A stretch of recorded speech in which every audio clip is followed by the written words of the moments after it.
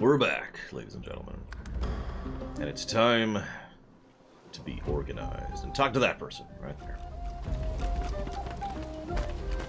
The man who killed the spirit now lies dead, and he knows it. Claim your fee in knowledge.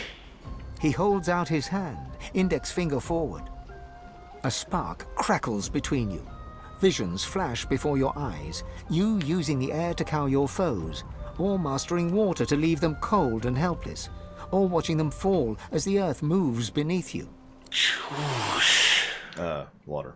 He touches the tip of his finger to yours. Your mind opens, and a watery secret implants itself within you. He smiles. Use it well. He dips his head in thanks, raises his index finger to his temple to say goodbye, then vanishes into the ether. You know, I'm pretty sure you're joking, von Falkenstein, but it's probably worth noting, I'm usually the guy who's early for everything. Like, that's my norm. If I show up on time, I consider myself late. I just accept it with regards to my job because I work, 10-hour days. Again, trying to get everything done in the morning in an hour is a lot harder than you'd think. At least while staying healthy and taking care of yourself. But of course, if you want me to work even more hours, Trembles before the massive which is of course what bodies you really littering the mean. camp, then looks you in the eyes. They're dead. That means I can leave. Oh, well then you can just go to hell, von Falkenstein. I'm out. Sorry, von Falkenstein's made me quit. I'm out. Peace.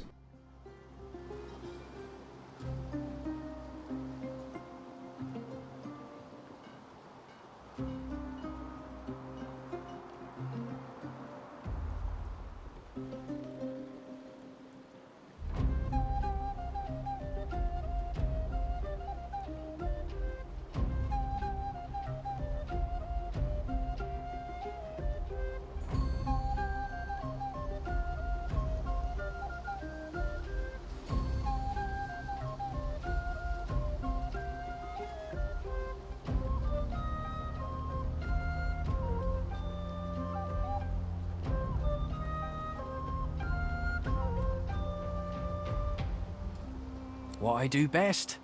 Making bows and arrows. Roost was a fan of my work and, well, he forced me to work for him. Gods! This means I'm free! You can come work with me if you want. A ship? A bit of sea air could be just what I need to relax. Decide what comes next. He reaches for your hand and shakes it, his eyes smiling. It's a deal. Must be moored off the Driftwood Harbour, right? I'll meet you there. Thank you. Well, Trihexia, if you want something that is similar to Warlock, I would suggest Hunter. If you want something completely different from Warlock, I would suggest Rogue. If you want something awesome, I would suggest Demon Hunter. Or Death Knight. Or Monk.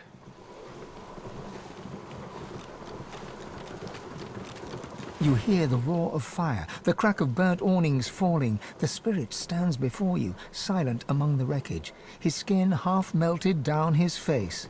He turns his gaze towards the corpse of Lone Wolf Pigsbane. His peeping skull cracks into a grin. He turns to you and bows. The spirit's grin lingers as the spectral flames around him fade. Skin reforms around his skull. He is a handsome man with gentle eyes. He waves and vanishes. If you want something similar that isn't a summoning pet, then play Hunter. But if you don't want to play Hunter, there's also Mage and Shadow Priest, or Elemental Shaman.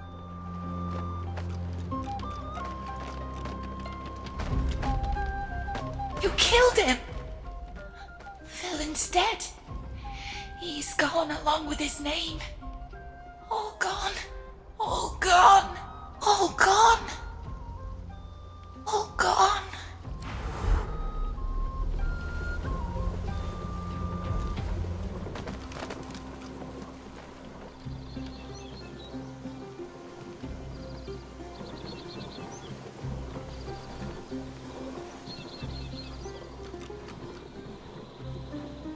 Hello, Consul. The elf spirit seizes you by the shoulders, but you feel nothing. His eyes are panicked, and he appears to be shouting something, but you can't hear him. Cassandra's my favorite Batwoman, Zakdaft. He screams on, but with another's voice.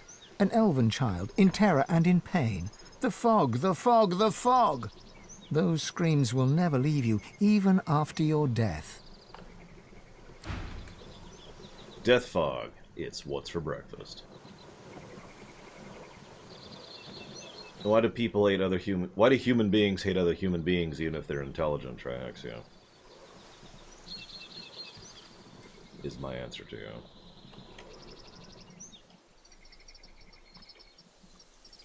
I actually don't remember where her people are, if I'm being completely honest. We actually skipped them on the way up.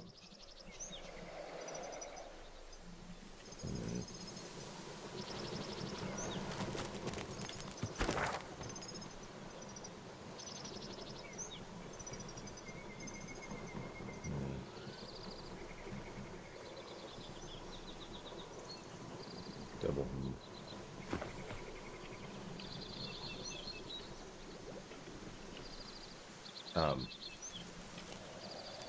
Hello.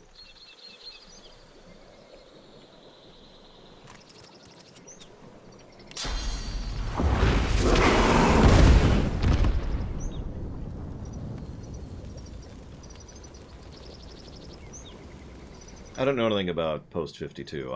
That's officially when I stopped caring, if I'm being completely honest.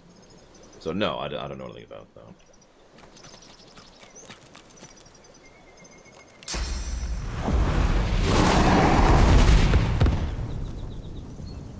Good afternoon, Takari.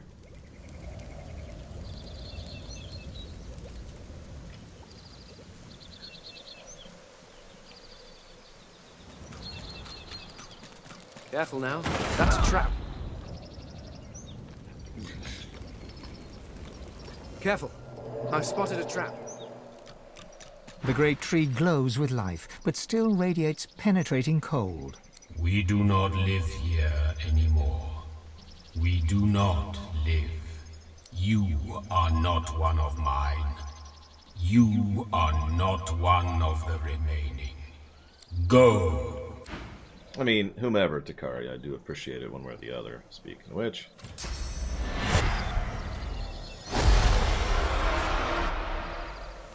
Dear one, dear one, how beautiful you are. How you shine against the misery that surrounds us. Yeah, they completely did her terribly in the Bird of Prey movie. I know that, Zakdav. I see you, dear one. And you see me too. Though I lord over this dead place like a ghoul. I feel your loss profoundly. Thank you, dear one. A burden shared is a burden halved. So I aim to cross the minefield into the sawmill. Wink, wink. Any advice? It gives me no pleasure to send one of my own into that evil place. We must protect ourselves and each other. I must help our people. So much is lost. I wonder if it is possible to rise again, to thrive again. No. Perhaps there is still time. There is no time. You've all done. You're all doomed. You were doomed the moment that you... totally deserved to be death fogged? I don't... I show you where to go. There is another ancestor tree, rudely torn down, sadly fallen. But if you cross the trunk, you pass this place of sorrows to the other side.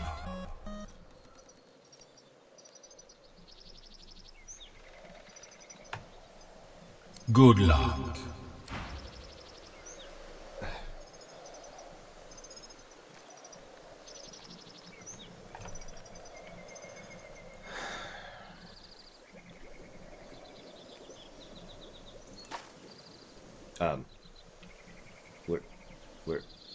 Where are you going?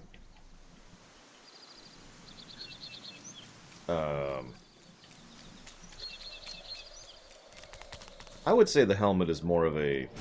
We continue. We go on. Okay.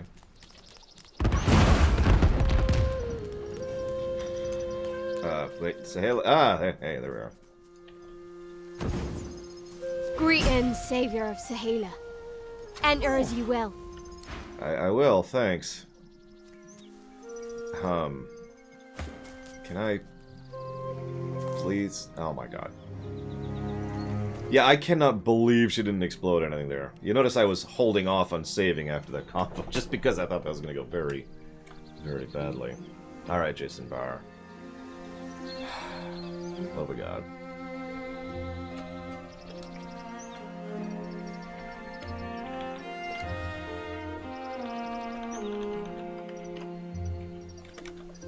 Thank you very, very, very much, Jason Bauer. Very much appreciate. Heal your wounds. We need you standing. Healed or not, I fight.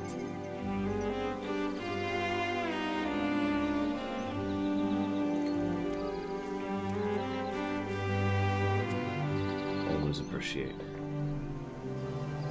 Thank you. I have put that towards AC Valhalla. I do hope, by the way, that everyone's doing okay right about now, given... Well...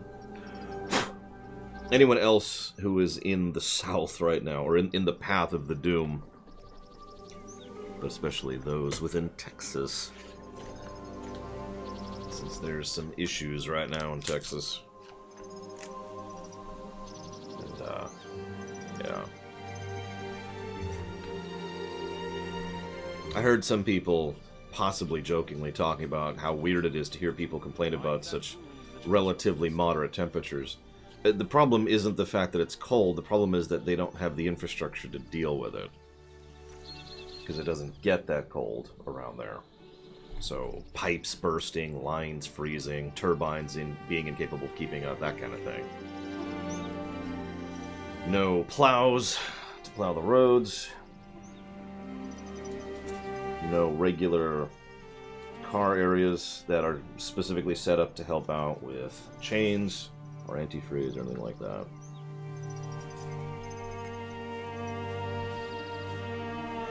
No, Takara. I mean, it's 2,000 per stream, but otherwise that's it. I just wanted to mention that, because I've heard a lot of people be like, oh, that's it, and it's like, you realize this is not cool, right? No pun intended. Because, yeah, I mean, if you're someplace that regularly has snow, especially on either a year-round thing or regularly every year, then the place you live in probably has the infrastructure to deal with that. You know, I used to live in Colorado, and that was just so normal there that it wasn't even worth commenting on. But when you're in southern Texas, you get my point. My baby, my girl, there you are. Mother! Honored one, we have time to speak later, but first I must speak to Sabil. Too long do I keep silent, too long do I wait, no more. Well, yeah, come on, Sabil. I long await this moment, Sabil. Finally, we speak among tree and kin. Sahela pats Sabil's right arm with a warm, motherly smile, but then her fingers run across the names tattooed upon her skin, and her blind eyes see it all. She pulls her hand back, as if scalded, shock temporarily overpowering her. My child, what is wrong? These names, they're the names of the dead, of the scions of our people. Sabil, are you trembling? What's wrong? You know what it means to be on my skin. The names, they are scions.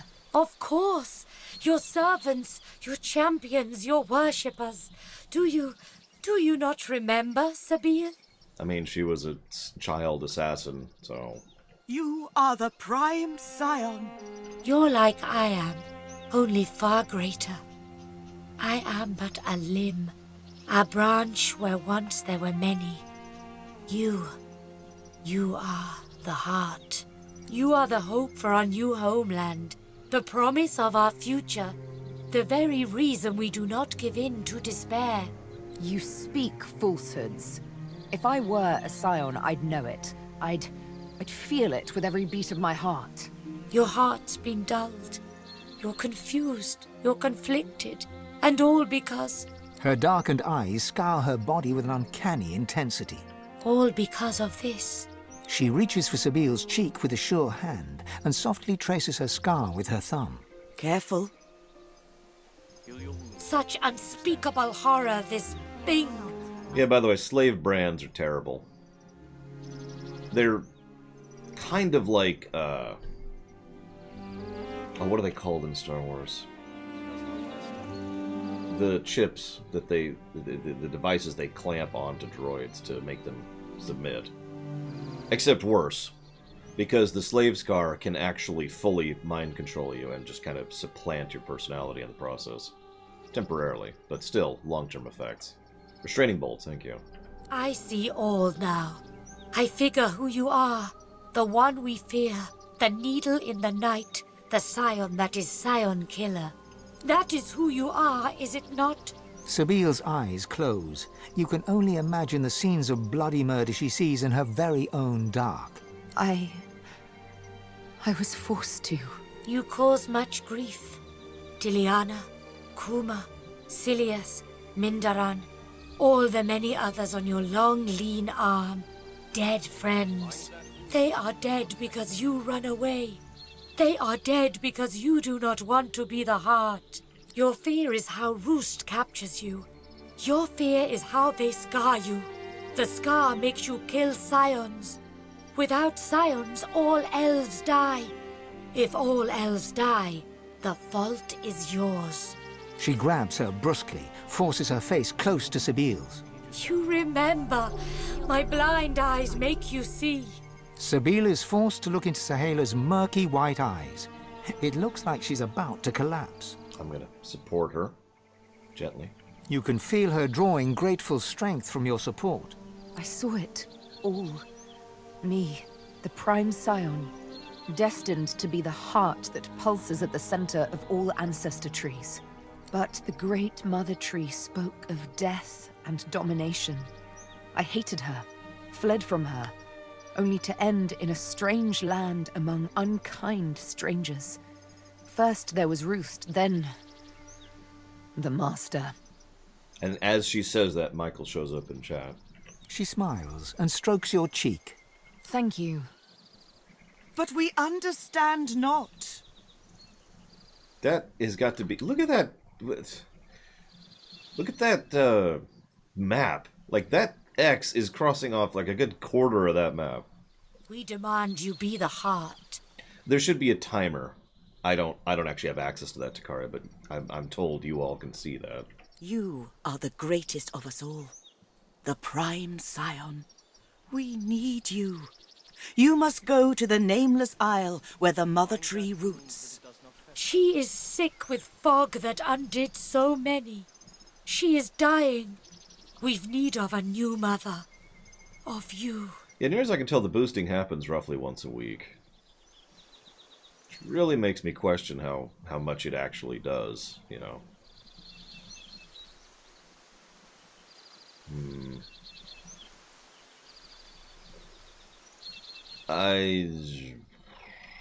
I don't like any of those options.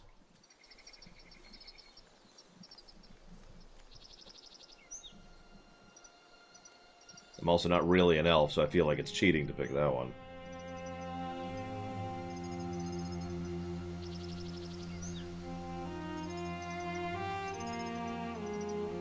Yeah, I can only imagine that actually popular streamers are getting the boost just flooded and done in like an hour, and then...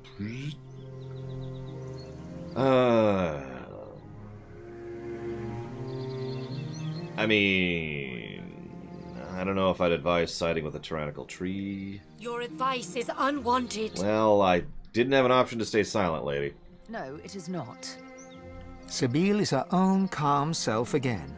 Her eyes trace a bird of prey, black against blue in the sky. The mother, the master. We'll see.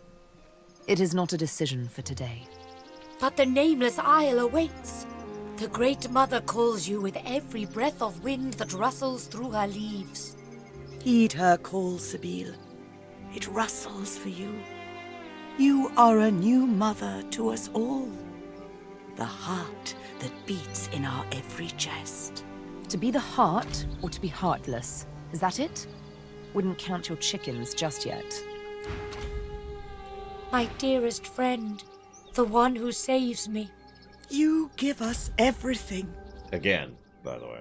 Thank you for helping me. Without you, I am already dead. You save us all. My girl is back. Our scion is back. I know what you need, and I can help you. We can help you. She crouches down, placing a hand on the earthen ground. Can you hear them? Their roots stretch beneath us, even now. I thought the elven forest had been felled by now. Yes, they are cut down, destroyed and defiled. But our roots run deeper than any know. Our roots cross the world many times over. I will link you. You will hear them. They will feed you. Increase the source in you. Increase the power. She leans toward you, her veiled eyes directed toward the ground. The slightest of smiles plays over her lips, then vanishes. But what does linking the ancestor trees involve? The space inside you clears.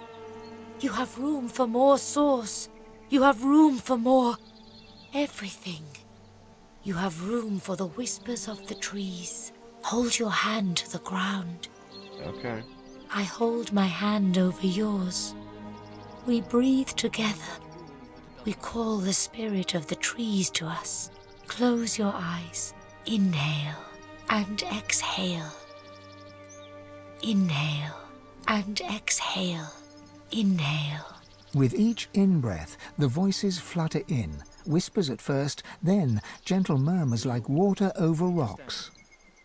The wind of the voices enters you as you and Sahala breathe together.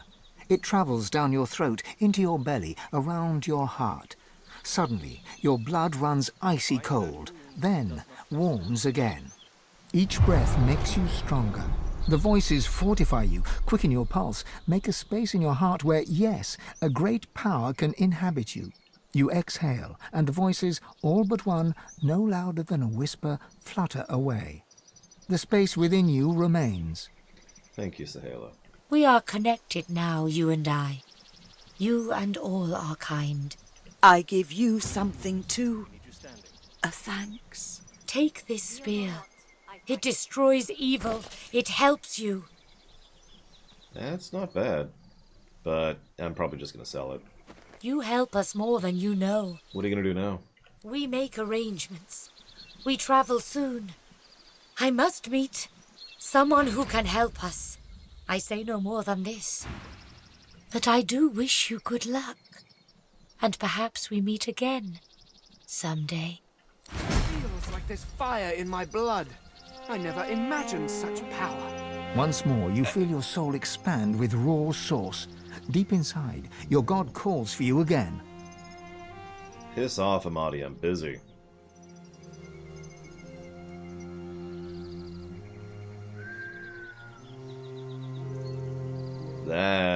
Wow. I might go for that.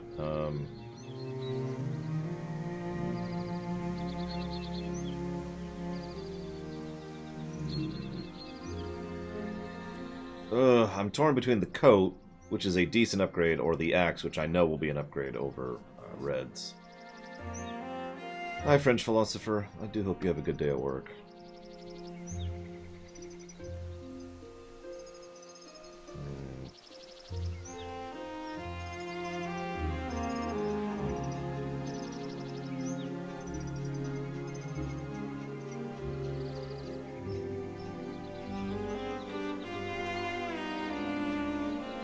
That's true, Goldrum, especially since the very next place I'm hitting is Mortis. I decided to get a little organized and map out my next few moves, because I found myself roaming a little bit too much, and honestly that kind of just bothers me. So I decided to sit down and going, okay, we're hitting Mortis next, then Riker, then Elmira, then we're going to do the Blood Moon Isles, and then a little bit of wrapping up, and then I think we'll actually be done. You should perform the Meister's ritual. Nope. We're doing that last, by the way. Which is funny, because that's what'll give us force vampirism. Excuse me, source vampirism. The tree-form spirit slowly, oh so slowly, becomes aware of you. When he speaks, it's low and slow. He grumbles, as if in discomfort or in pain. I see you. Traditional greeting. How'd you die? A lone wolf took my life as I tried to take hers.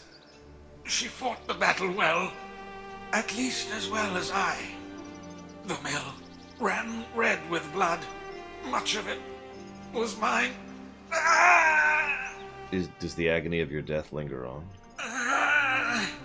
No, not at all. This pain right now is from taking root. This pain is good. This pain is life. 50 Shades of Green? That time is past. That fight is done. You must fight your own fight. You must win your own war. With a last great creaking groan, he returns to the business of securing his roots and takes his leave of you. Okay.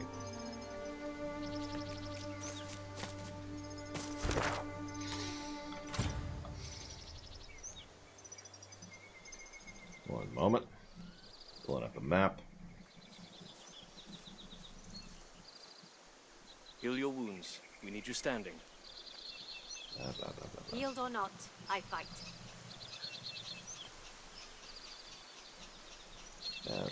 Badlands. Where's the Badlands?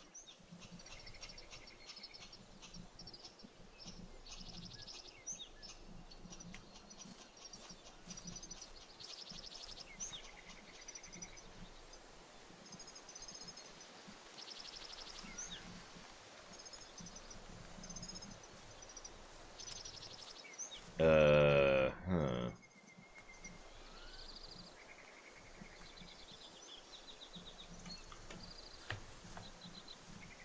I mean, up there we're going to do the Elmira thing. Heal your wounds. We need you And standing. that's like what you're directing me towards right there. I'm sorry, I should zoom in so you can see. You can't see the mouse. Right. Like here-ish. And that's just the black bits. Uh-oh. New terminologies are always a terrifying thing, Gum.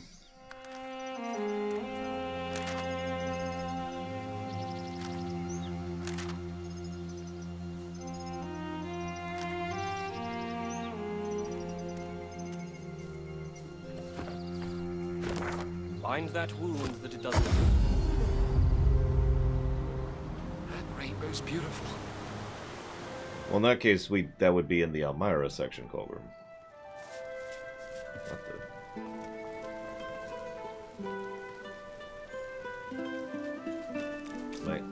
Wait.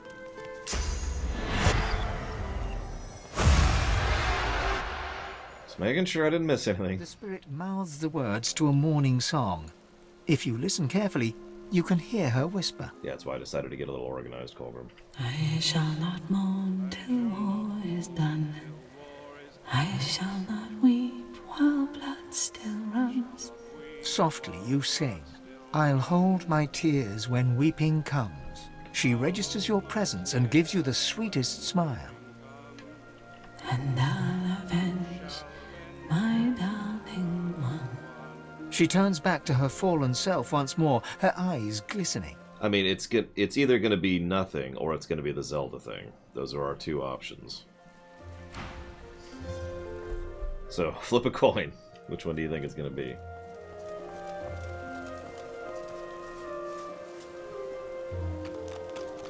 As you're about to address the paladin, the Red Prince interrupts and asks him if he's seen a lizard matching Brahmas's description.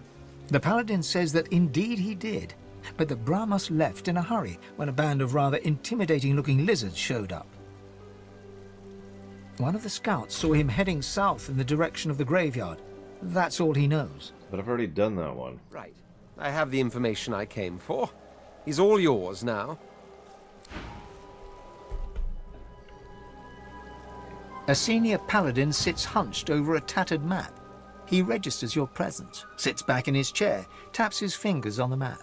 Who are you, and who sent you? I have a head for you. He recoils in disgust, but then, recognizing her face, he grins. It's a grim day that such gore would bring me pleasure, but Helen Everhart's death was wrong, and this goes some way to righting it. Please, allow me to reward you. Thanks. Star Trop. It'll totally be a Star Tropics thing. That would actually be quite funny. Yeah.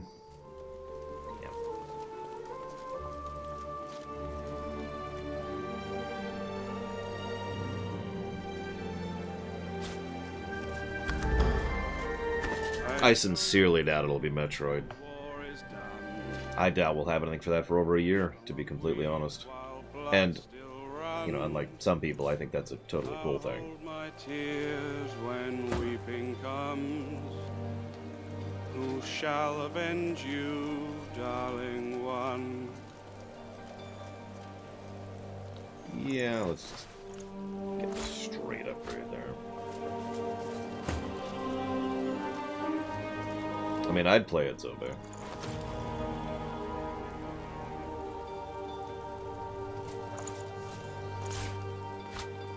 But then again, I like turn-based combat, and as we were discussing yesterday, not everyone does.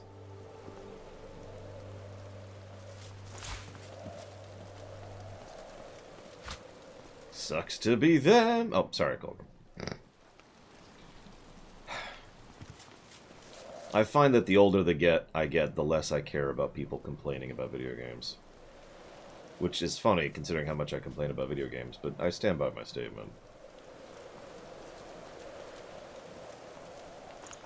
I mean, Meat Wagon doesn't really sound like a truncation to me, for example, Gum Gum. And MW just doesn't roll off the tongue, you know?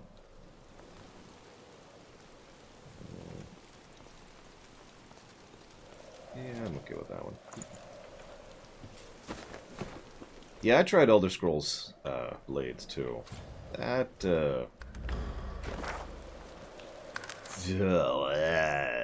is my answer to that. Garbage game.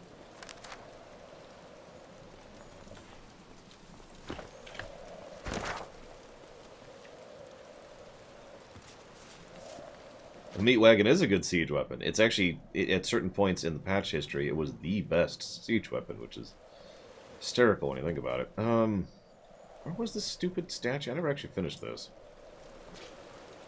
I was looking at it yesterday. The burning statue, does anyone remember? Is that it? No. Is that it? Oh. I can remember the look of the area it was in, but... Yeah, the Burning Prophet. Ah, there it is. Okay. We're doing a little bit of cleanup here, obviously. We might level before we hit Mortis. Or Morgus. Mortis? No, whatever. We've actually, if you've been paying attention, we've actually already started the Mortis encounter. Which I didn't really mean to do.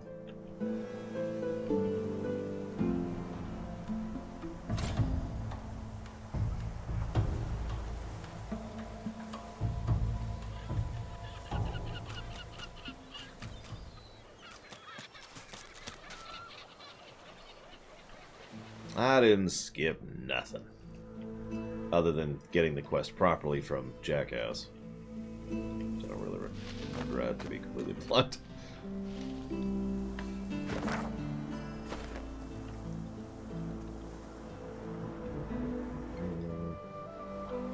There it is.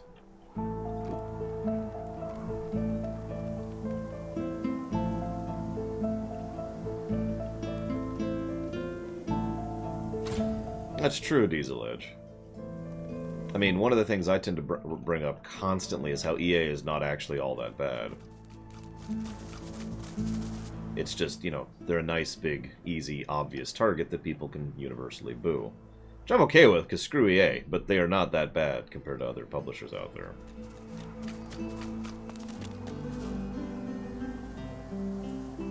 Isn't LZ landing zone? And extraction zone? Pretty easy. Here lies Patrick, prophet. He perished in this place, predicting the downfall of Brachus Rex. Another wise man punished by a tyrant? It seems I started a trend. Thanks, Fane.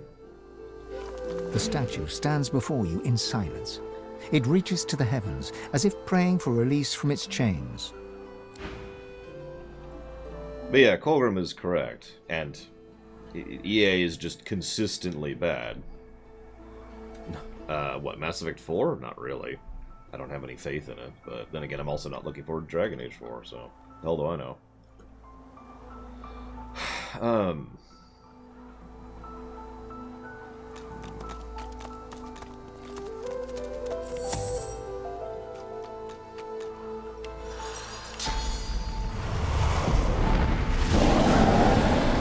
Flame insists on dying. Does nothing last in this infernal land?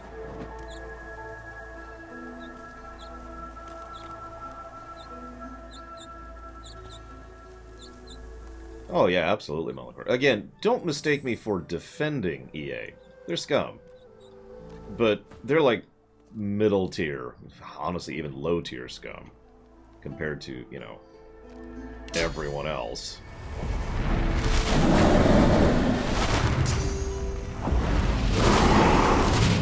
Damn it, I missed one.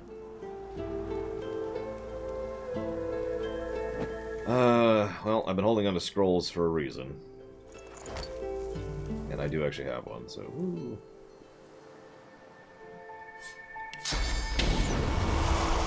We do this, so I don't waste it.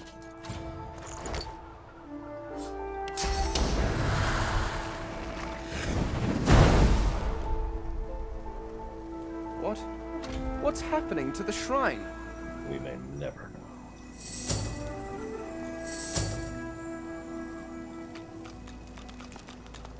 As the torches around you flicker and crack to life, you hear a low groan.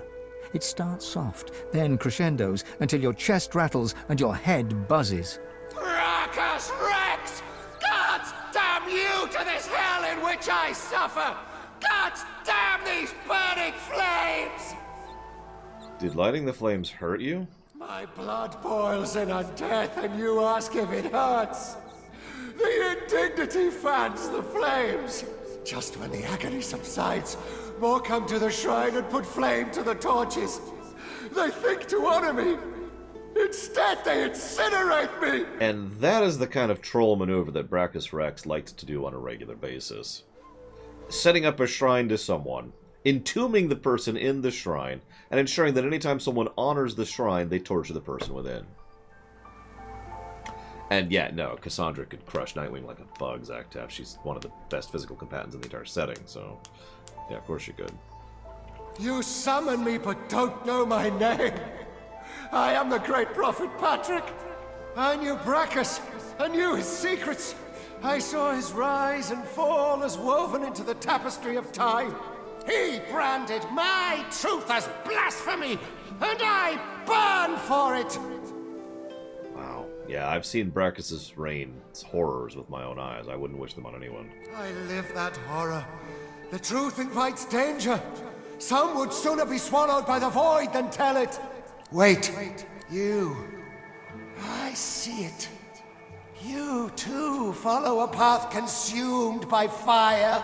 You must take my gift from among the flames. With it, you will know truth. With it, you can... Brachus!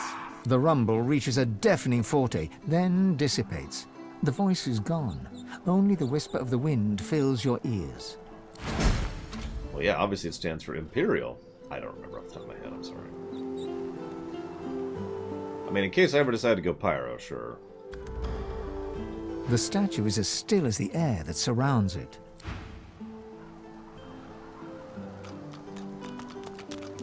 Oh, see you around, dude. Enjoy being tortured forever.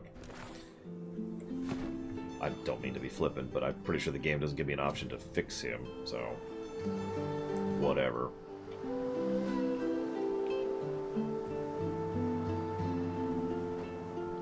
Yeah, so this is...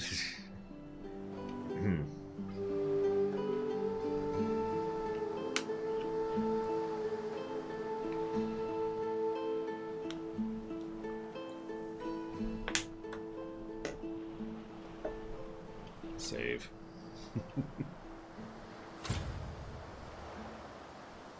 There's a lamp here.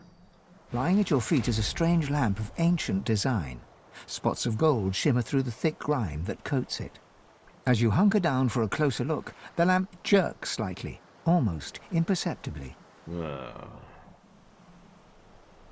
I rub the lamp.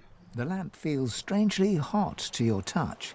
As you wipe away the years of dirt and grime, it trembles in your hand. Heavy smoke spills out of the spout of the lamp, falling to your feet, where it flows away from you. The vapor arches into the air and starts to take shape before you. Who summons what? One of you? His face twists into a sneer, and he flexes his claws. What's wrong, Godwoken? Did the Seven turn you down too? Or are you here seeking even more power? There's no such thing as too much power, at least for me, so, you know. I should strike you down where you stand, God-taint. What do you mean the Seven turned me down too? Do you think I don't know what you are? Do you think I haven't felt that power? I know what your god promised you, whelp. She called me Godwoken once, Zolstissa. She promised I would shine bright across the world, that I would right all wrongs. My god gave it all. Power, glory, hope. It was intoxicating, until she took it away. Deep inside, you can feel your god stirring. It's recoiling, revolted. No wonder Zolstissa turned this one away. Unworthy, she said. Unworthy to be divine. So she gave it to another. What kind of a monster gives you that power only to strip it from you? To promise you will be the light of the world and then cast you into darkness. What did you do then? There was so much wrong with the world. So much that I needed to fix. So I sought power elsewhere. The Void said I could have eternal power. That I could be the light of the world. Let's say that sentence back real quick. The Void said you could be the light of the world. And it delivered. I have power unlike any Godwoken, even if I lack my freedom. It laughed as I was sealed away in that lamp.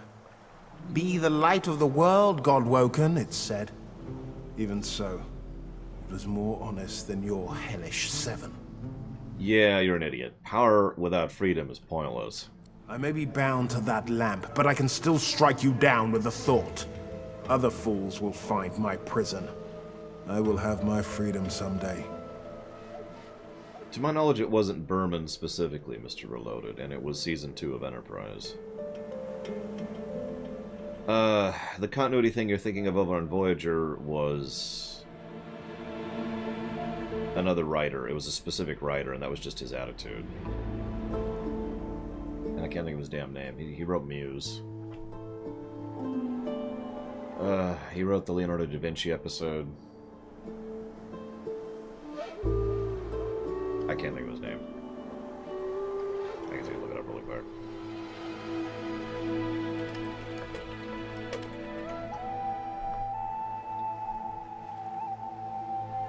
Minosky. Joe Minosky is the one who was just screw continuity. Like, openly and overtly.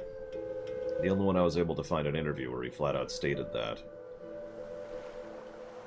According to him, he also had pushback against that in the writer's room, so who knows who's telling the truth on that one. And until then, I am happy to do my bit to rid the world of one god's puppet. The next passing imbecile can have your wish. Okay. As treacherous as the gods that tainted you.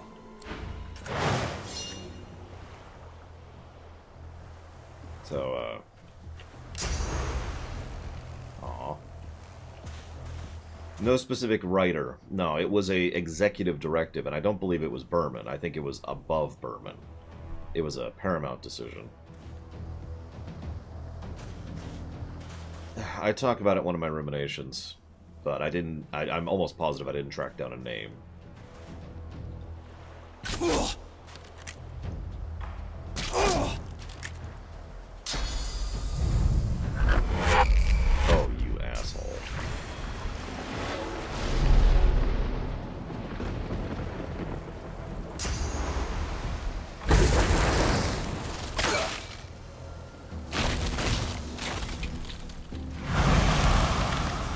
I'll tell you this, it was above Berman. I remember that distinctly. And I still don't have the reach.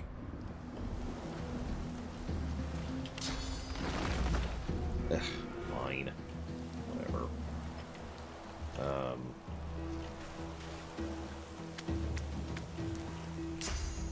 Still don't have the reach. Wow. It's out of line of sight, I guess, is the problem. Okay. Well, in that case.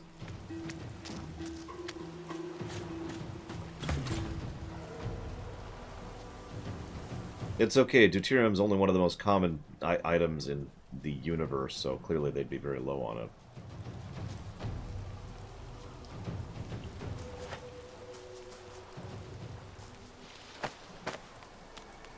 I'm sorry, that's just always irritated me.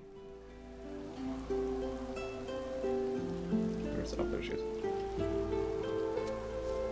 Oh, she left combat. Oh, that's funny. Oh, thank you, Falderis.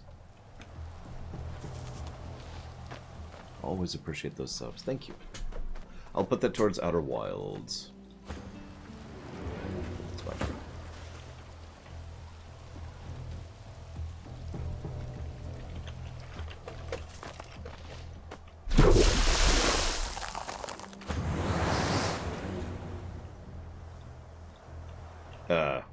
Could you jackasses get out of the way, please? There you go.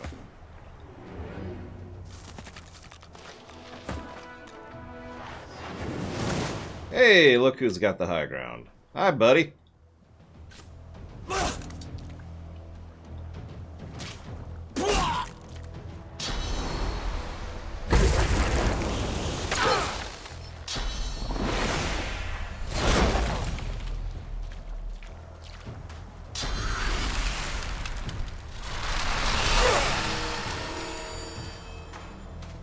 No, that was not intended. I was going to actually try to set up everyone up here and then send down Red to encounter.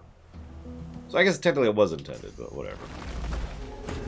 It's not as intended as I wanted it to be. That's probably a better way to put that. I'm ready.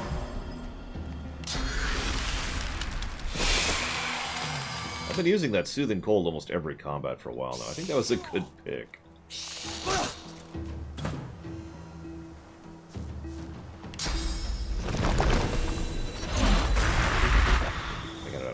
Yep, okay, I did. Making sure I got it out of the water. Or ice, rather.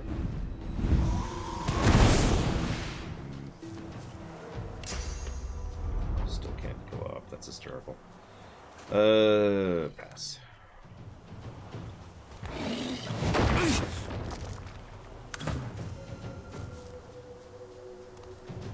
So about how evil and terrible you are, and, you know...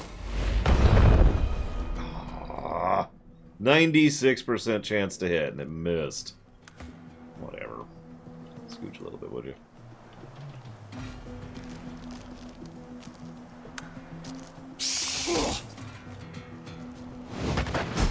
And he's dead.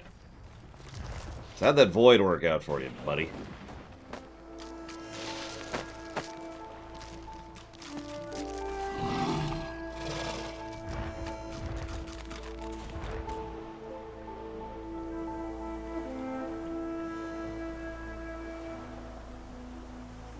He didn't leave a corpse of any kind. Which, that makes sense. Okay, we did that, we did that, we did that.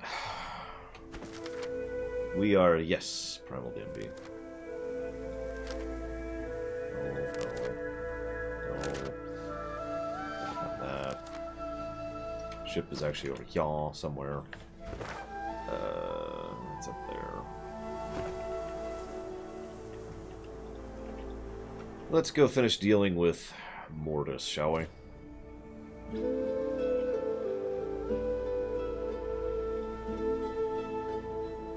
You know, I was thinking about it, Colgrim. I'm not sure 100% playthrough of this game is actually possible. There's too many things that lead to too many other things that are probably mutually exclusive. And I only say probably because I'm not sure. Like, I'm not sure there is a path that literally does everything.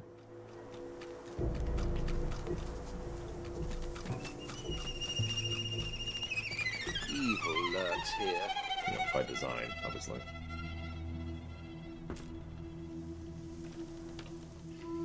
Yeah, we have to do the Mortis thing and the Lich thing, too, actually.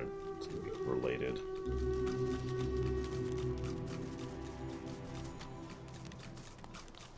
Smells like blood. There's that troll. Hello, troll. Only trolls hide under bridges. It's a lot of dead people. Back off, pigeon! This is my bridge, and I don't suffer fools on it. The enormous, unusually red troll looms over you with his fists clenched threateningly. His expression is stern, yet you can see the tiniest twinkle in his intelligent eyes. Didn't hear me the first time, parrot?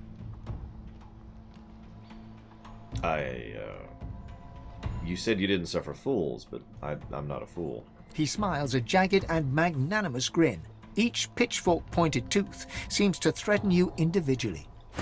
Yeah, come up and melee really quickly. How about you back up? Back off! The enormous... He smiles a jagged and... We'll see. You want to cross my bridge? I'm pretty sure taxpayers constructed the bridge. Look at this wreck. No taxpayer coin has touched it in a hot century. He kicks the edge of the bridge, sending a sizable chunk of rock flying perilously close to your eye. I'm the only thing standing between this bridge and the void. Oh yeah, actually, you know, quick, I need to equip something. There we go.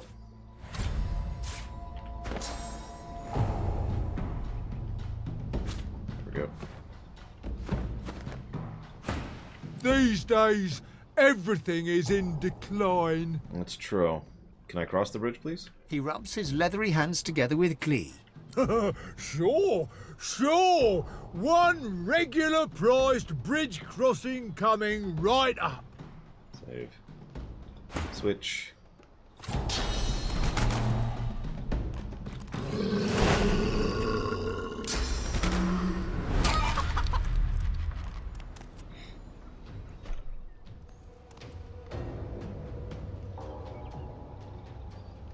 What? What's funny is we could just go across now, if we really wanted to. But off the top of my head, no, I do not, Colgrim. He doesn't even seem to have a buff. Unless it's just because he's chicken right now. Okay. What?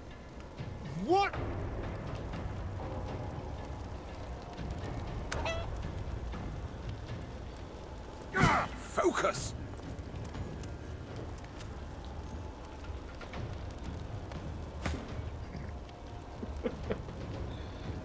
Still doesn't have the buff.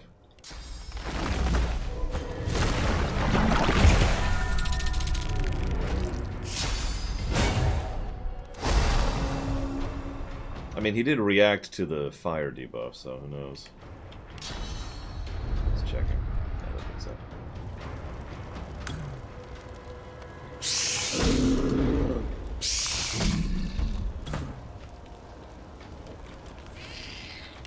Much as I hate to, I have fire over here, so... Live? When is it again, Zalog? Because my automatic inclination is no.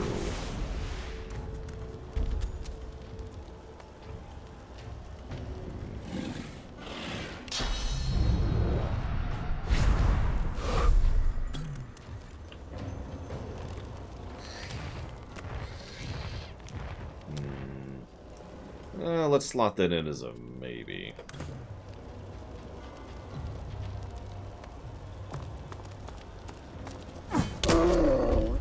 Immune to poison. Oh, that's okay. I'm still doing physical damage.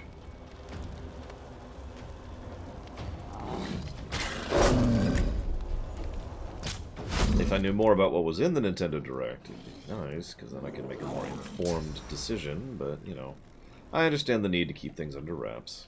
That's how announcements work.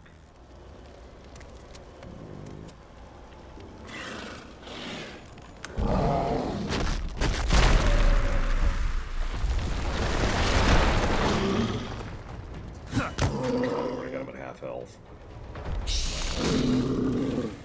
And there goes all his armor. Yep.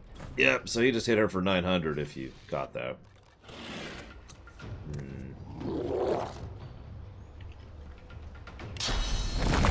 Glory is mine! No, it makes sense. There's a reason I saved before I did all this.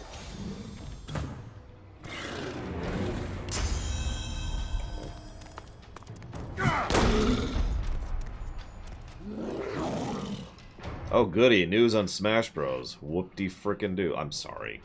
I don't mean to be negative, but I cannot even begin to care less about Smash Bros. What? What? Burning spider.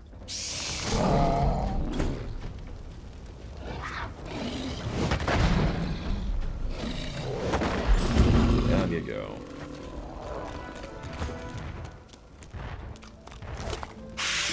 I'll take that.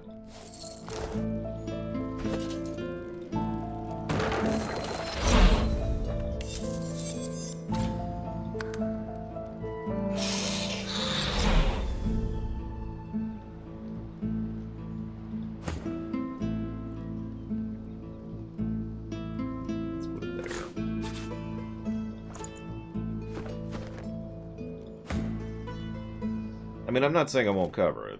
I'm just saying that I'm a lot less inclined to because it's frickin' Smash News. Oh, hey, I did get something out of that fight. Woo. Yeah, I know where Mortis is. But thank you. There you go, there it is. Did I put that on anyone? I guess I didn't. Oh, duh. I put it over the ring of chicken. Because I wanted to be funny. Alright. Down here. What? What?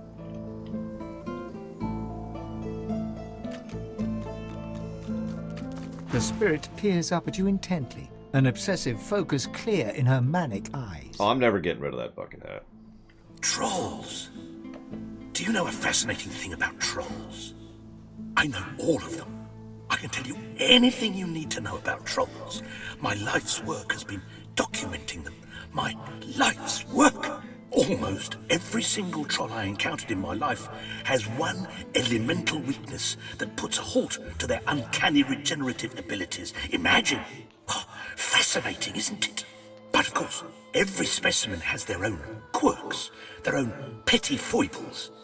And I pushed my curiosity too far with one particularly huge and crimson troll. But it's perfect. Now I can observe him in total safety. I find your research fascinating. I know, right? I mean, what else should occupy a life as well as troll studies? I'm really furthering the accepted learning we have on them. Nothing like some purpose in life.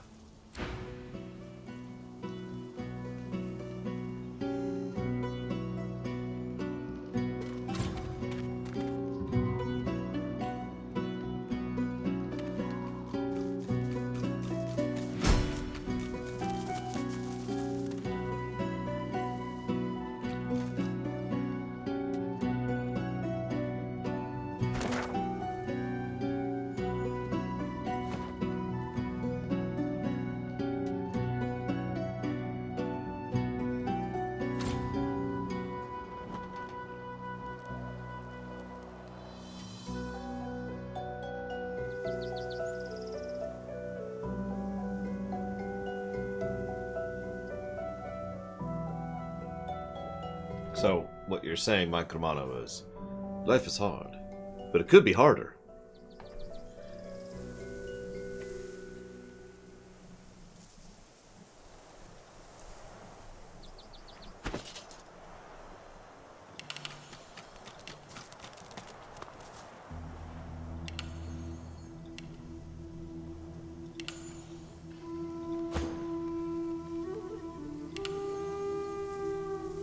Congratulations, Mr. Ed. I hope you enjoy it.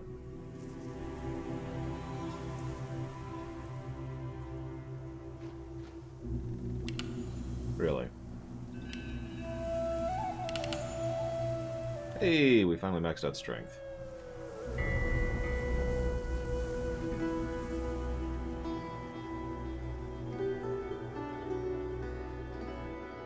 suppose we'll go and start pushing wit now.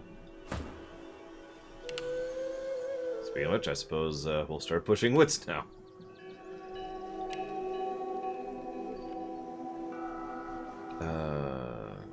Leader, right.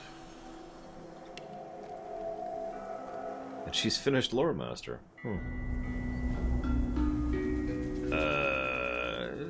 Sure.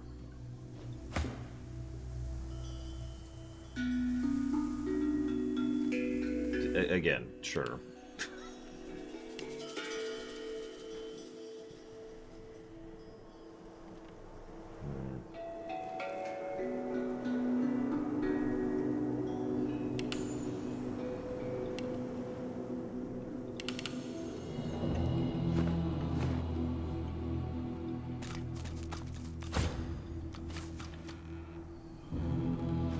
Peekaboo, I guess. I don't know what that statue's doing, but it doesn't look good. Yeah, I just don't really know what else to do with it, Colgrim. I mean, I guess I could go with Persuasion, but I doubted that stacked either, so it's just kind of whatever.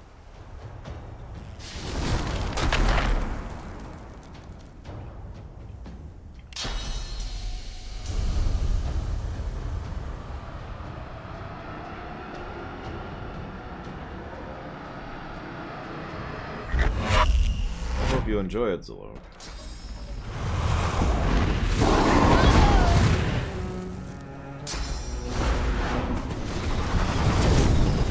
I haven't gotten a chance to poke at it yet, so...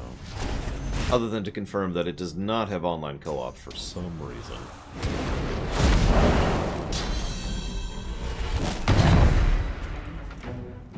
You sound so surprised, Colgrim.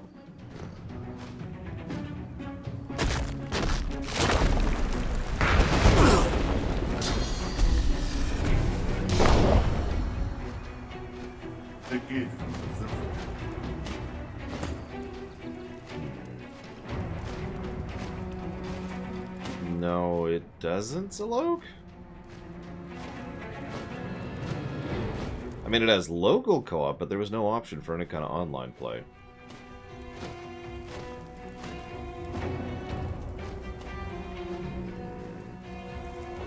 Let's just do this guy right in front of us.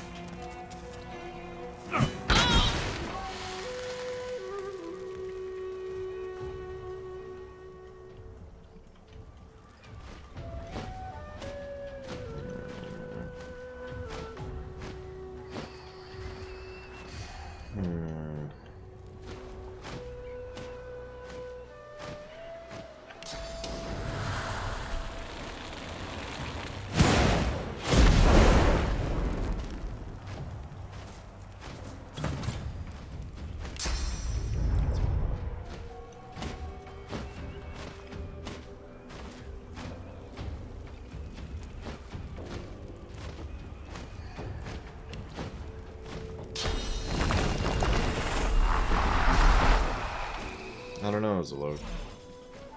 I mean, maybe there's just an option you unlock that I don't know about, which is entirely possible.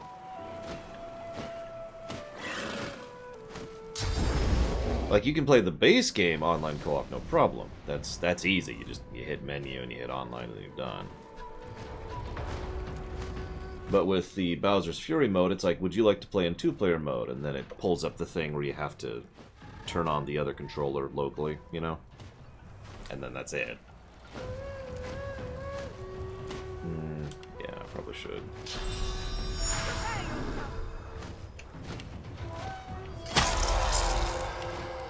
Oh, I can't.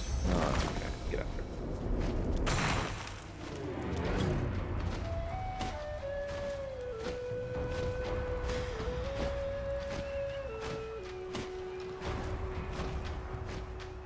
Damn.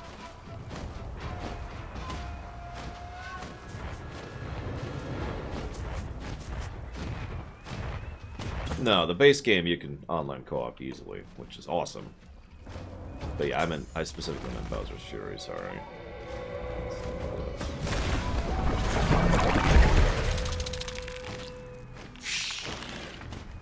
I mean, that just sounds kind of... I don't know. Petty, I think is the word I'd use, Gum Gum, but that's okay. Most people are petty.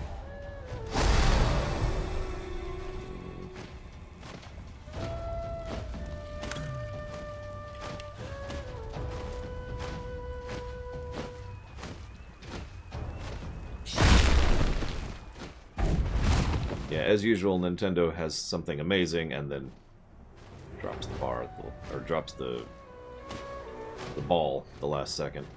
I should know, whatever. That sucked. That's my fault. I should have done it in the opposite order.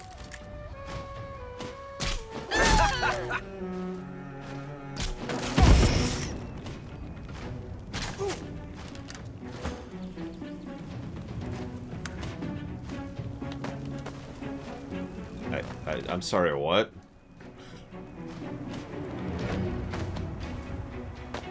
Okay, whoa there, buddy. I know you have 7 trillion movement speed, but jeez.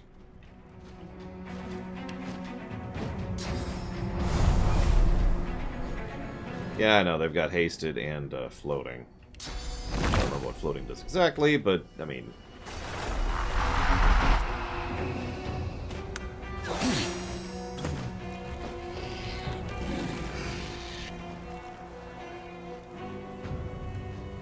I don't know what Umbral Link does. Off the top of my head. From death comes earth. Shut up, statue. Crash!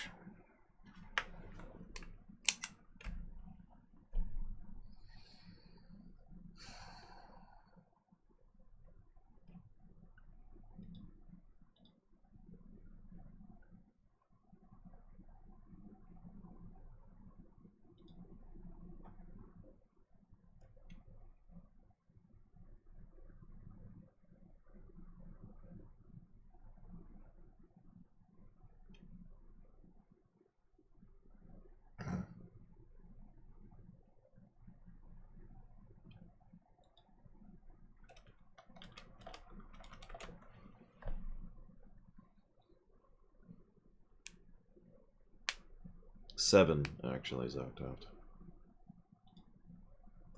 You know, I wonder if these reports I'm sending into Larian are being received by anyone or looked at by anyone. I sincerely doubt it. I'm sure they're entirely too busy with Baldur's Gate 3. But I send them, just in case. I would bet with, God, I don't know, 99.99% certainty that no one's actually looking at those reports. But I can't start up the game anyways until it finishes, you know, asking me if I want to send a report, so it only costs me about a millisecond to hit yes instead of no.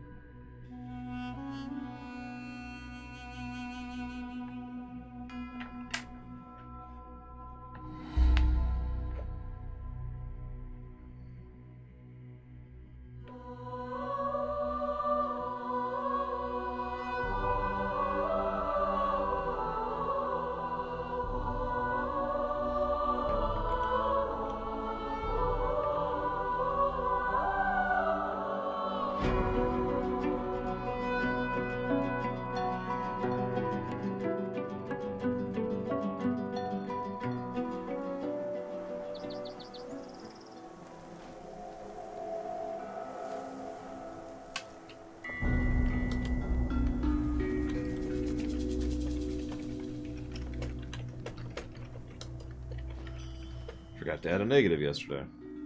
We already decided on it, too. I forgot to actually add it to the document.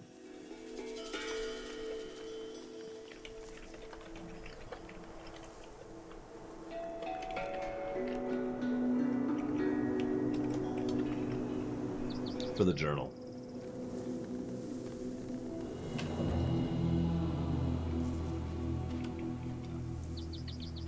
Oh, this is before we started the fight. I don't know what that statue's doing, but it doesn't look good. Be pleased.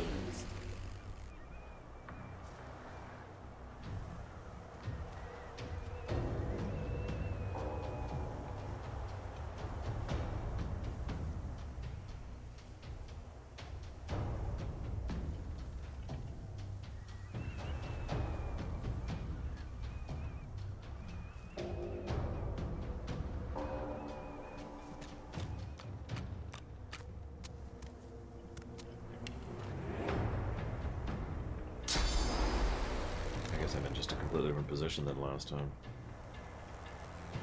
Well, no being clever this time. Of course I do, Zactant. Okay, let's just hold off until we see what they do.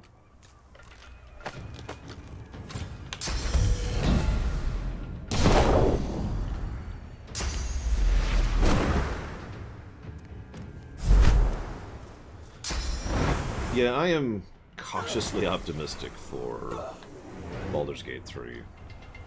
But emphasis on the word caution.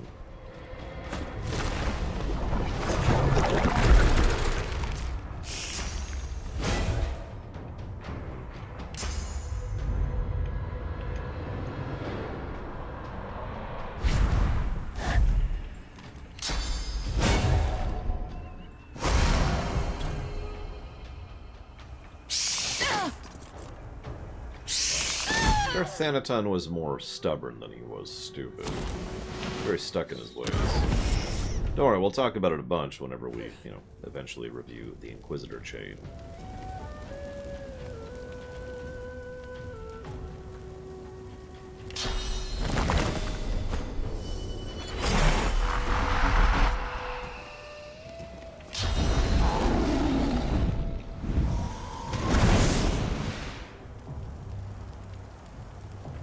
Yes, you did, Damashi.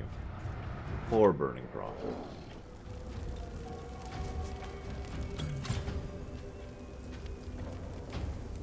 I have no idea, Zactat. Whenever it's funded. And none of them are funded yet, so I suppose that answers you for the moment.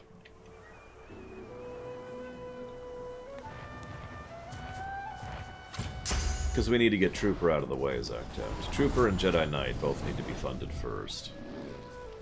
Get them done. Oh.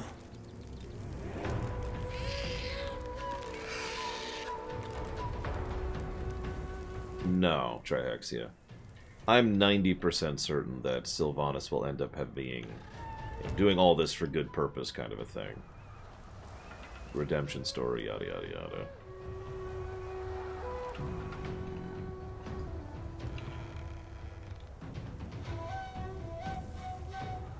Yeah, no, that was pretty messed up. She can't argue.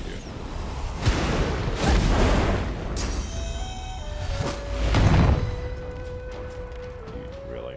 Strength comes. I mean, if you want to, Gum Gum, go for it. It's not like you have to keep track of it and you have to keep, everything cohesive. That's just optional. You wriggling little worms.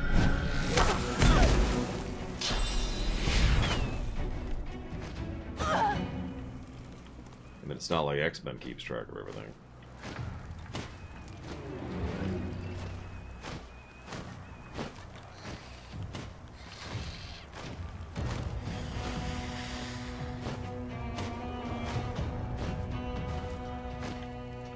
Damn it, Zalok.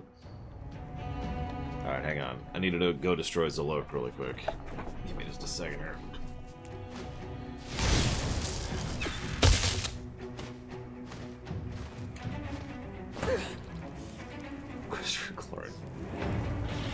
Well, okay, I won't destroy you yet. But only because of consistency. Thank you, Zalok.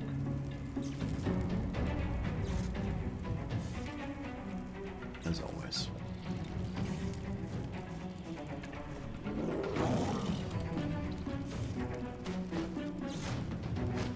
Yeah, lore has been sitting on Dealer's Choice for months now. And will continue to do so for months still. Until we're at the point where the flow-through has started moving properly. I'm not even touching that. It's my range. Not great.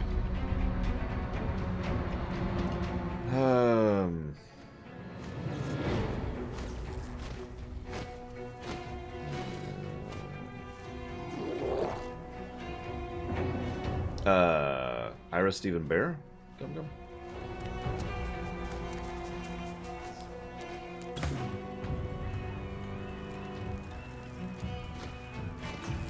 Dealer's Choice, dude.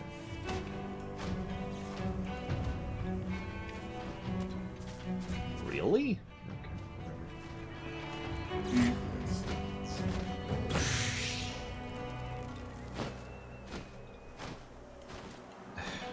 Whatever. Go this way.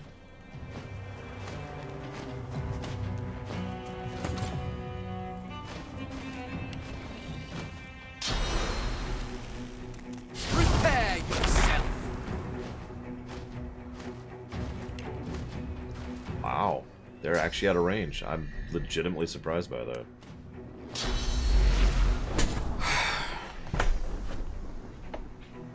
Good morning, Baron.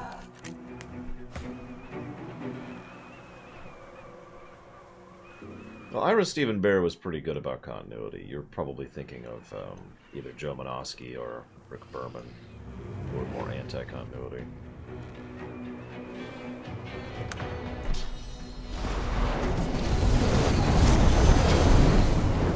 This is just irritating. I can't reach them with anything. I am physically incapable of reaching them. And the turn orders are wrong, so I can't reach them.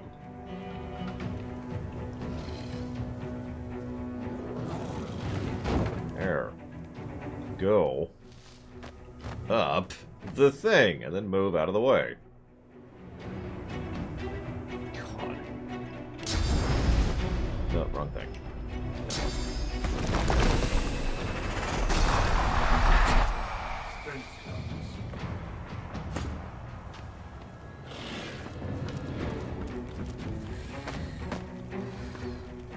Hi.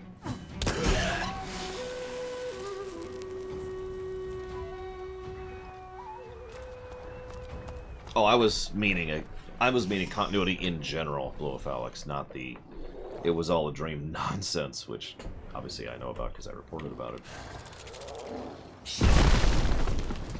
Rick Berman claims a lot of credit for Deep Space Nine. How involved he is a lot more debatable.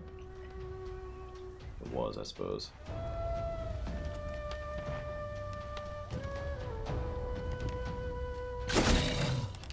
Hi.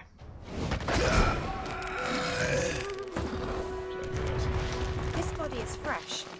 Were they a sorcerer? Let's grab some source. We need at least one in a minute. The void is strong here. Even the stone is infected.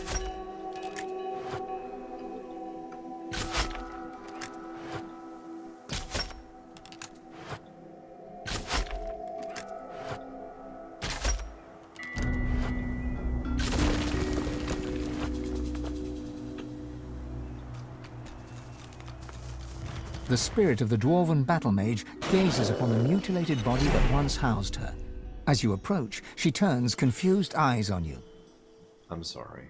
She stares uncomprehendingly at your outstretched hand, slowly raising a bewildered gaze to meet your eyes. She stares, and you feel yourself drawn into the mesmerizing source pools of her eyes. Good morning, Sierra Mike. With a jolt, her life flashes before your eyes. You become her in her prime, battling a felled magister in a deserted clearing. Electricity crackles from your fingers as you advance upon the magister. The magister is part of something dark, something cruel, something that goes against the very fabric of your being. All bets are off. Merciless, you attack her with spell and blade. As her warm blood spurts to cover your face, you are sated. a satiety you would never speak of, a satiety that momentarily fills the emptiness within you. Wait, who are you? You can't remember. You are thrust out of the spirit's memories and back into your own sovereign mind. You see the spirit of the dwarven battle mage before you, eyes downcast now. No, the Roddenberry box is just a generic term that refers to the rules that were disallowed by Roddenberry when it comes to writing. Which, I mean, on the one hand, I'm totally with. If you were to write in my own setting, I would establish some pretty harsh rules too. But on the other hand, one of his things was humans don't mourn. Humans have evolved beyond grief. And my personal favorite, there's no criminals amongst humanity, because if anybody tried to undertake a criminal act, they would simply be made right. Direct quote. Or very close to a direct quote.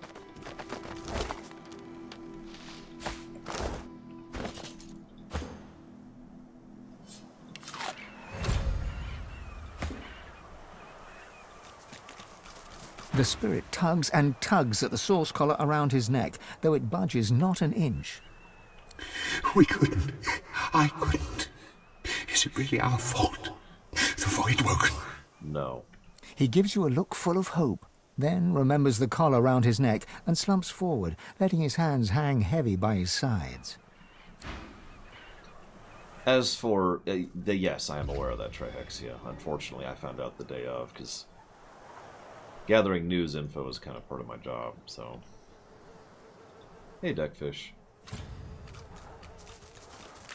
One of Roddenberry's other rules, you couldn't have conflict between cast members, or that is to say, the humans. The humans could not have drama or conflict between each other.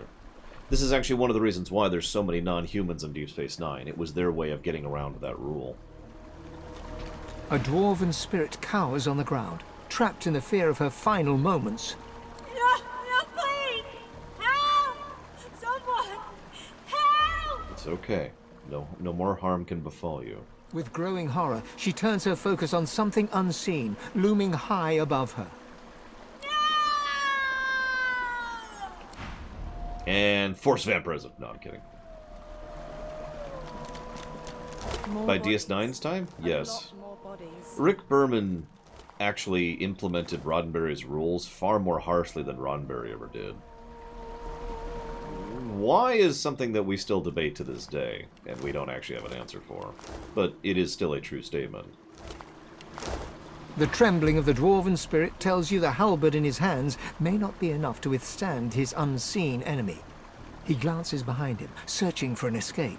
He drops the halberd and bolts behind some nearby rocks. Divine, save me! I don't want to die, please! I don't want to die! I don't want to die! The spirit screams and screams as something unseen tears into him. That is debated, Baron, not a statement of fact. Let's make that clear.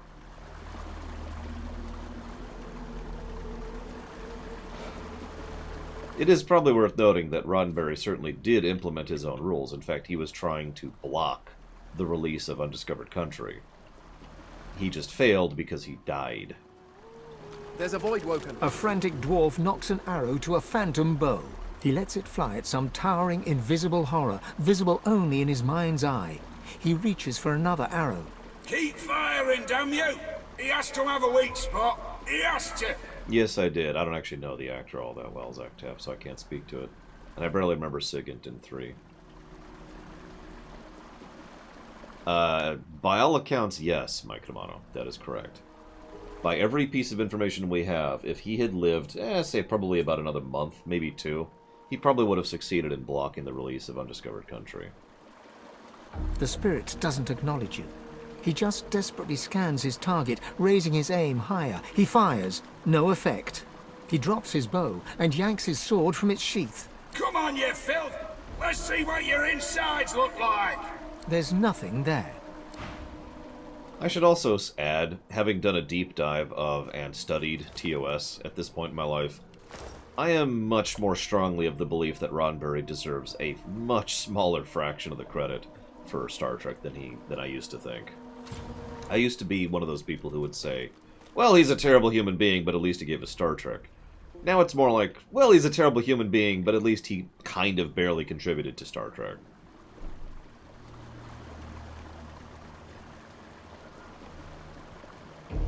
For more information on this, go watch my TOS ruminations as they go live, because I discuss it fairly frequently. I think I've never done any more behind-the-scenes work than I did for TOS. Like, for anything I've ever covered. Not counting lore runs. Good gods! What happened? March, I believe, Mr. Red. I can tell you an exact date, but...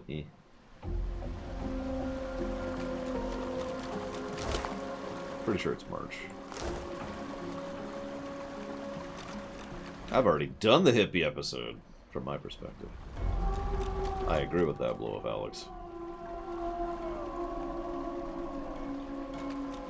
Her gaze falls on you, a glimmer of awareness. She raises her hand as a greeting. DC Fontana?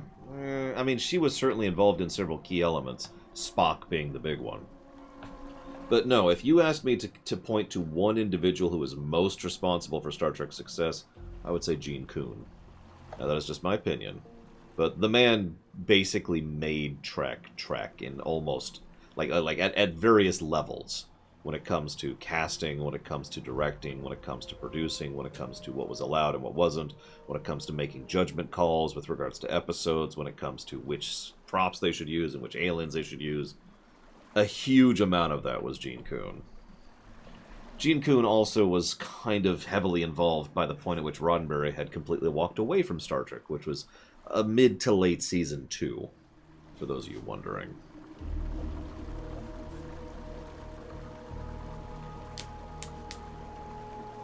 Well, Roddenberry... you're just asking me to recite my ruminations at this point. Roddenberry had the initial idea and tried to get it sold and failed miserably at it. This is all a summary. I will talk about this in more detail in the ruminations. But Roddenberry had an idea, tried to get it sold, failed miserably. Then other people who actually had capacity to get things done jumped in and sold Star Trek.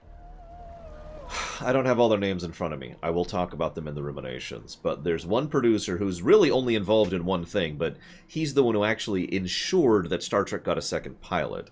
That's basically his only contribution to Star Trek, but Star Trek would have never been a thing if not for this one person who pushed against the studio hard to get the second pilot. The one they actually picked up. There's also, I can't remember his name either, but the major executive producer who was the headliner for the entire series for a couple years there. Can't remember his name. There's Gene Coon, I already mentioned him. Fontana got involved kind of late season 1, mid-season 2, because she was actually Gene's secretary until she was handed, writing control over certain things. Spock, like I said.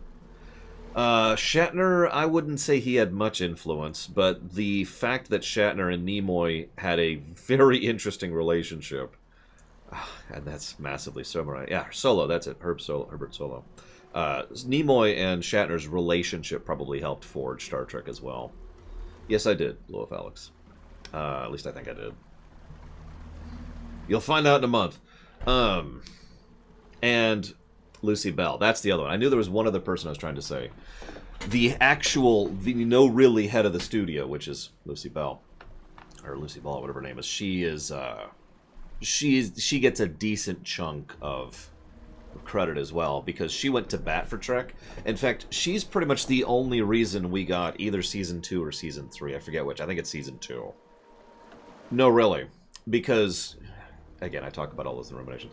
There was they were getting sold and jumped under a new company, and that new company was going to shut down Trek. But there was a thing where, I'm trying to remember the specifics right now because this is just from memory. I talked about it in the room, I swear. The general idea is that she ensured, or she was one of the people who helped ensure, we're not really positive about that Trek had already been renewed, even though they weren't thinking about renewing it before the contract was signed, which meant the new company that took over was now contractually obligated to push forward Star Trek Season 2, which they weren't going to do. Sense, make?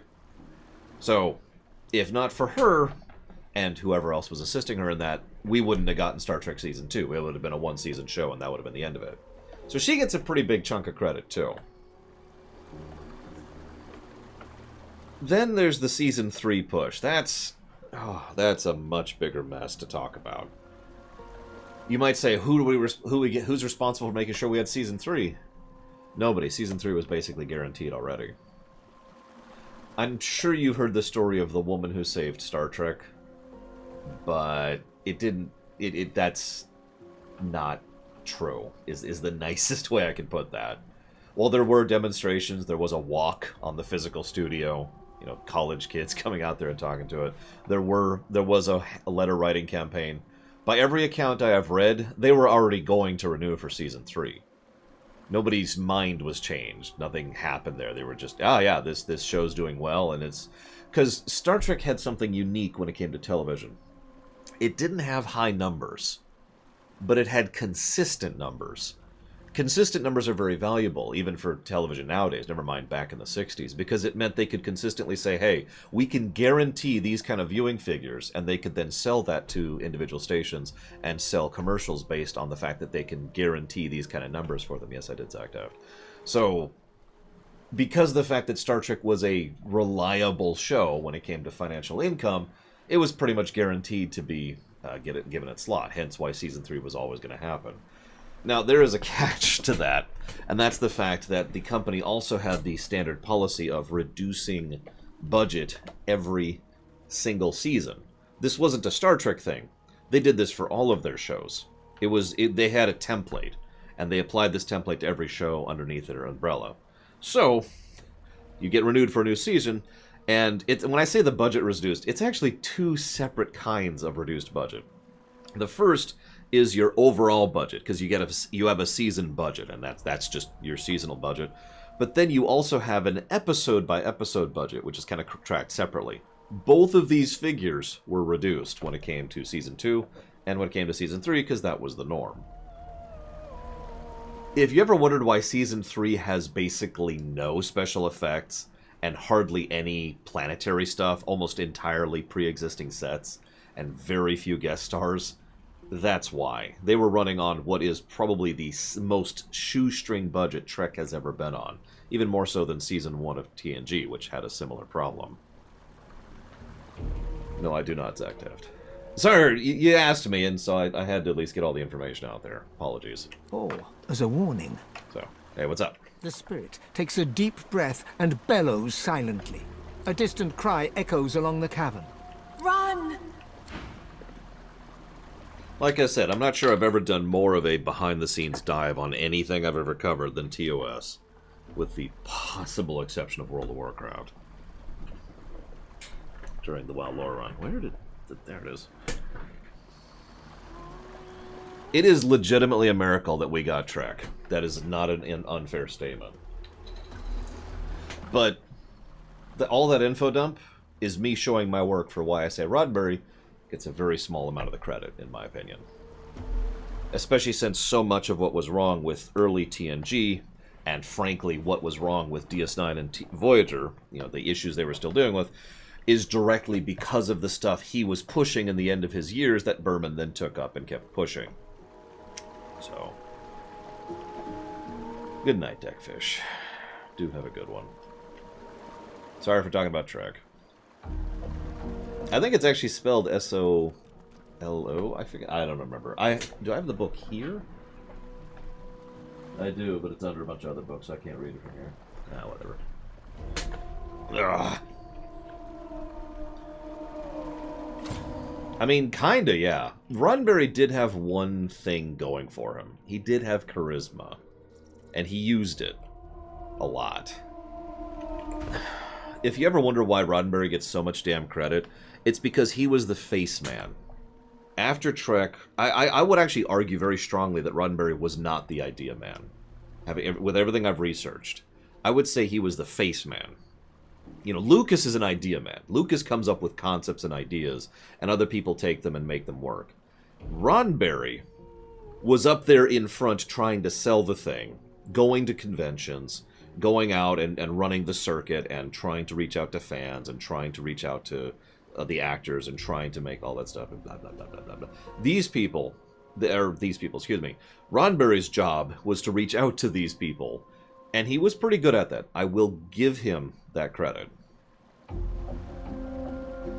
But you could see again why I don't really give him much credit for Trek itself.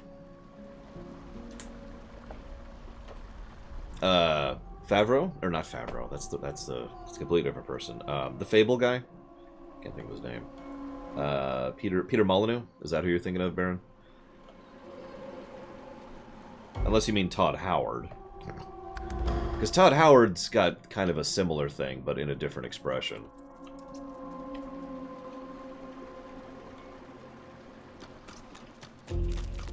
Get out before he knows you're here. Who's he? You'll find out if you stick around.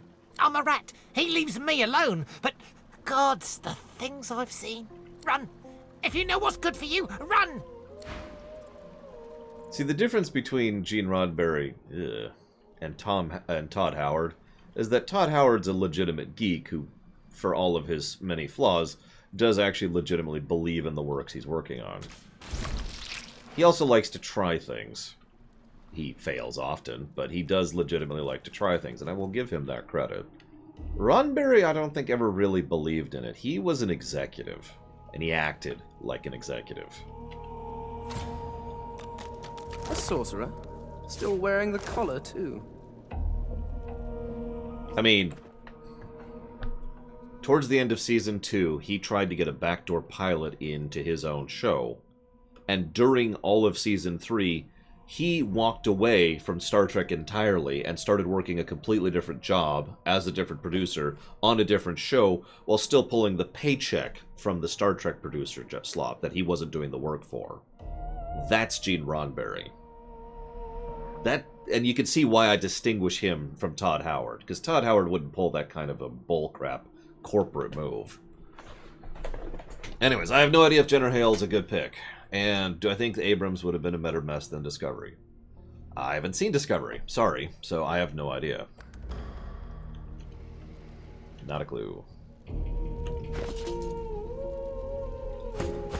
No information. Aw. What are you doing? They're close. I can feel them. Run. For the love of the Seven, run. What happened here? No, Mike D'Amato. There's no time. Run, you idiot. Run! Andromeda was based on some notes that Roddenberry left after he died. Would be the simplest way to explain that one, Baron.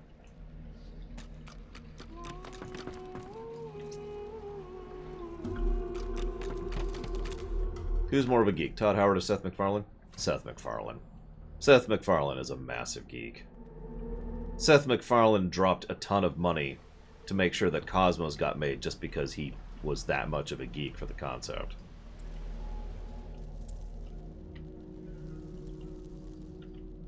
Among many other feats.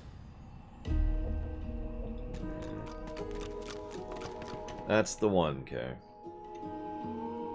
Kevin Sorbo. Don't ask me why I remember that name of all names.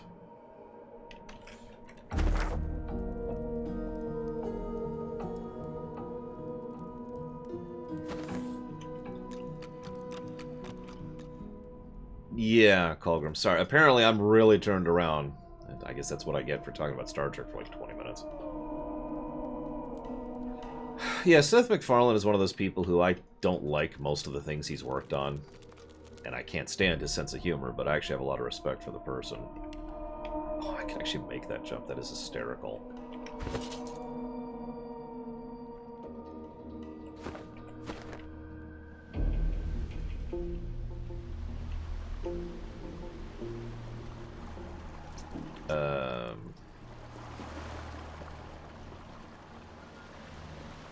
Did I already do these? Oh, there they are. Yay. You're correct. I have it, Mike Kamano. Yeah, I was gonna say, isn't this the fight where they're gonna kidnap me? If I'm remembering this correctly. This is what I was waiting to happen. And just being confused that it wasn't happening.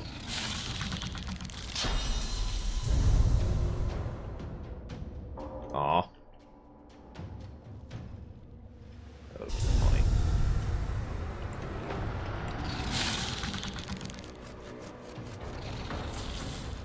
Meh.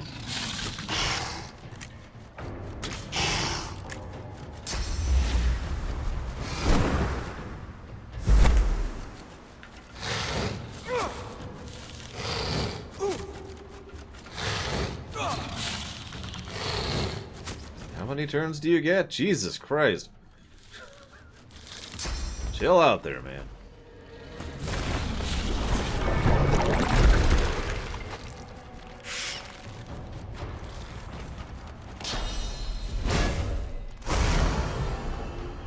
No, it actually gets worse, okay?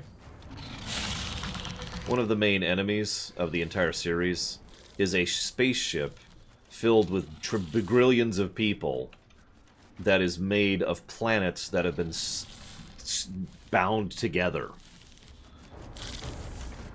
I feel like that says all it really needs to.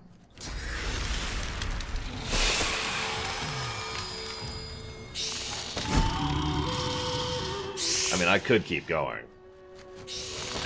but I feel I have made my point. No, not a planet ship, a solar system ship. Planets and a star. Yes, I'm talking. Kay brought up Andromeda, my Kumano, so I am mentioning it.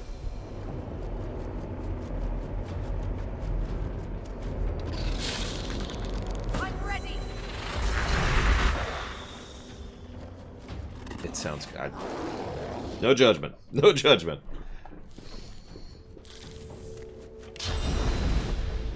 Not here to judge.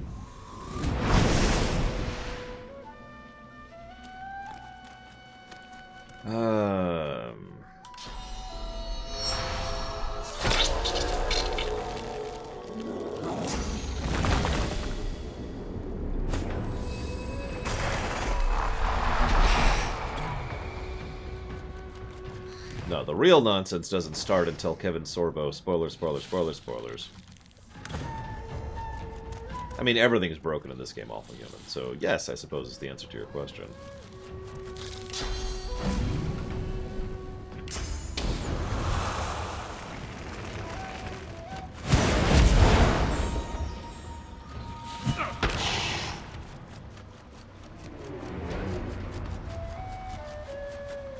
I mean, sure.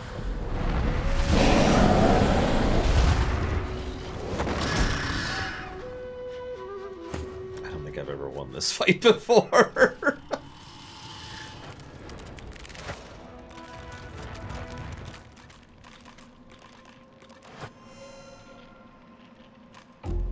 I mean, you're right. I don't like out there premises. Premises? I will freely admit to that.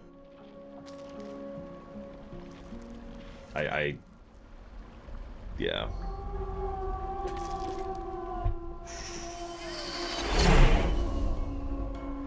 But the Magog world ship is the lowest tier thing that I find wrong with that show, which is why I started with that. It's also not a spoiler to talk about it.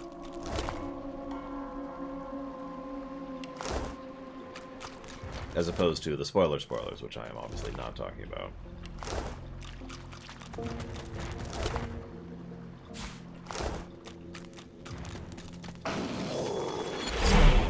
Well, thankfully I have someone who literally has maxed wits, so...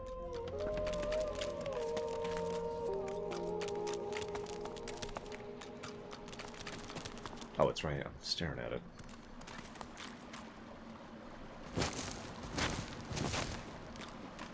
Avoid Woken Tunnel. It may lead us... And hey, we don't get split up. Hey, Captain Proton's different. Captain Proton's awesome. This, on the other hand, is not quite as awesome. That is not 100% confirmed, but by every piece of information we have, Gum Gum, he was an actual sex addict. Like someone who had a real, problem.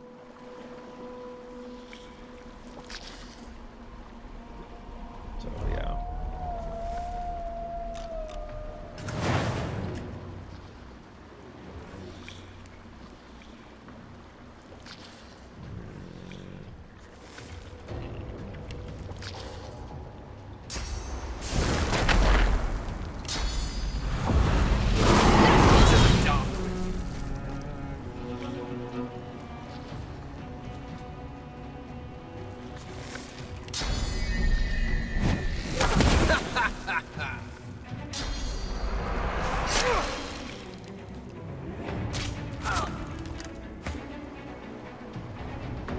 Yeah, Farscape was also a bit out there, but was sufficiently grounded that I was kind of with it for most of it. I mean, there's still Farscape episodes I don't like. Duh.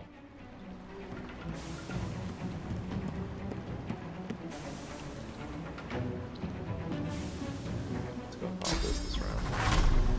I'll yield to none. Good night, Yamashi. Do feel better. Hopefully we will have slightly less horror in the future.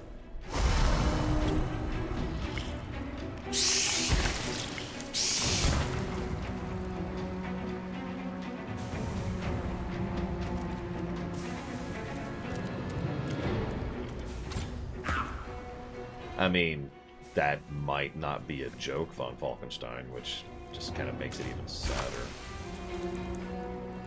No, that was an Enterprise, Gum Gum. And it's still as face-palming as it always has been.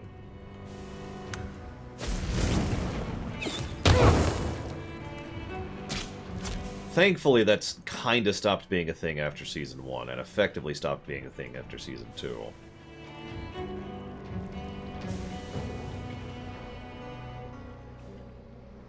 One of those ideas that was effectively torpedoed.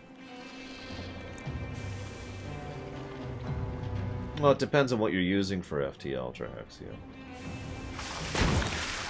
After all, they're doing is slightly altering the nature of space around them. Whereas most other settings that go faster literally have a subdimension or an alternate dimension that they go through, which allows them to go at faster speeds, because they're bypassing the trip entirely. It is worth noting that was not the original intent, though. Originally in Star Trek, they were supposed to be able to traverse the entire galaxy in, like, days. That was reined in pretty quickly by several in the writing team. Because, yeah. Several people quickly realized that if they could quickly and effortlessly get anywhere across the entire galaxy, that would pretty fundamentally change the type of stories they would tell. What's really funny, by the way, Star Trek TOS had a list of rules and concepts that were handed out to every writer so that they could see, okay, this is how FTL works, this is how the communicators work, this is how the phasers work. To give the, you know, they did their proper prep work for all the writers who were putting in episodes so that they would know what to do. The writers then ignored those things. Almost universally. Speaking of one of the reasons why Trek is as good as it is, the editing staff, because what would happen a lot, and this is heavily on Gene Kuhn. Gene Kuhn was the big person doing this. People would submit scripts, and then Gene Kuhn would go and turn the script into something worthwhile. He was the editor, right? Now, in more modern shows, the editing job of these scripts usually is done by a team of people and usually goes through multiple revisions. Kuhn usually had one revision and was doing it by himself. It's actually why he quit in the end, was because he was just absolutely overwhelmed constantly editing scripts to make them workable.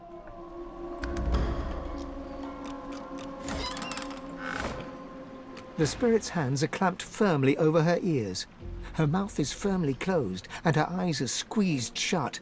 As you reach out, you hear a dry, crackling voice. Kill the dwarves. They are not your friends. They are not your allies. They must die. They must all die. And when the eggs hatch, when beautiful life bursts forth, give yourself to it. Lay down your head and rest. Your duty will be done. What is wrong with you? Let them come. Do not fight it. Let them bite you. Let them feed. But you pull away with a jerk, gasping for breath. The dwarf whimpers a little in front of you. Yeah, okay, that's not incredibly creepy or anything. Never thought I'd be relieved to die like that. See her smoldering corpse behind her there. If you hadn't come along, I would have been eaten by them damn hatchlings we were guarding. I'm sorry, what happened here? I wish I could tell you, but my brain ain't quite straight. It's still full of Mordus's fog. All I know is I were to guard those eggs with my life. And once they cracked open, I was to lay down my weapon and let them eat me. You spared me from that at least. Thank you. Hang on, tell me about this Mortis. How could he possibly have done this? Be damned if I know. We had him locked up tight in the hole beneath his office, waiting for Lohar's go-ahead before we threw him off the cliff. Then, the next thing you know, I hear this voice. His voice. Telling me to kill. And my hand went for my dagger. That doesn't surprise me, Zack Taft. I doubt he wanted to go down amongst the sand.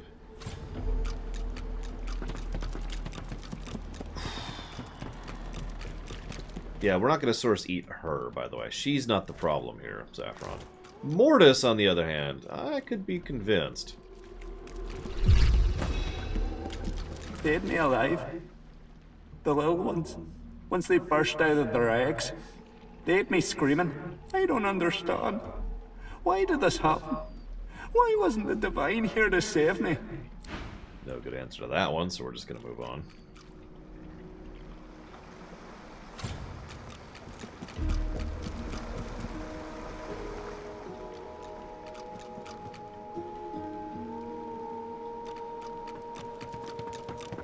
The dwarf sways in front of you. His eyes are unfocused, and he seems to be mumbling something to himself. 84 tankards of beer in a cave, 84 tankards of beer. Pick one up, tip back your cup. The ghost grasps at the handle of his mug and stares in confusion as his hand passes right through it. 4 tankards of beer. Oh no, that ain't right. You know, drinking's easier to do when you're still alive. Hey, what? I don't know what you mean. I'm just trying to get a grip is all. Just wanted one last tipple before I'm back on duty. I'll be down guarding Mortis. Gets cold down in that vault. Figured a drink or two to guard against the chill wouldn't hurt, eh? Why are you back here, Sabine? Oh, whatever. I heard you actually had the day off, sir. Is that fact? Well, now, that's a fine thing. The ghost tries to pick up his mug again, fumbles, and stares at it in confusion. Slippery little devil, ain't ya? Well, we'll get to Sabine in a second.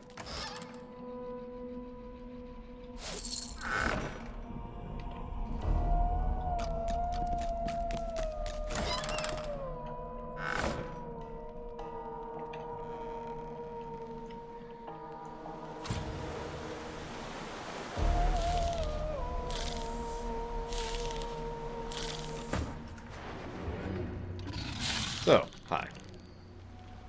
I'll yield to none.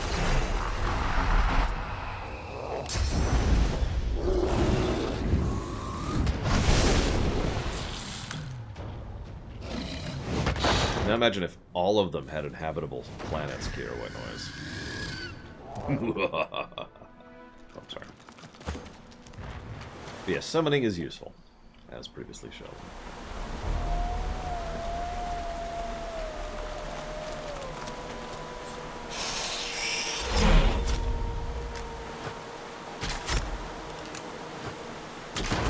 I mean, having that as an option wouldn't bother me too much, Colgrim. Having that as a mandatory would bug the crap out of me.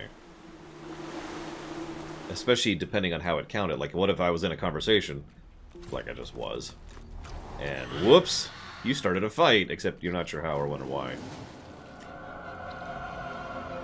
Plus, for narrator,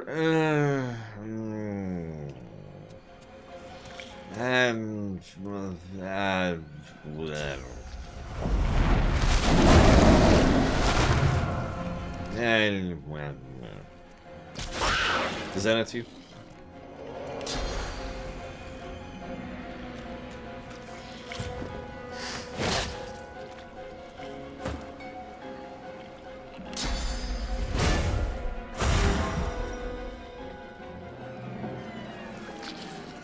I mean, even in online games that have time limits for turns, that's usually a toggle. It's an option when you're setting up the match, you know. Greet the Reaper for me.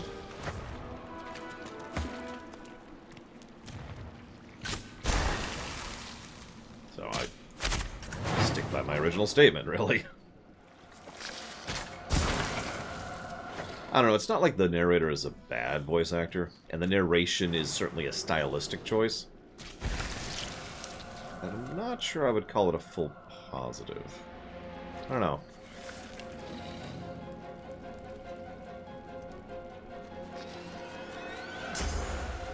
This cave is horrible. Well, they don't get naked in Enterprise, so I don't know what you're referring to, Gum Gum. Yeah, this cave is getting boinked. And not just because it kills the eggs immediately.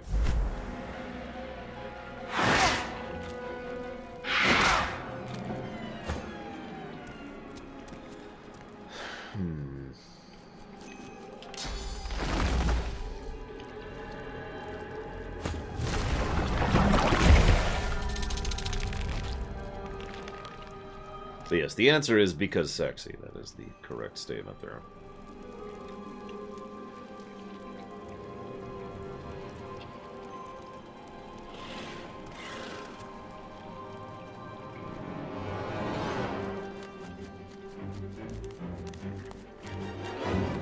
Yeah, I would probably just go through here with a flamethrower. Just yeah. Thank you, Blackfile. Yes, let us commit burninations, shall we? I actually remember that, Colgrim. But honestly, I'd rather these things just kind of go away forever. You know? I'm not that exp-starved. I'm also not trying to min-max.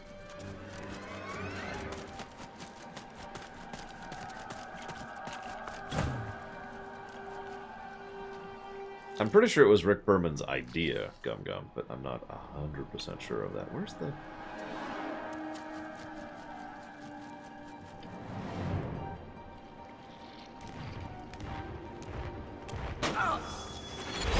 All right. There we go.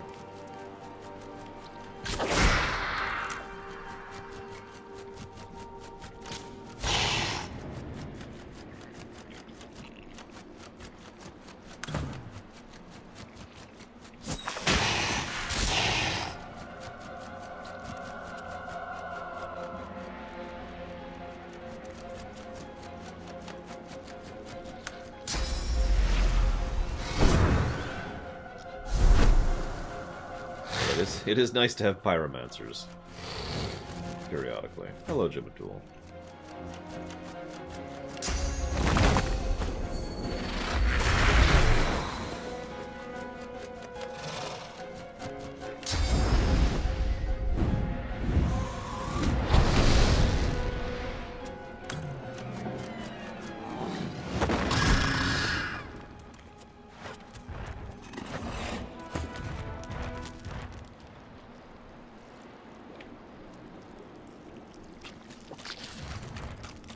Is the goal, of course.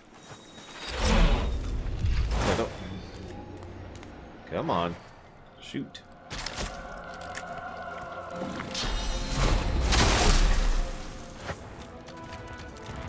No.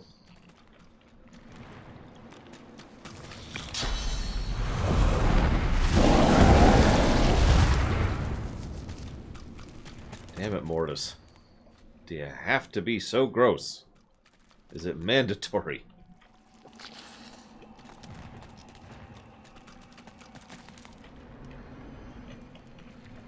I mean, I guess it is. It's just where we're at now.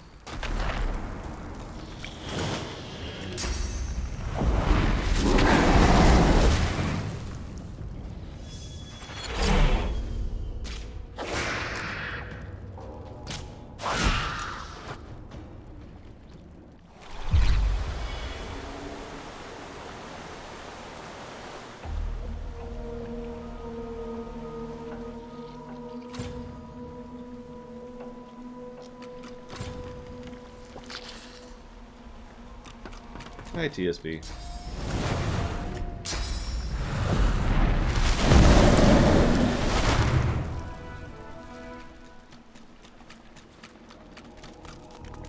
Statue, which looks like we did. And that leads over there. Yep, okay.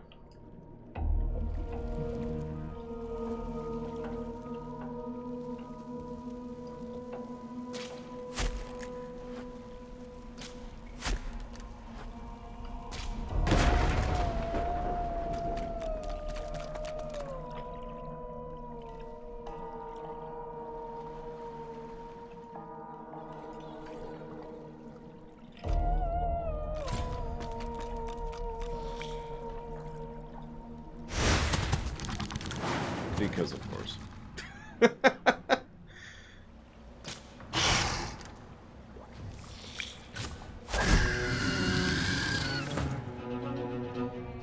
One, Colgrim.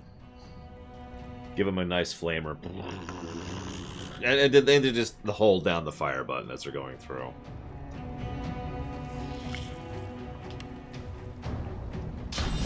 That is correct, Saffron. That's not.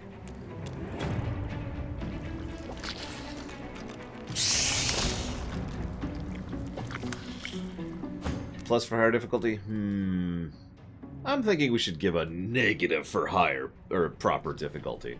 Who's with me? That is a good suggestion, Saffron.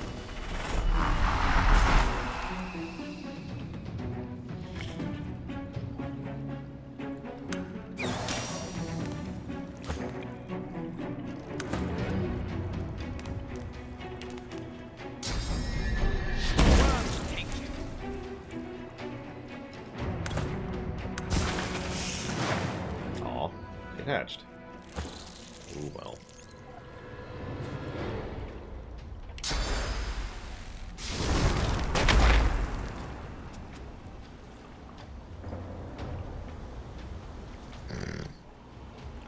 I mean, I do stand by that opinion, Candyman. It is Type 1 time travel is the hardest type to write by far, so it's not super surprising that it's not only infrequent, but usually isn't done particularly well.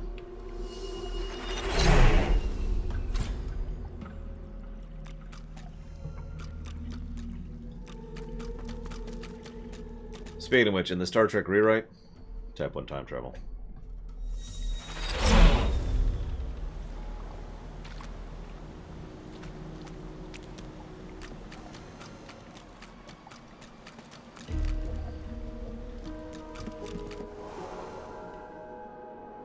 Where's this?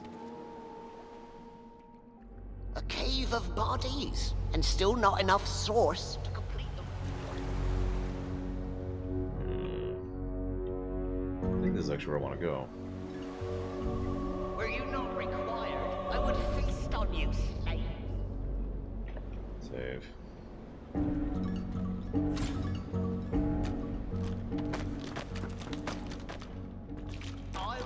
You made it all the way here, you creeping little maggots. Have you wriggled up to bow to me? Has Lohar sent you to beg forgiveness for his sins? So I need to go through this a particular way. So here's hoping I don't screw it up. I did just save. My lord had faith. He came to me when Lohar failed the queen. And as a reward for my service, he has granted me his favor. He has granted me Mord Akaim. That's a ritual older than time. Blood magic with the power to decimate armies. Armies? Merely sheep with swords. Minds that beg to be controlled. But Mord Akaim is so much more than the power to have those beasts slaughter each other. And it is mine. By the Lord's grace, the power is mine. Oh, okay. And yeah, most people I know tend to adhere to Type 3 time travel, Candyman. You know, my least favorite type. Okay.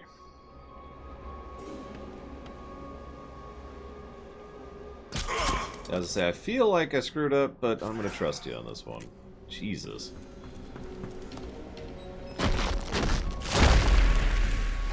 Did you have to? Whatever. Prepare yourself.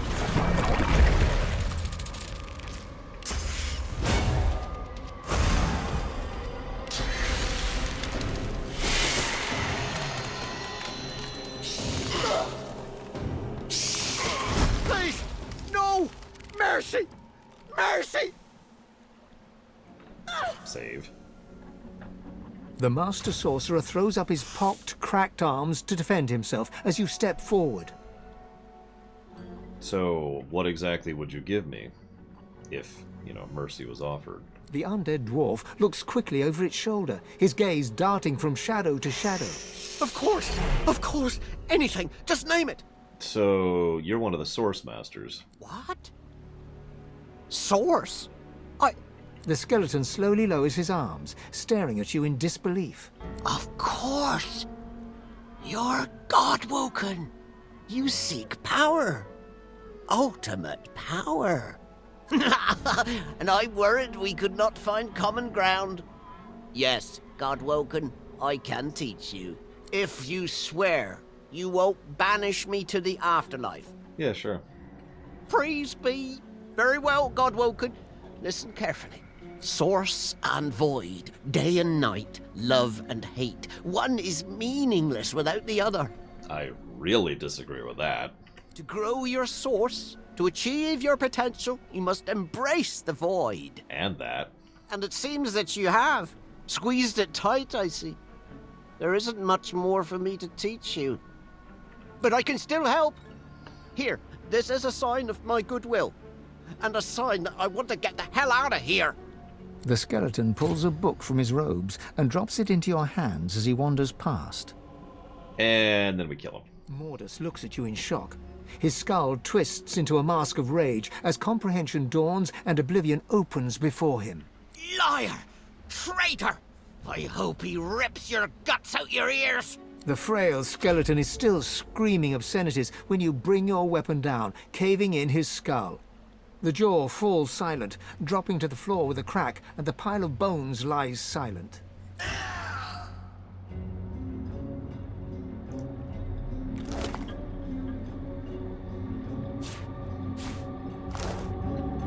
So where's the Lich? Because I thought I should have encountered him by now.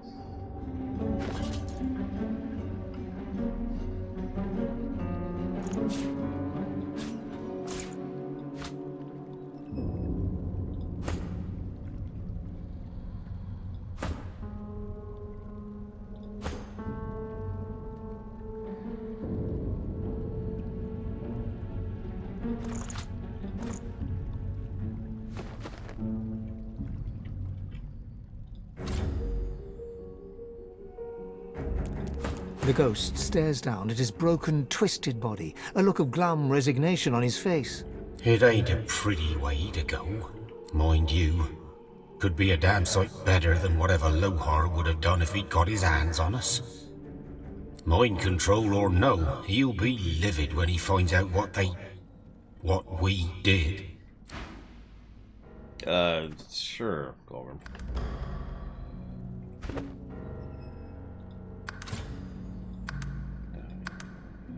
This one, I suppose.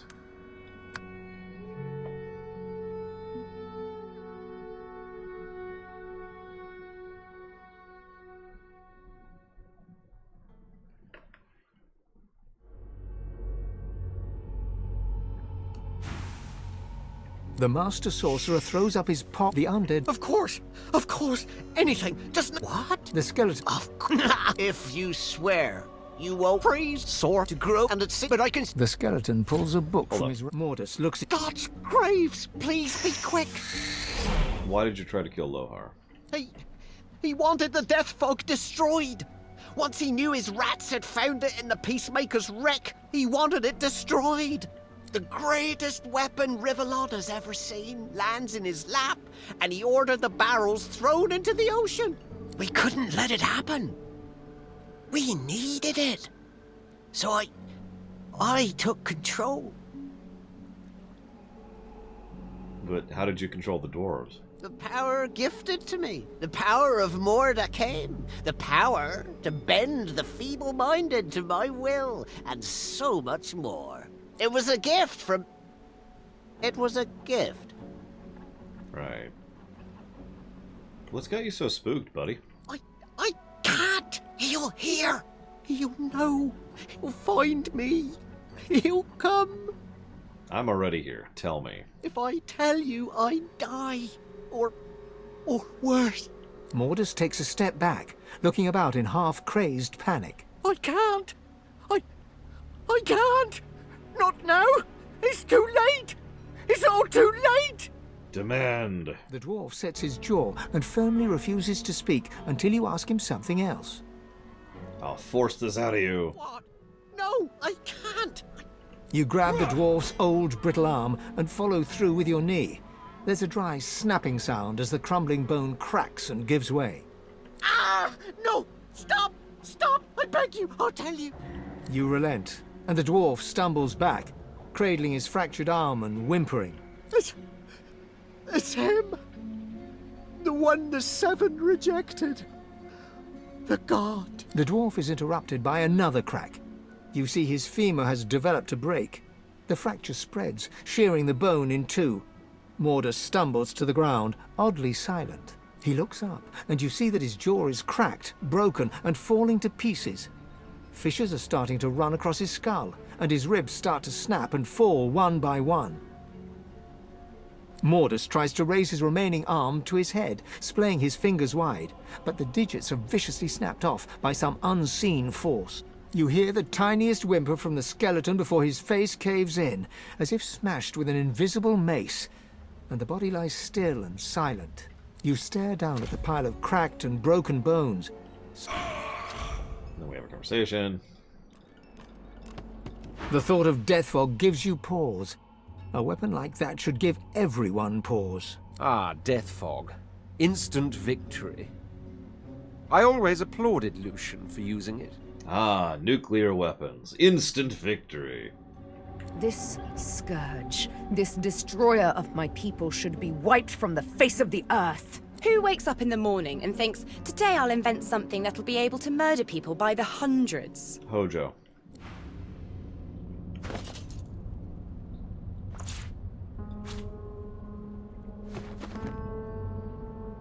Well, he's still dead, so I guess I can still accept that.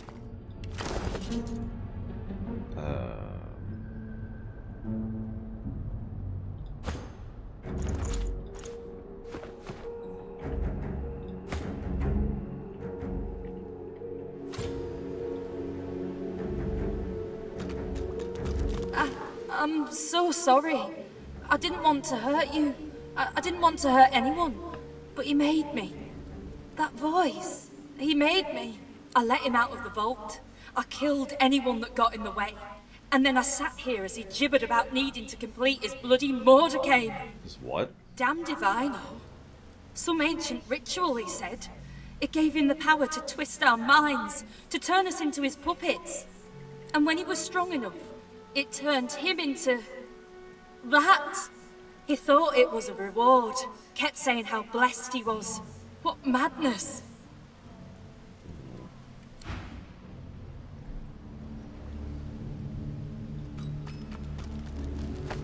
The ghost turns to you, her finger urgently pointing towards something unseen.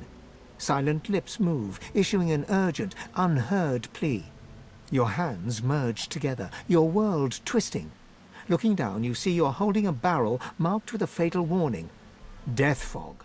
Yes, I do, Jimital. A cart contains many barrels more, recovered from a wrecked ship. The room is filled with voices, cracking jokes and swearing oaths as you go about unloading the cart. But somewhere, in the hum of voices, one cuts through the rest. Stop, it hisses. Do your duty. You lift up the death fog, and, fighting against every step, you walk back to the cart. You pass a dwarf, struggling against the voice and winning, but you crack his skull with a barrel in your hands. One by one, the barrels are loaded again, and the cart departs. As it trundles out of the cave, the voice returns, "Come, come to me." And you feel your feet carrying you into the cavern's darkness.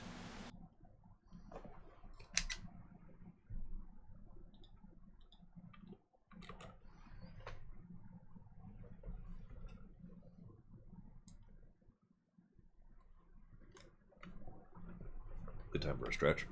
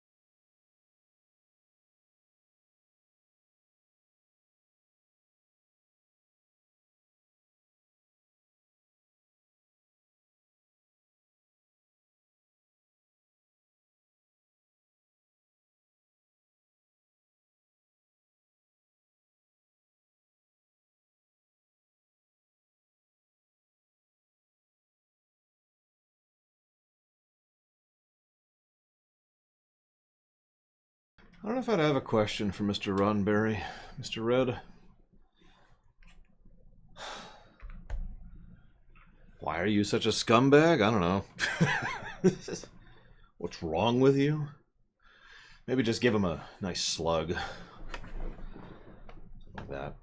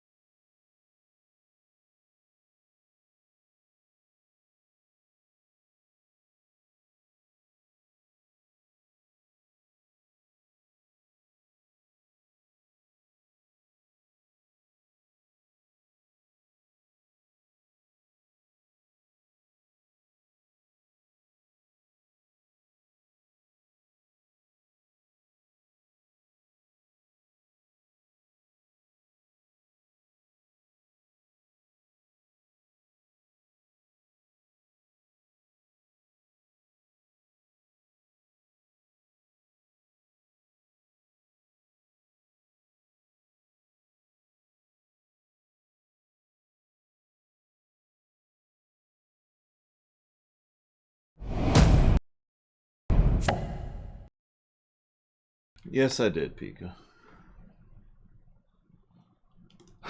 Thank you for keeping me hydrated.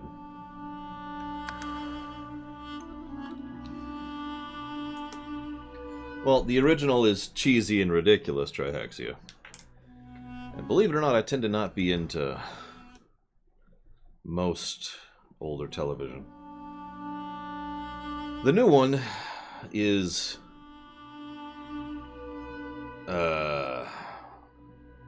gross, I think is the word I want to use. We'll go with gross. The new one's gross, to an extent that I lack the ability to tolerate. And its ending is, in my opinion, terrible. Those would be the two major problems there.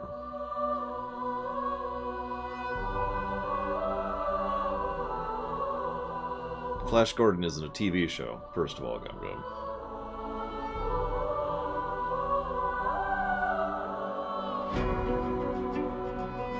Truth be told, I could probably only name three 4 older TV shows I actually like. And all of them are sci-fi, by coincidence. Yeah, what's funny is that's one of the less scummy things he did, von Falkenstein.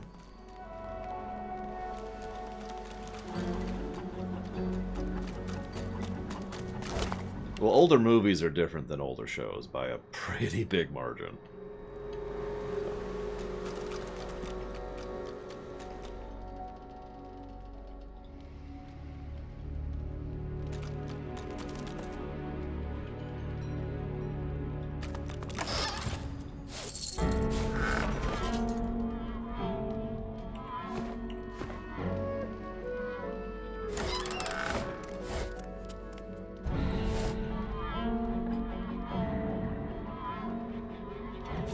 A letter with a dwarf seal. Fine paper. It looks important. Lohar. Royal seal? It couldn't be. Open it at once. This could be valuable. Lohar. Isabel's agents inform her that the death fog is in your possession. It must be delivered to Arx with all possible speed. I do not know what's causing the delay, but I do know you will rectify this unfortunate error. I'm sure you know the penalty for disobedience. Do not disappoint me, your queen.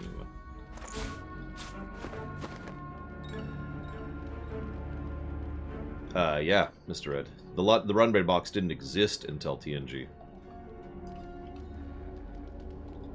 Even dead, I don't get no peace. You need something. Yeah, what happened here? What's it look like?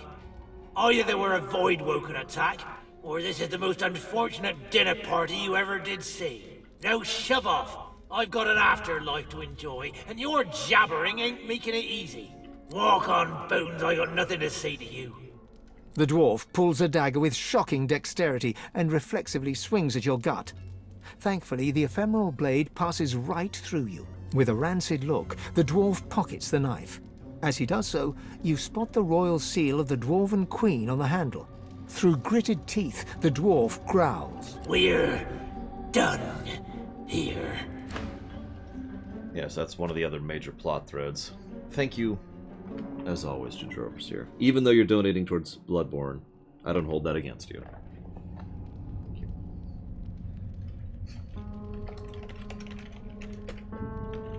Yeah, for me, by the way, it would be TOS, because TOS does hold up. Some of it does, anyways. Twilight Zone, Old Who, and Old Outer Limits. And I think that's it for me, as far as shows. Don't worry about it, says Lohar. Quietest work around, says Lohar. Well, I don't see him here, cold as the stone he's lying on. It will be fine, my arse. And here I was, the fool, believing him. The ghost swings a foot to kick its old body in frustration, but the boot sails straight through her corpse. Troughton is my personal favorite Baron, but anything up to 7 would probably qualify. Old sitcoms that I like? I don't even like new sitcoms, so no. Because it's his fault. If not for him, I'd still be sitting there, wine in hand, happy as Larry. Yeah, every show I just mentioned has its share of stinkers, funnily enough, but I think it's a net positive situation. But no, he knew best. He wanted the death fog destroyed. I mean, it was frickin' Death Fog. That's why we were to make sure it got into the right hands. Our hands. No, I was thinking like 60s and earlier, Blue Wolf Alex. I even stood guard of Mordus when he were doing nothing but the Queen's bidding. No wonder we came to this. This is what I deserve for following the orders of a leader with the spine of a sponge.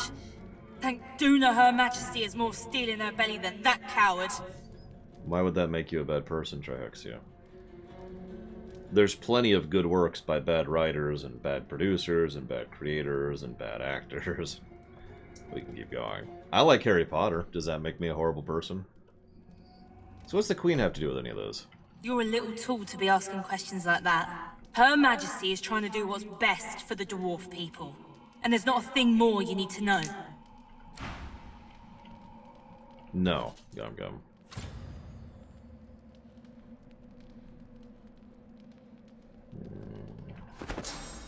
Just because I'm curious.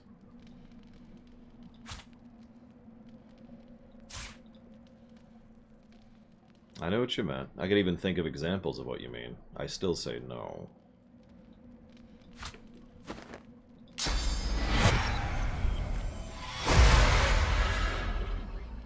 Don't worry about it. Says it will be The ghost. because but no. He knew that's why I even this is what I only everything, brother. Only everything. Don't you worry though. She knows what's best for our people. And she'll do what's best for our people. She'll do what Lohar couldn't. Smuggling death fog? The dwarf just grins and taps the side of her nose, refusing to say any more. Right.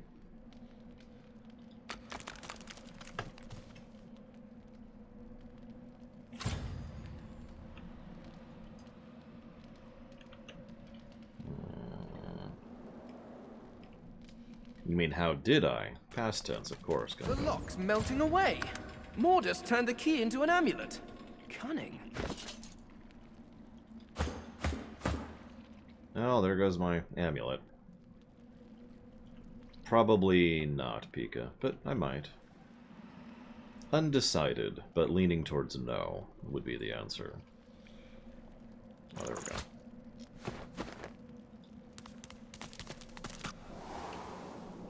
Oh no, that's a common thing, Trihexi, and, as is probably obvious based on my statement, one I massively disagree with. If we had to actually sit down and look at a work and not like a work because of the people behind it, the amount of things we could enjoy would shrink to near negligible. For example, Star Trek. I am streaming BlizzCon, yes. That's even on the schedule.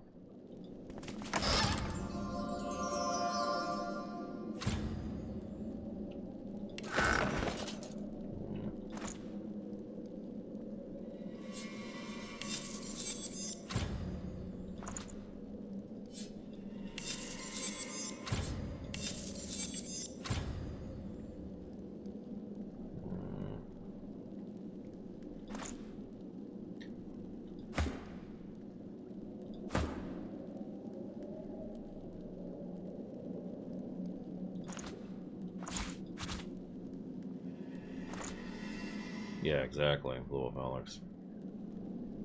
Possibly Pika, but no guarantee. There's a reasonable chance there will not be a lore week. Hey, pants. Next week. Still don't have boots for her. I thought this cave couldn't get any more grim.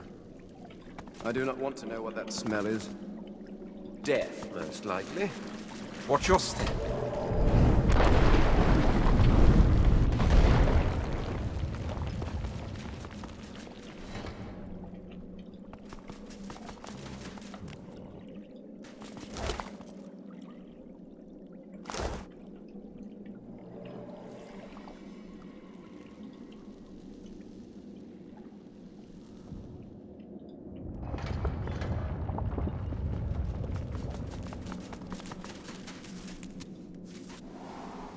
Why would I do that, Mr. Red?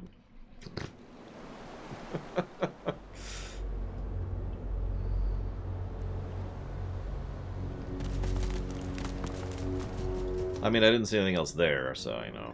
Moving on.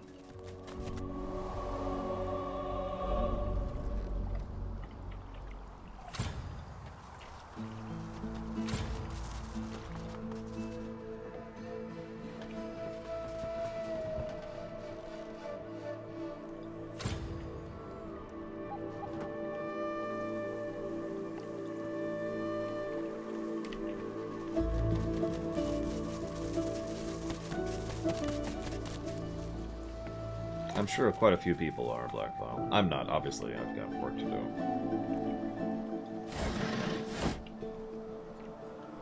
There we go, I suppose.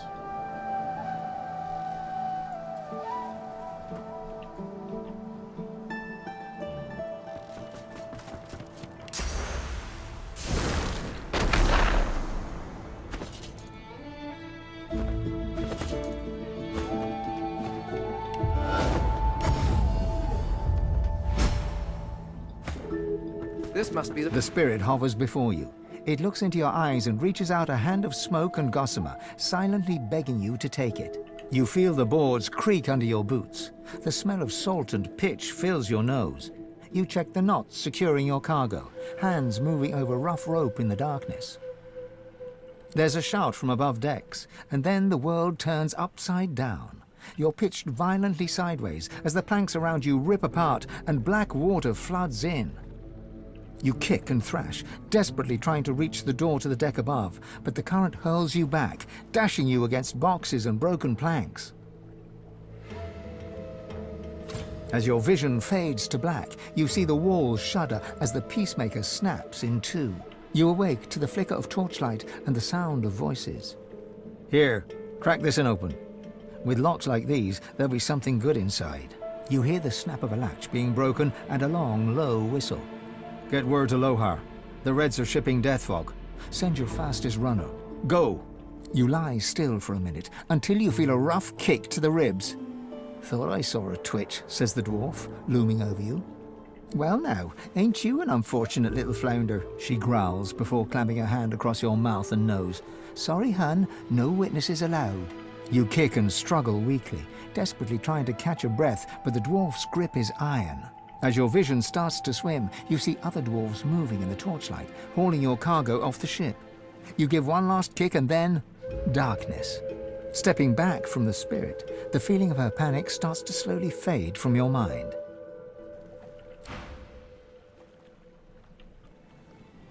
Yeah, by the way. Death fog. Lovely. Lovely stuff. Your detachment has been chosen for your loyalty. The cargo is in your charge. Make sure it reaches its destination intact. Do not open the cargo. Do not allow the captain or crew to open the cargo. The cargo is important. Protect your life. Dallas.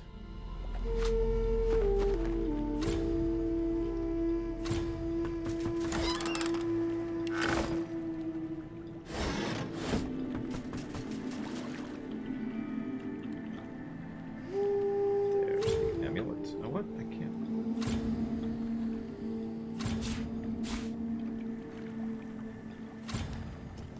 Why?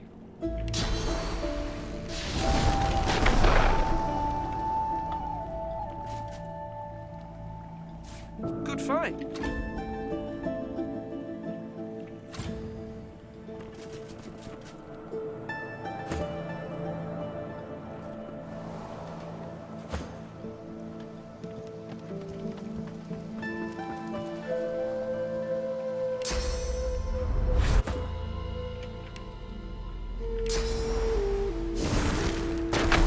A few things, S.A. Ross. And plus, as previously indicated, I was selfish this year, which I don't have anything else to add to that. It is a true statement.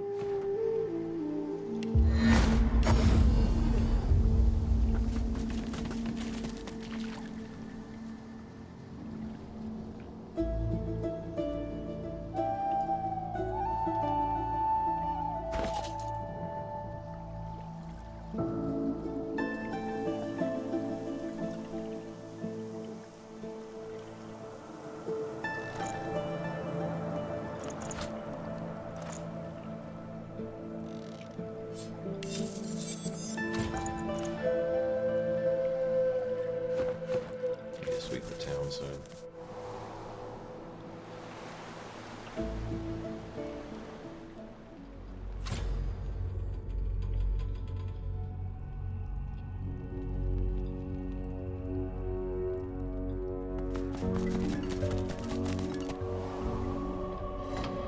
Oh my gosh, there's a ship here all of a sudden. Holy crap.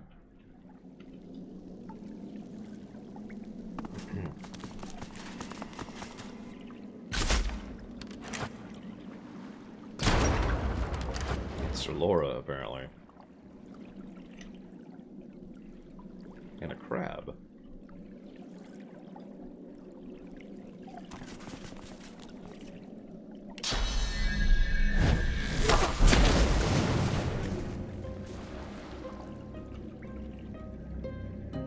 I would rather you vote honestly than you vote for my preference.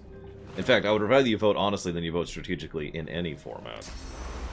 So, make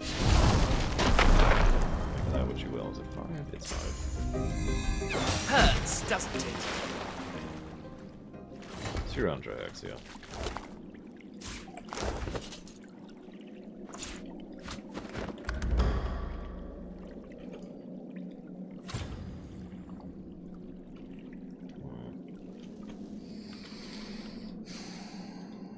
Where is this moron? It's the only thing I still have to do down here.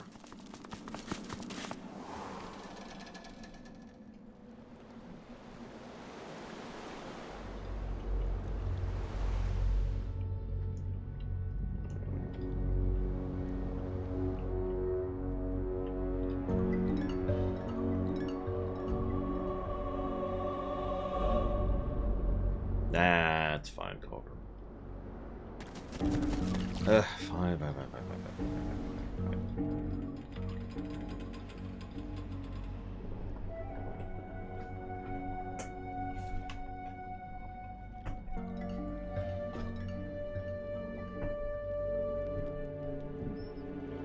I'm never gonna find this stupid lich. Poor fellow.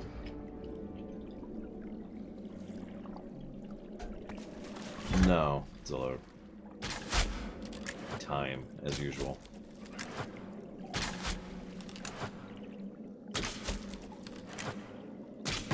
There you go.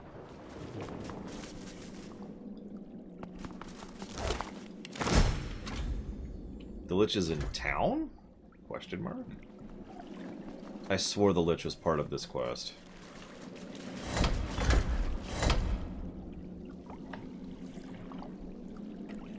Alright, whatever.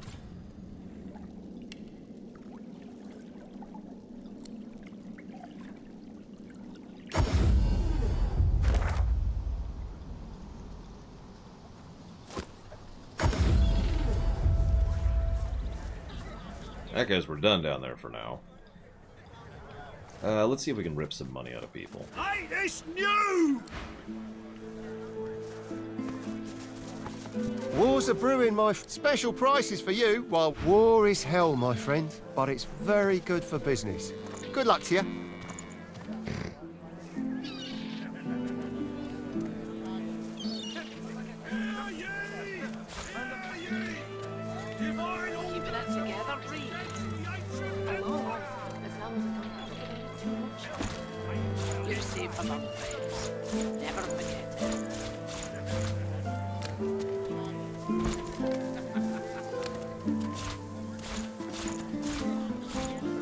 Smells worse over here than a dozen rotten eggs dropped in a vat of vinegar.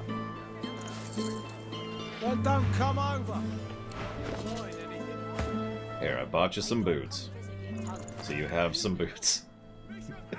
It's only taken like 3 days to get there, but she finally has some boots. Buying or selling? Keeping it together, Bree. Good day. You look down at the cart and see fish with flaking scales, tumours, and, in one case, 3 heads. Gross. Never forget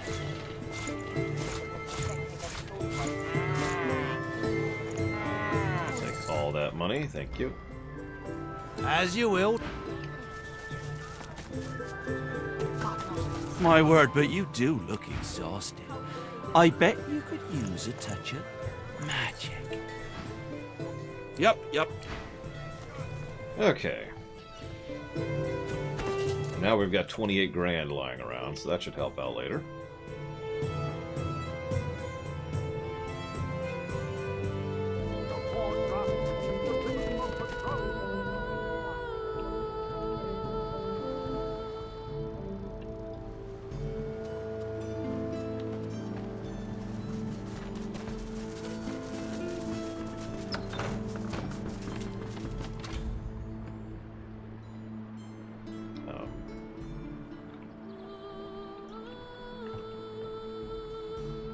Hello, enemy Pentu.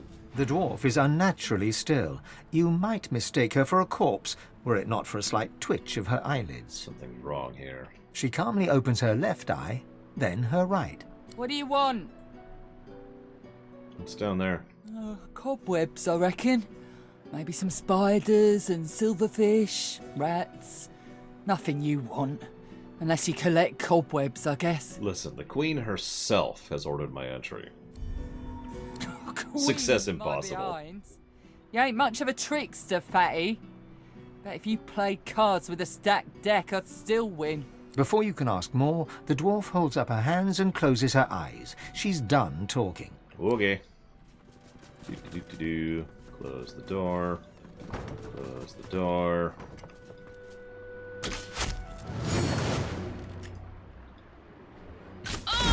And she's dead.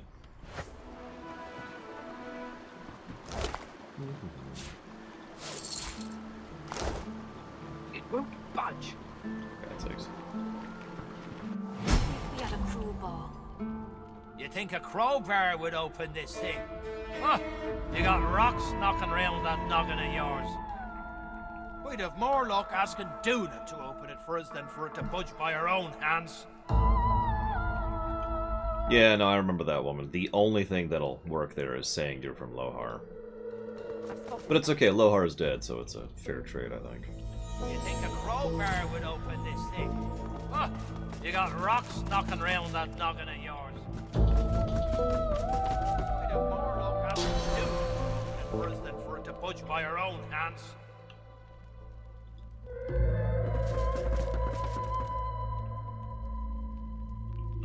Maybe if we had a crowbar.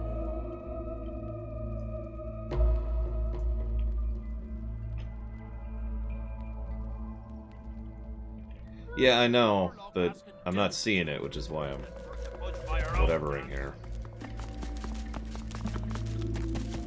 I have cranked wits. Where is it? What's this? There it is. Found something. A perfect fit.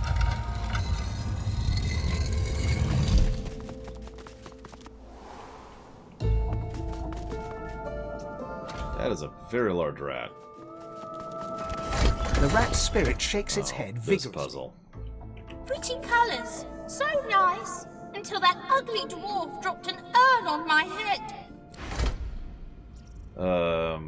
Right.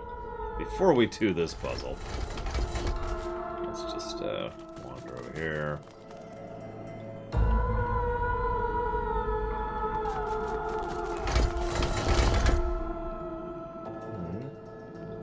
Poor rat.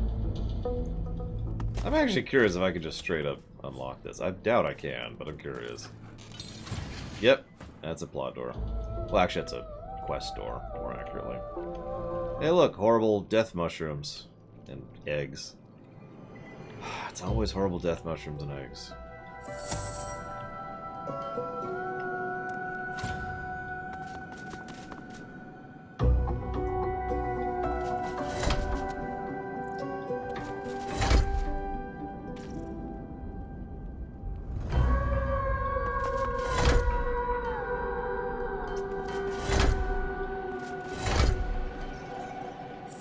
Depends on how they use them, Zillow.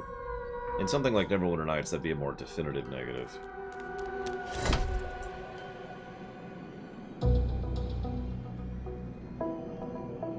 Because they overuse it in Neverwinter Nights.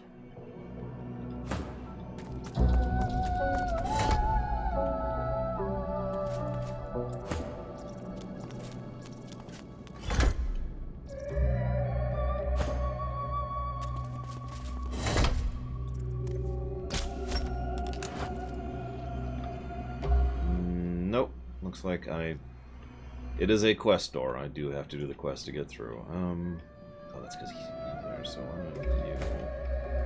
Excuse me, Mr. Rat.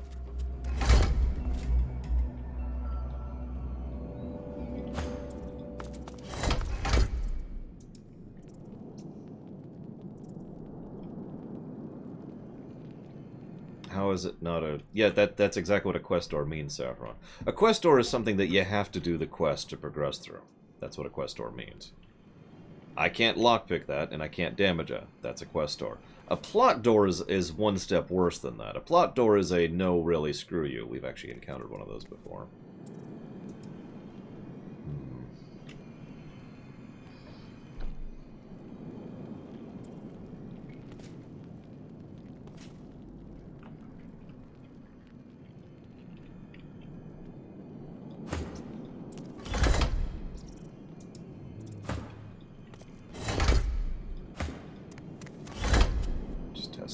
Yeah, that's what I thought. So it needs to be the adjacent ones. Alright.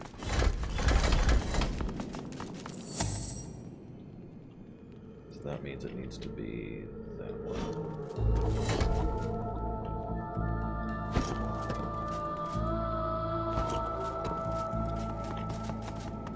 Wait till I can finally crank telekinesis. So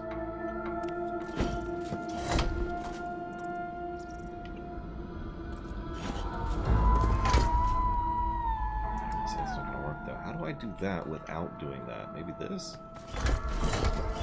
No, that's gonna push that too high though. So it has to be that, but that pushes that up to power. Doesn't make any sense.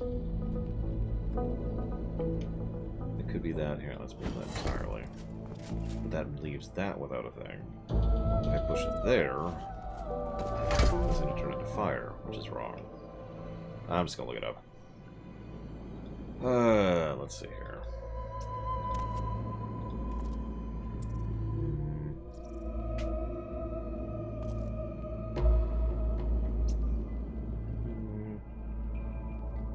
There we go.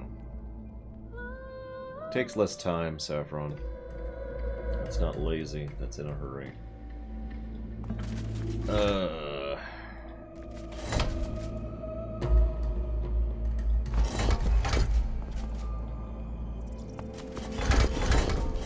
Never call me lazy, I'm not lazy.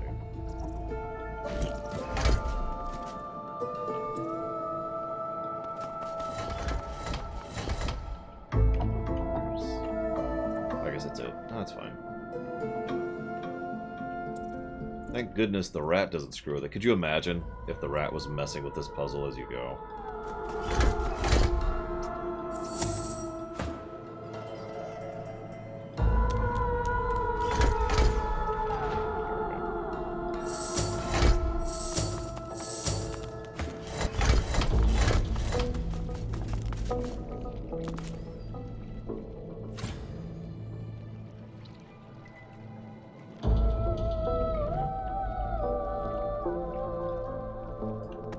Oh, I'm not a lizard right now.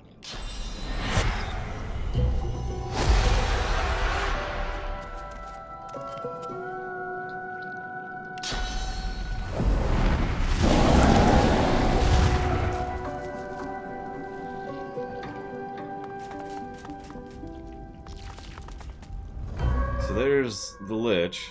Hello, Mr. Lich. I'll be with you in just a second.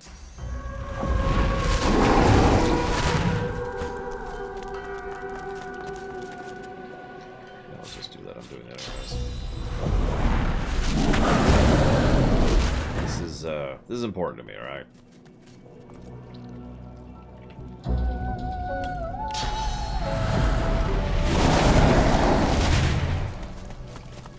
Be wary. The urns will shatter. The bones will rise. The glowing corpse looks to you.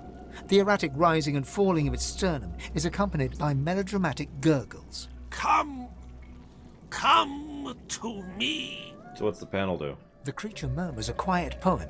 You recognize the language. It is that of the eternal race. Liberty cannot be offered by one without being offered by many. Its head leisurely rolls towards you in response, its glowing eyes revealing surprise at your knowledge of the tongue. Freedom! A single touch of the second from left. My freedom and theirs. The creature is quiet once more, save its constant wheeze. Well, okay. But first. Just give me a moment here. Is that all of them? Okay. Free! Free at last! For once, we're not actually fighting the guy we freed. He was actually on the level, which I find hysterical. This Lich is, interesting. Which is why I wanted to free him.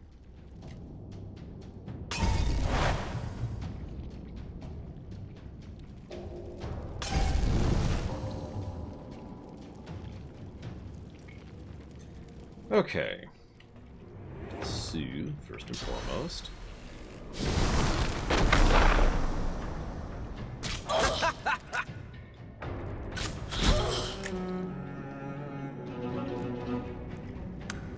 Modest minions!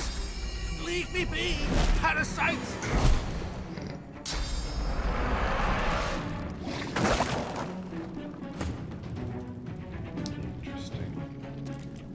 Let's go ahead and shuffle you up here. Glory is mine.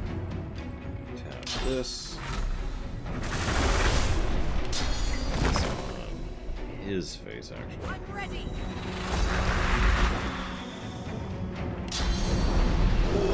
Him. And then attack him.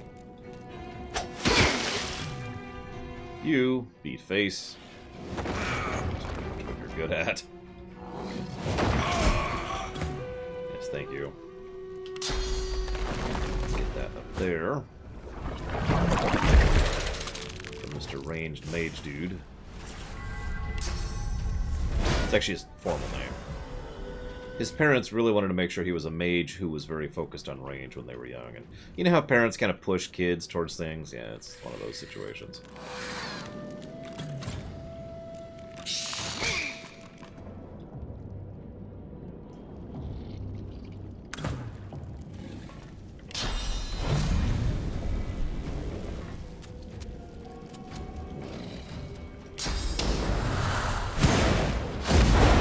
Unfortunately, Melee Wax-a-Lot is actually a poet. He was always a disappointment to his parents.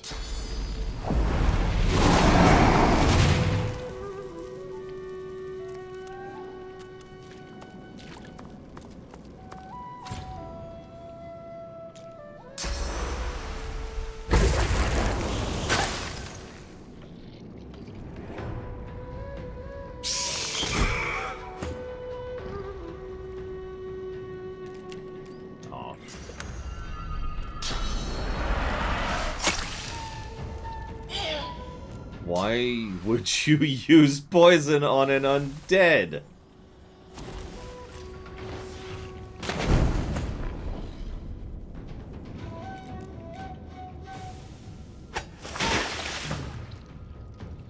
Oh my god. Let's just start moving over here because it's probably going to take longer if I don't. Same with you. Get on up there. Apparently, TSB. I never knew liches were so passive-aggressive. I did it wrong again. No, not again. Not again! Okay. It's a little bit better usage of a spell.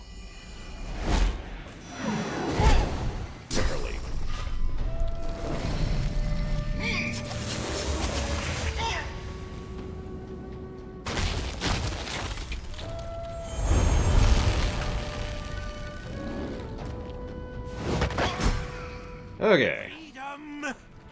About time, too! I can't tell you how long Mordas has been draining me. I'm absolutely famished for sauce and sinew. The creature harumphs. You free the master of the magical arts. For that, I'll leave you alive and untasted. For demolishing Mordas's minions, I'll give you a skill book of your choice. Choose your subject. Let's go with necromancy, see what we get. Good choice. Its wisdom might do you some good. We got infect. Speaking of which, allow me to share some wisdom of my own. The undead creature bears 2 rows of broken, cratered teeth. Stay out of my way. Yeah, I'm gonna let him go. Curse you, Mortis, and curse your blasted machine.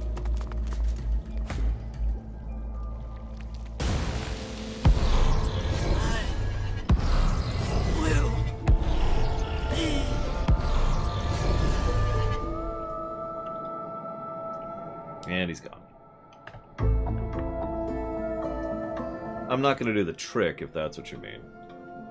I do know about the trick. We had to try a couple times to get it to, you know, actually work. Okay. Having done that...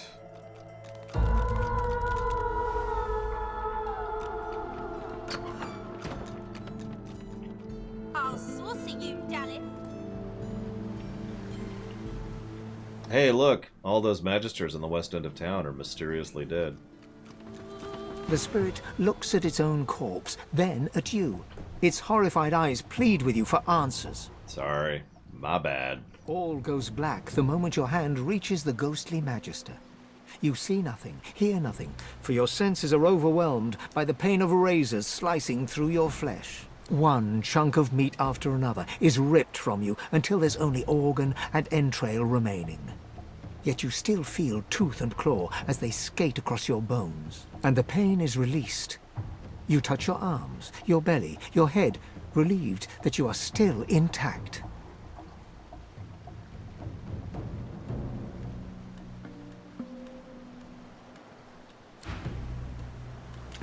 Once Magister, now lost soul. He swivels his head, getting his bearings. He sees you and moves to speak, but no sound emerges. The stench of the Magister's corpse dissipates. It's replaced with another scent, equally noxious, breath.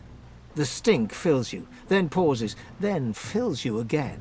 Then the roar comes. Your skull rattles as the mouth of this breath creature engulfs your face. The foul odor is pushed from your lungs by a torrent of blood, then replaced by a gust of fresh air. You take a cleansing breath and look to the unnerved spirit. He points his forefinger at his chest, then back at you.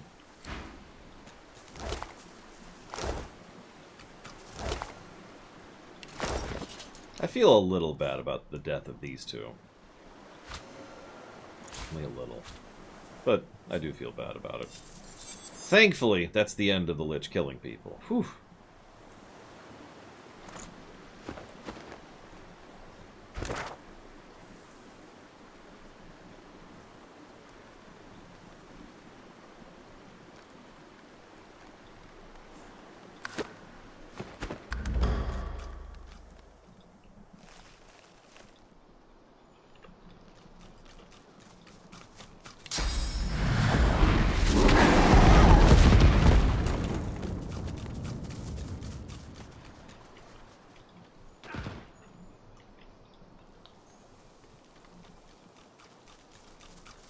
The creature devours the corpses as a vulture devours carrion, stopping only as you approach. I have my freedom. You have your reward. Do you not recall my warning? He drained me. Let me feed. Oh, I cannot control the hunger. I'm sorry, who drained you? Mordus. He wears a cloak of skin, but rots from the inside out. Rip away his hide, and he's a mere grub. Yet he's also a conduit to the void. A mouse with the power of a mountain. My source was his lifeblood. Now my hunger must be sated. My soul will be mine again. So we can kill him here. Or we can offer him some source. Well, look at you, all noble. I can't promise that your sacrifice will fill my belly. But if it sates me, I won't seek more. It reaches out with its brittle fingers, and you hesitantly offer your hand.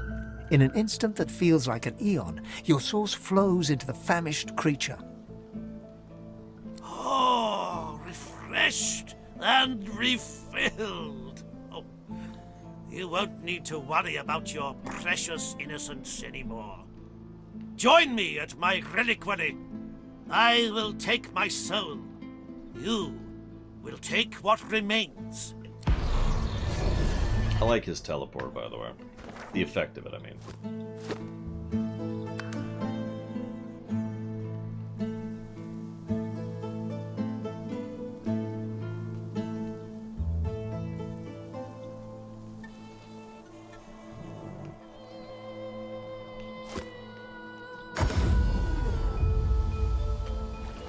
No, there's one more encounter.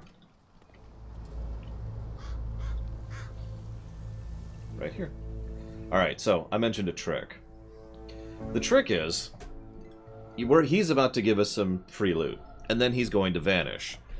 You can attack him right now and just get the experience for killing him, in which case you don't get the loot. However, if you finish the conversation and he's spawned the chest, and then you immediately attack him before he teleports away, then you'll be able to fight him and kill him and get the benefits of both.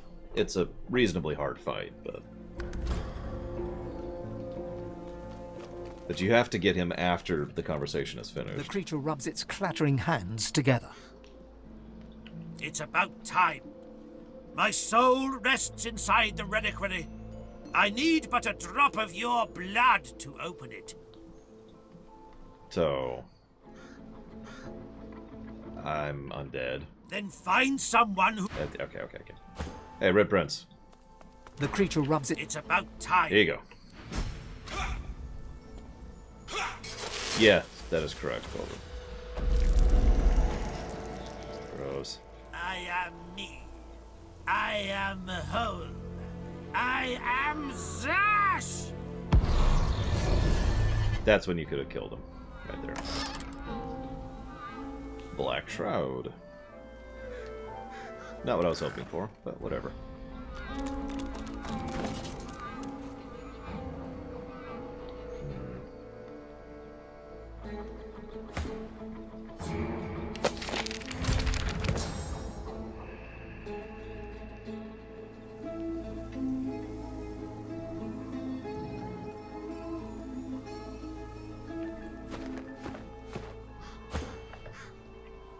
I mean, we've unleashed worse. Speaking of which, now we've got to do another quest in this particular order. Oh wait, let's finish up talking to Lohar first. Then we'll do another quest, and hopefully do it in the correct order. Whenever I sit down and plan out quests in games like these, I always feel like I'm crafting, you know? It's like, okay, I need to talk to this person in this order, do this at this point, and then do this at this point. I talked about that with Mass Effect and Dragon Age. It's like I would sit down and map out and craft the save, which I did in preparation for Mass Effect 3 and Dragon Age Inquisition. Hey, Lohar. I can't believe they killed you, man. That's just incredible. So, Mortis is dead. He's dead. He's dead. But something ain't right. There's something still amiss. Did you find something in the cave? Death fog. A bomb. Did you find it? Nope. He took it. He sent it. He... Ox. Mikhail Ross. Mikhail and Isla must run. Tell Mikhail Ross to take his daughter and run. Run. Run away. Run from Arx. Run from the coast. Just run. Run from the death fog. The battered dwarf pulls her lips back into a garish, open-mouthed grin, flashing blood-stained teeth. So I didn't mean to leave her here tied up after the battle this whole time. My bee. But, you know. I don't know you, do I? No, you don't.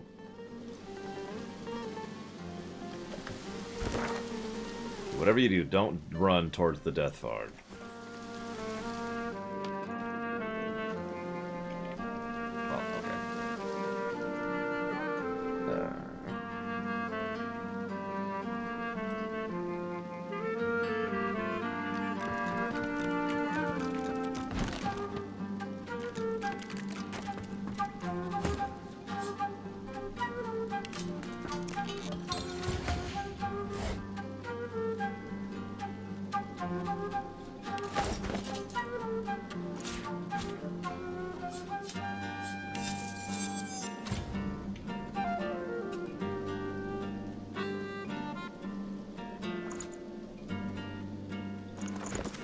Your esteemed guest Lohar, by special invitation you are invited to share the matrimony day of my darling daughter Ela and the week of Lucian's Day.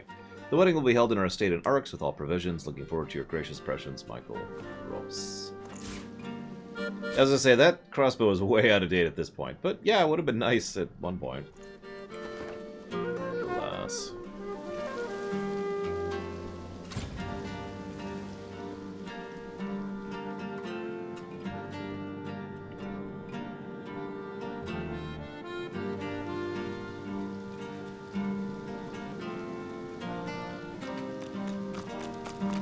Down for a little scuffling and tussling? Let's see if you got some fight in you. Let's do it. Well, that just may interest our current champion, Murga. What, this guy?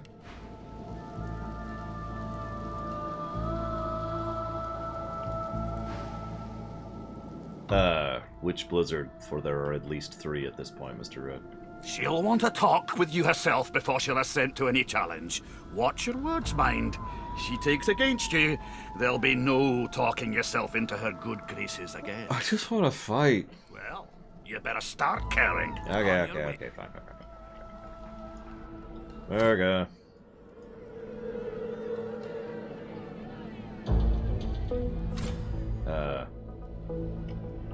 Oh, she's over there. My bad.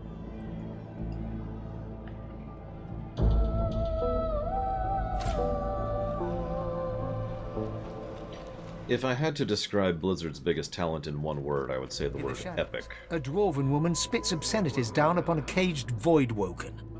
She exudes a powerful air of menace and an even more powerful odor of old sweat and dried blood. She spies you and glowers.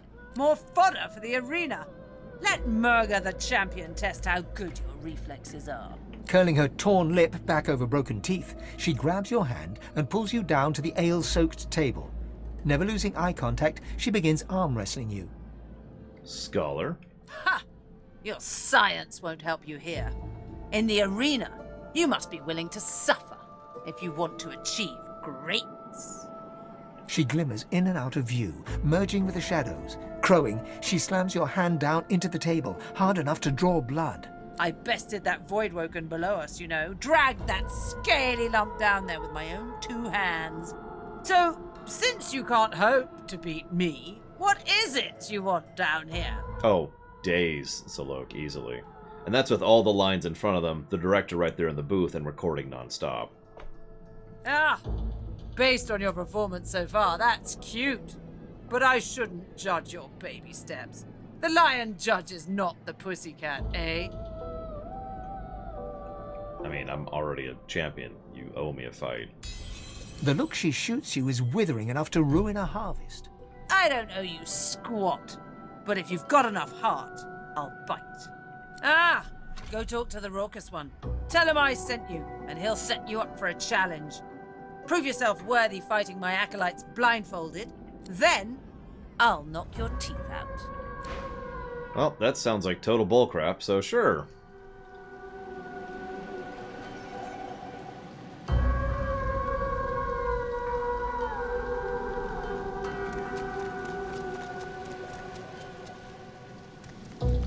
Figure it's time to prove yourself. Let's get it done. Let's do it. Is that so? Well, looks like the crowd'll get its money's worth, for sure. You accept her challenge, do you? Yeah, sure. Alright. Just make sure to keep the blindfold on. You take it off, you lose the challenge. Real simple. I mean, I could, as it is. In any case, you're in for a treat, laddie. Better than sweet cream stew on Lucian's Day. Who's coming along with you?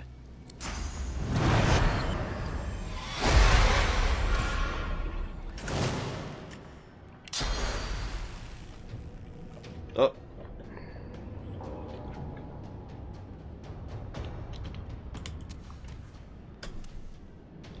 So, we're gonna do this. And yeah, we're actually gonna do exactly what Colgrim is talking about right now.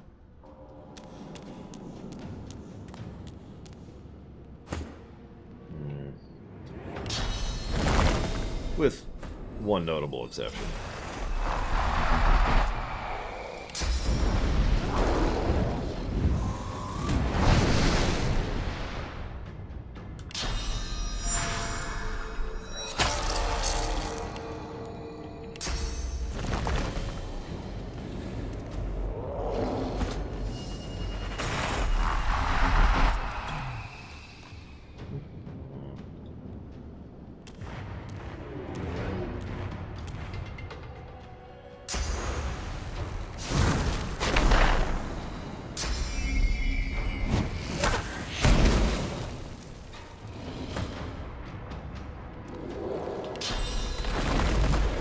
mean, it's actually possible, Colgrim, especially since I'm buffing them, too. Glory is mine. And go ahead and just kind of scooch out of the way here.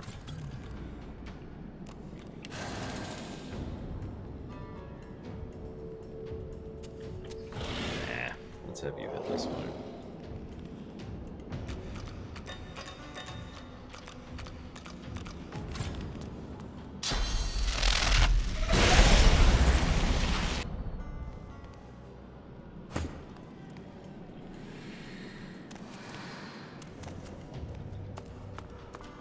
And you just kind of chill out over here.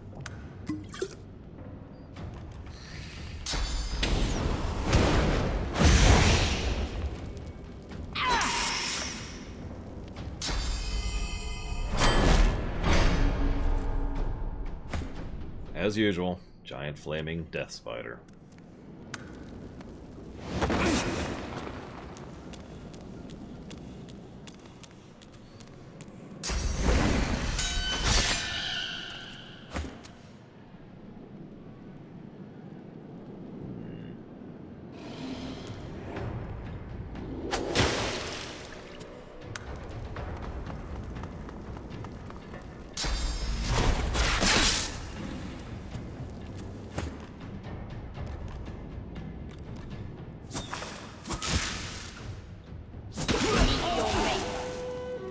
Actually, I didn't know that call.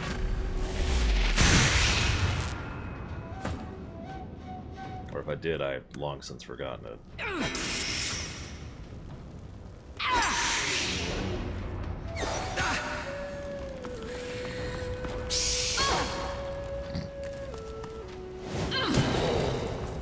Yeah, go after the Incarnate Champion, who, by the way, at this point has 800 armor and 1,000 health.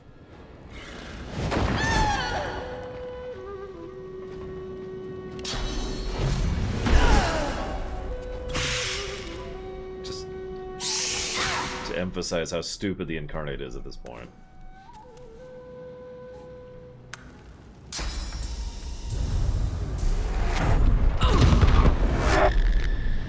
Did you just set yourself on fire? I just want to be clear about this, that you set yourself on fire. Just so we're on the same page here.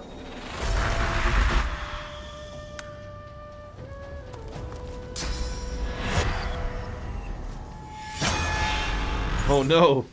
She shackled my wooden totem!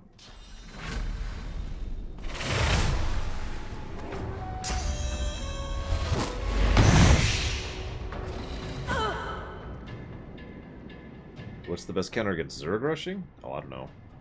Properly knowing how to counter the rush, because if you do, then you're ahead of the curve and you win.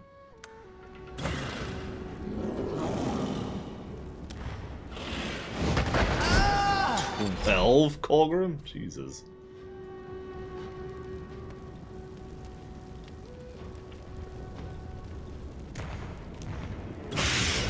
Speaking of which, the Bone Widow... Let's see here. Has 1,300 health and 240 armor. And hits like a truck.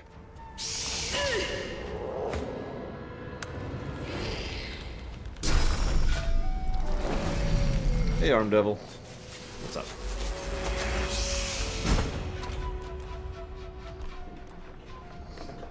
A fierce dwarven woman appears by your side. She appraises you, unsmiling. Hi. Nice to see the cub has some claws. You drew blood. Enough to know you're alive. And you proved yourself against my little challenge. So now we will fight, you and I. Did you succeed, Arm Devil? Come on. Show me I'm alive. Talk to the raucous one when you're ready to fight. Well, congrats. She winks over her shoulder at you and then disappears. Nice show out there. You're smouldering, you are. Oh, this'll be a scotcher. Who are you taking along? Everyone, let's do it.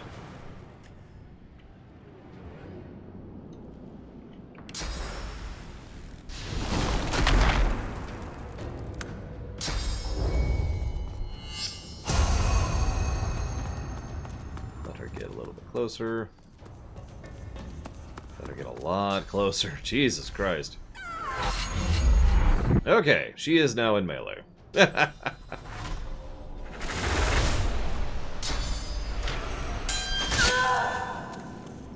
That's a hit.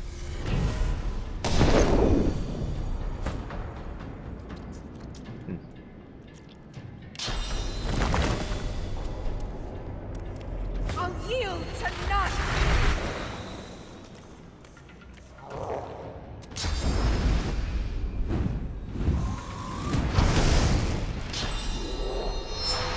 Doing the same strategy over and over, but whatever. No. Glory is mine! It's like the 6th time that's happened now. Peekaboo.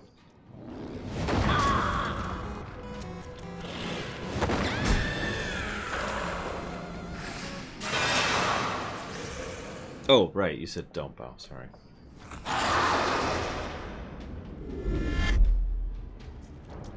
Say, looky, a champion. Good for my belly, good for my happiness. I mean, if you demand that I bow, Hazardous, I really don't have any choice in the matter.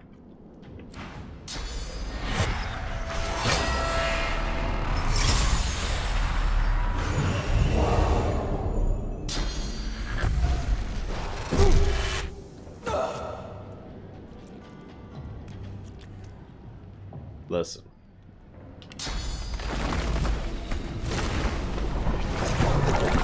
So I can't bow. How about if I genuflect? Does that sound acceptable? Maybe if I stab myself with this crappy plastic knife. Does anybody else wonder what the point of these damn things are? These are not sharp. These won't cut anything. And they're too flimsy to stab anything. So they serve no purpose. They're useless. Like, at least a plastic fork will be able to grab something, and a plastic spoon could hold something, but this is pointless. Look, this is nothing. Anyways, hi.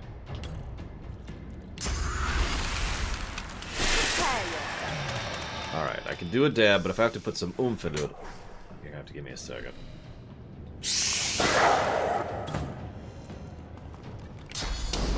Right on this thing's face here.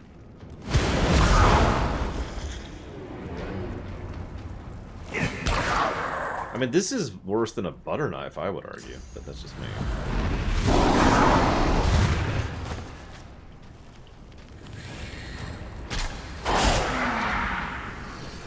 Okay, having successfully vanquished Hazardous. The dwarf bounces up and down with glee, then catches himself and clears his throat.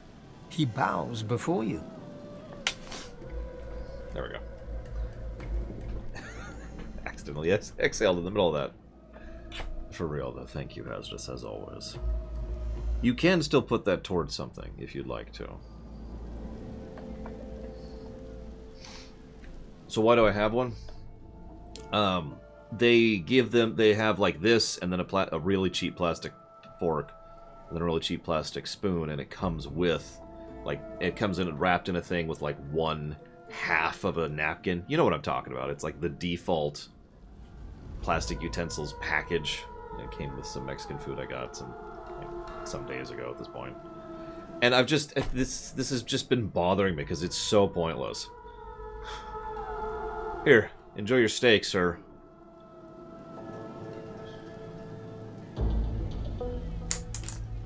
Extraordinary, son, just extraordinary. The spirit of the One has yet to settle, but it hovers near. It knows your great feat.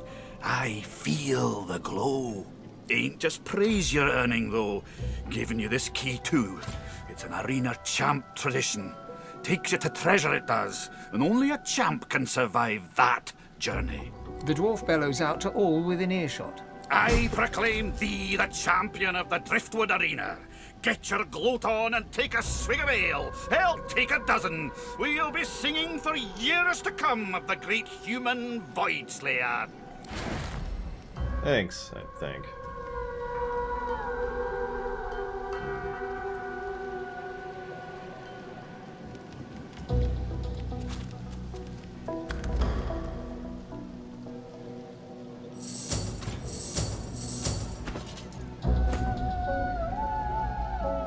Yep, I was right.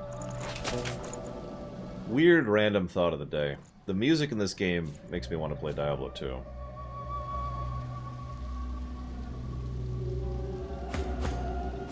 Is it just me?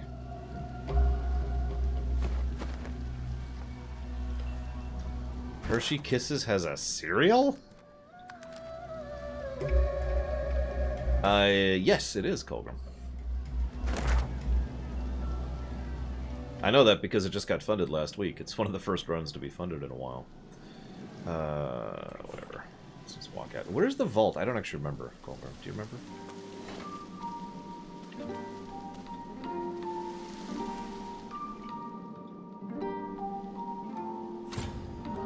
Oh. Bzz.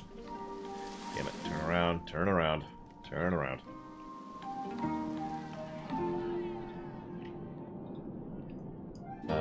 Probably this, then.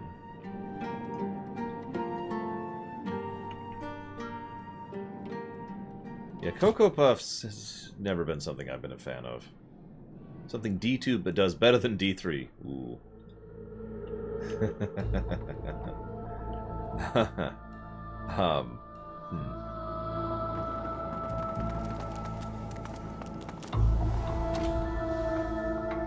So,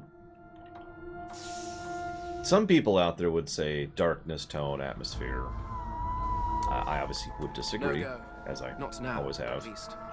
However, to come up with a real answer, you know, something that I legitimately think it does better,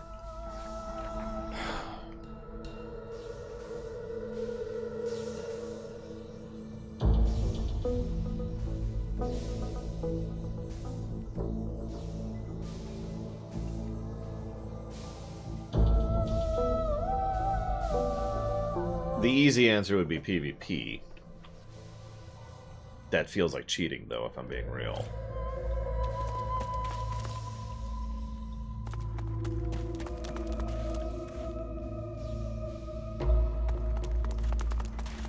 Character building. Wow, I cannot disagree with that more. Colgrim, I'm sorry.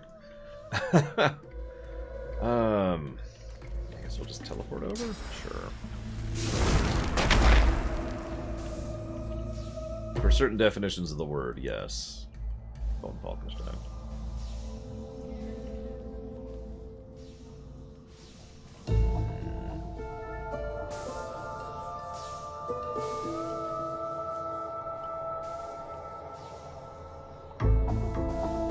I mean, it's a valid complaint.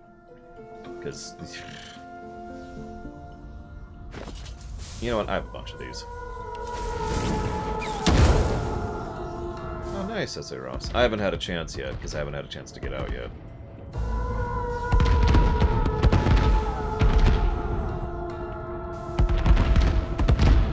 Of course I know what to do here.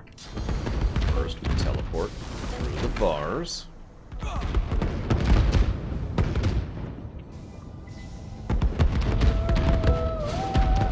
Grab the chests. Closer. It seems I can't use that right now. It seems I can't use that right now. No, I have no idea what to do here. I don't think I even actually did this. Ever. I could be wrong. But I have no memory of doing it. Does Petrify wear off?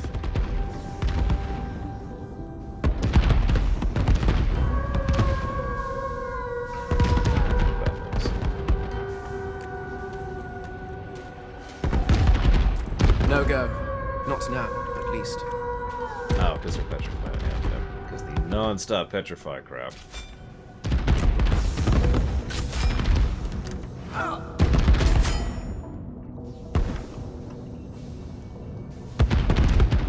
Okay, so, while that's happening...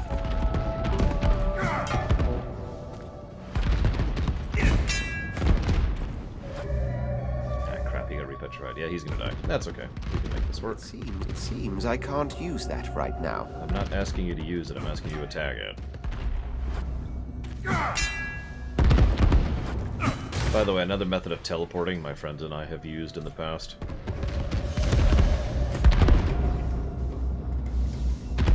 Dying on purpose and then rezzing.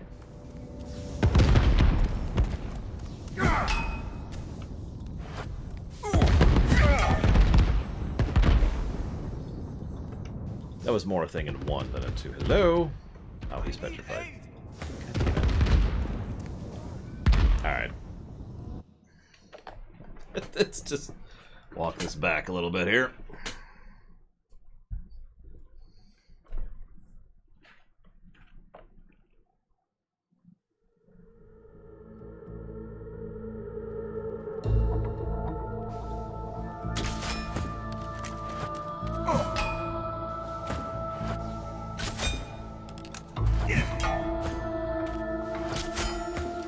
It seemed no go.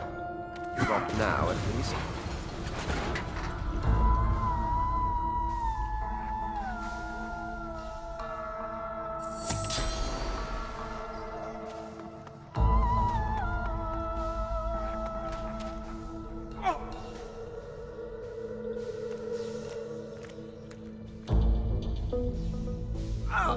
Hello? Really doesn't want to use the rusty valve. Okay, whatever. Sure.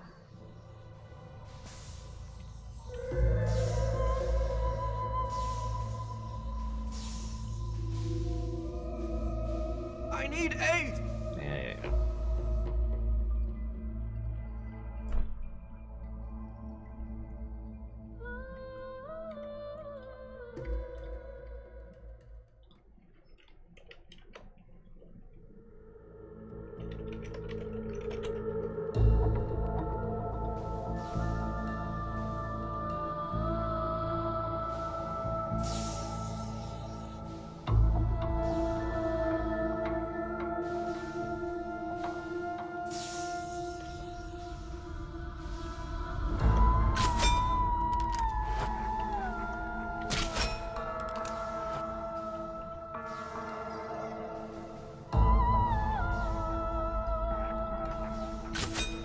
No, Colburn.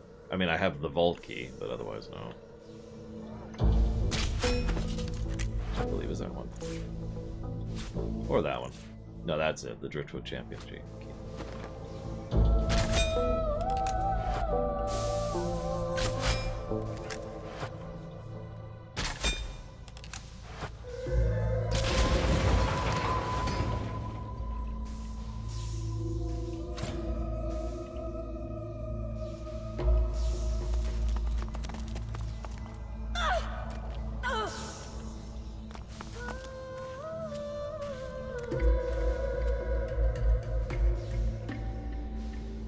You can't see it, but I'm mousing over like crazy trying to find something to interact with.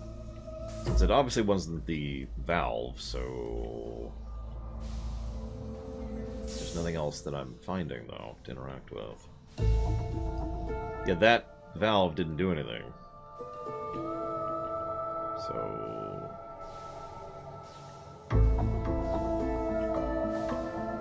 Where is it? Because again, I'm just mousing over like crazy trying to find it, and I am nuts. Ah, there it is. I see it. I see it.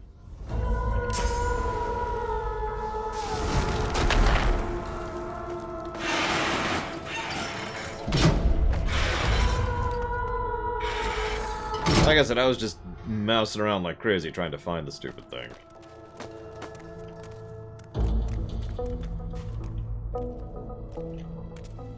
That is a minor complaint of mine, but it is a complaint I have in this game that you can't just mouse over.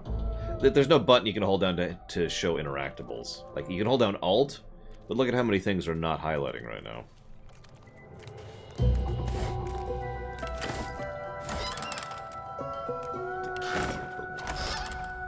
And some random loot.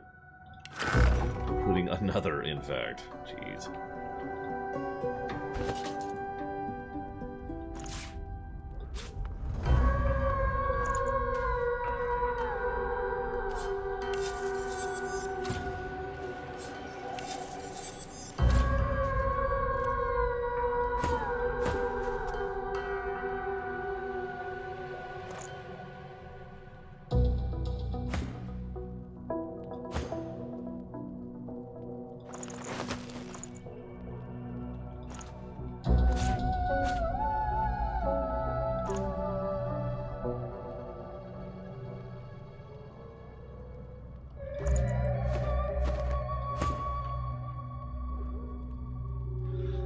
Okay, so I did that.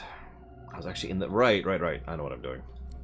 Thought I'd be doing this like half an hour ago, and then I got distracted by the arena. Where is this jackass?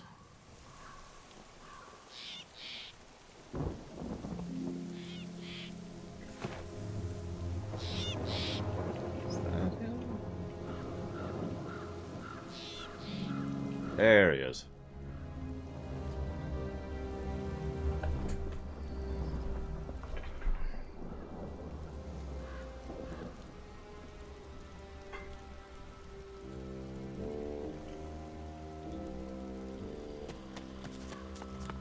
As you reach to push open the heavy door, the coils and whirls of engraved wood dance into a new pattern. The semblance of a face arises, a face that seems to look right through you. A little sorcerer, come to play. You are a sorcerer, are you not? Perhaps even God-woken? Tell me true, now. Yeah. Silence greets your answer. In the distance, you hear the screech of an eagle. Worryingly closer, you hear some kind of a moan. Time passes. At last, the lips on the door creak open, and the door speaks. Enter. The face melts back into the wood of the door, and the whirls swirl back into a floral pattern. A loud metallic click can be heard from deep within.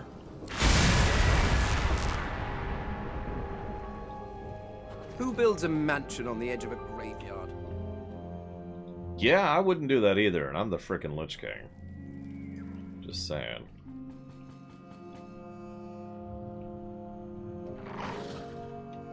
There he is. Save.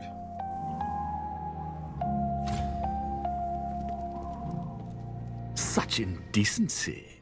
You strike a man in his own household? A short temper is an unfortunate weakness in a sorcerer. Even more so in a God-woken, I'm sure. Why does it say continue to attack? I didn't attack it. I'm not even in the room. I'm literally outside. How could you possibly know I'm Godwoken? Don't be so naive. My doors only open on the occasion of truth. What you admit to them, you admit to me. I also see you are not yet whole. He presses a slender forefinger against his tight lips and hums. I'm not a generous man, but I could give you what you seek if you offer something in return. A completely fair exchange between sorcerers. What do you want? You must go to the Black Pits. There's a cavern there. In it, you'll find a stone tablet of considerable value. He points to the location on your map. Bring it to me. Dizziness. It lasts just a moment, but long enough for you to feel Amadia's presence. You hear no words, yet understand. It's imperative you accept Riker's bargain. Piss off, Amadia. The episode passes. Riker is peering at you intently. He awaits your reply. Is this your card? How marvelous. Riker's lips tremble impatiently as his eyes dart to your pack. Show it to me. Actually, no, you need to fulfill your end of the bargain first. He considers you for a moment. Very well. Riker closes his eyes and spreads his arms, then recites a series of syllables in the eternal tongue. I call to the souls of the dead. Your remains, the stone garden's eternal burden, descend from the hall. Surrender your source to the vessel before me. Riker's voice grows even louder until his words echo from every crevice in the chamber. Swan and Rince, Crossley and Locke, Quincy, Keller, Harkwood, Haran. An essence yours no longer. Souls and source come forth. Cross to the void, so that he might awaken. The words wrap themselves around you, then slip through your pores. You feel as if you could skate upon water or leap among the clouds. You are no longer less, but more. Your well overflows, Godwoken. But I will stay as true to my word as I can. Accept this gift from the spirits of the Stone Garden in lieu of the mastery you already possess, and thus I can no longer offer. Yeah, but I'm not going to give you the tablet, sorry. You thought you might turn the tables, did you? Such naivety. Almost charming, really. But we had an agreement. The tablet is mine. Yeah, before I kill you, let me check your inventory. Nothing worthwhile. Okay. A shame it has to be this way. I was just getting fond of you. And he's hostile, but we're outside. I'm tempted to just walk away. Peace.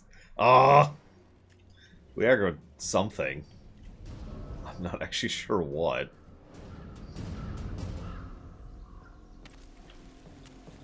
Most of us aggroed something.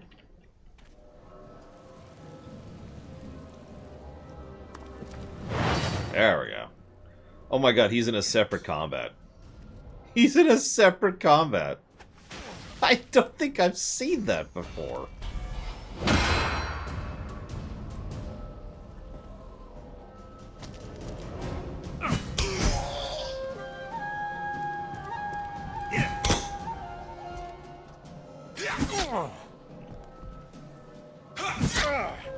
You know, everyone else is just like, hang on.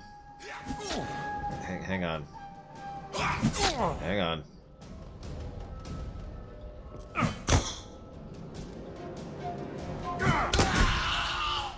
Alright. Just wander over here. Open the door. Oh my gosh!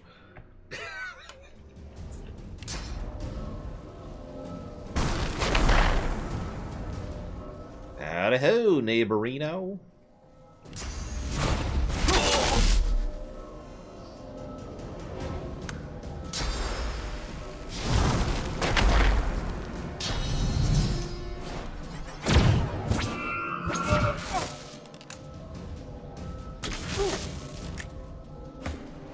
We teleported in through the... Oh, you mean... Right. Yes, there is now a hole through the roof, which everyone's just teleporting in via. It's standard practice, really. I'm ready.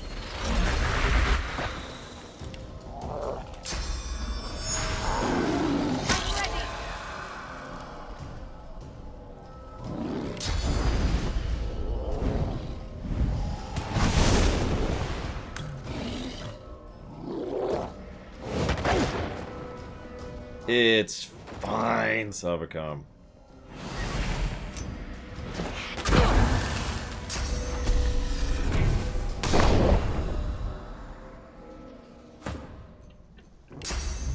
Yeah, it's one of the reasons I'm surprised that the co-op speedrun is not quicker, since they could literally split up combat.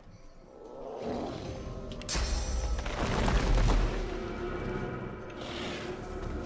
put you over here.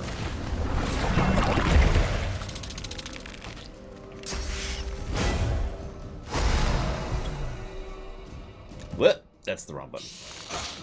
Well, that's a waste of AP.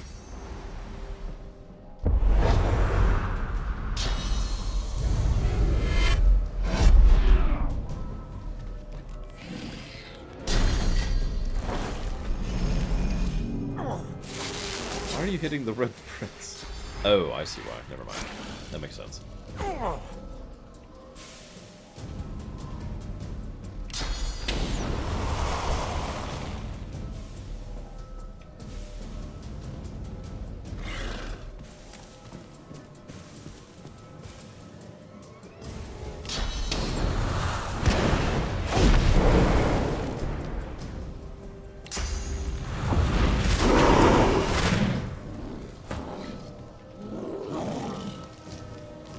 By the way, you can just source vampirism these guys to kill them instantly if you have Spirit Vision on. I remember that because that's one of the ways we got through those. Not that I encourage such horrifically evil acts, but, you know. Smack! Won't be the first double cross.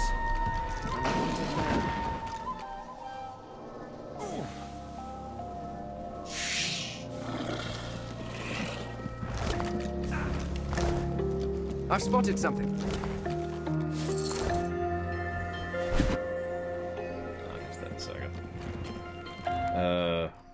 I'm a lizard. kin. You speak to Cure, hatched from the egg of Zora. It pleases Cure to speak to lizards once more. Hi. But why does a dragonkin leave the ancient empire? Why does a dragonkin come to such a dark place? What is it, Colgrim? You stare in shock. It's speaking perfect old tongue. You'd have no idea what it was saying if you weren't well versed in the Empire's ancient texts. I am on a mission to bring light to shadows. A champion of the sun. Cure is pleased. Our old master would be proud. Has the Empire fallen so far? The old master would never have allowed such folly. You know, I almost never hear the old tongue spoken. How did you learn it? Cure's old master taught Cure. Consul Zara, esteemed lizard consul, was the most prestigious master. Until the elf killed Consul Zara. The lizard lets out a low, rumbling hiss. Killed Zara for gold. Then he stole Zara's chest and stole Cure away. The chest? What happened to it? The lizard's tongue flickers, a wry grin spreading across its snout. The elf could not open it. Its magic was beyond the creature. In a rage, it was thrown into the graveyard's eternal flames, where it burned, and burns still. My master's magic is powerful, and it will never fail. The chest sits safely burning until the eternal flames wither. Yeah, I actually saw the chest. Do you know how to open it? The lizard's eyes, cold, search your face for a moment. Cure has hoped to keep his master's secrets until the end of time. But it is right that a kin of your majesty should know. If you can douse the fire, good prince, sing these words. The chest will open for you like a cracked egg. Honor the memory of Cure's master. She deserves nothing less. Well, okay. Let's go talk to his spirit for a second. The spirit's eyes turn to slits and his mouth purses. He says nothing. If you seek to strengthen your bond to the source, I've nothing left to show you and nothing left to say. Take what you must from my home, but my memories and masteries, they remain with me. His sneer is now a gash, wide and gruesome. You can barely believe one spirit could harbor so much contempt. What's up with you, dude? His face only contorts further, a testament to his unmitigated contempt. You know. Your scales tremble and your tongue is numb. Your inner source pours into him and his into you. The graveyard. You look down at your mangled hand, then towards a shimmering spirit standing ahead. A feast awaits. You reach out your gnarled hand.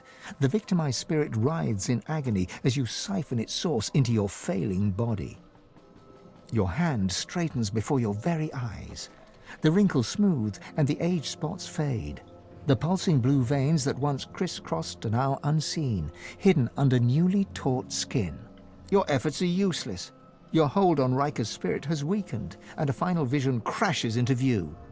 You slip on your spectacles and hold the parchment to your eyes. As the script comes into focus, you see the words Black Ring near the bottom, and you are thrust into the reality to become fully you. There is but one promise I have ever regretted making. One deal I have ever sought to break. That tablet, the template to the Sworn Breaker. It was the key to my freedom. Alas, I remain sworn. Yet, I take some comfort in knowing that the Black Ring comes for you, Godwoken. The lone wolves will collect on their contract. Wait, The Black Ring enlisted the Lone Wolves to kill me? I feel like I've already learned that twice, but by all means, continue. You couldn't imagine it possible, but the spirit's scorn only grows. Riker may be silent, but his feelings are hardly secret. Well, okay. I will leave you here to rot then, I suppose. More or less literally.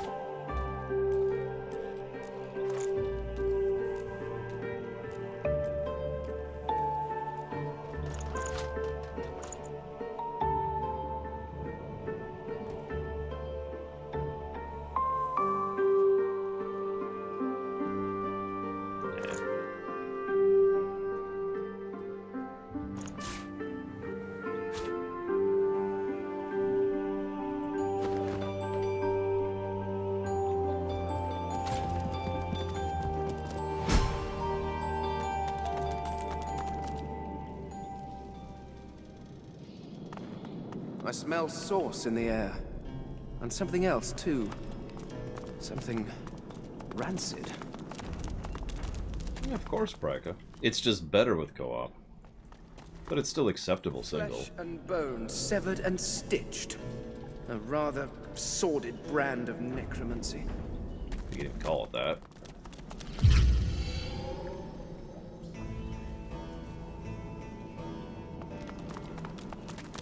Yep, those are jars filled with nope. Look out. I see a trap nearby. Thanks for the warning.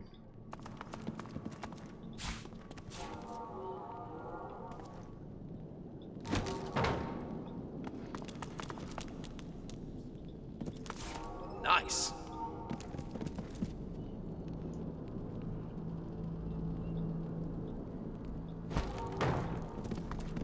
You see yourself in the mirror. Careful. It's quite a sight. I spotted a trap.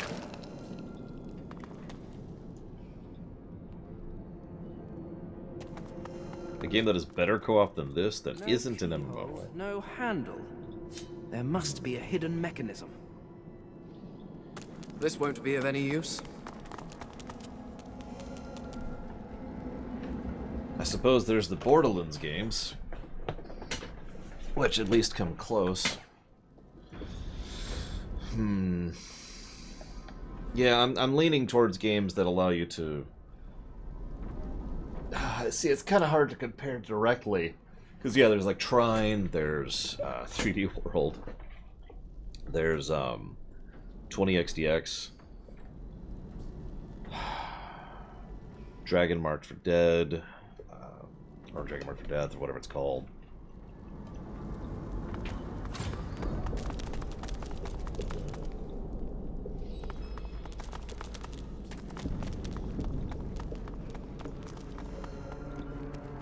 I can't think of any now that I'm actually tasked to. It's always the way. I've played gabrillions of co-op games over the years. Portal 2, which had a whole separate campaign for it. This is quite the antiques collection.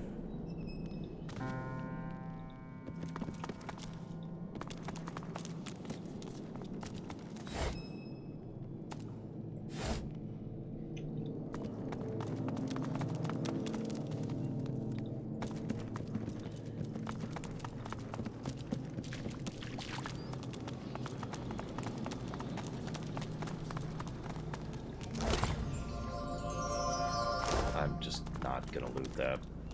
I'm not looting anything from that pile of bodies, I'm sorry.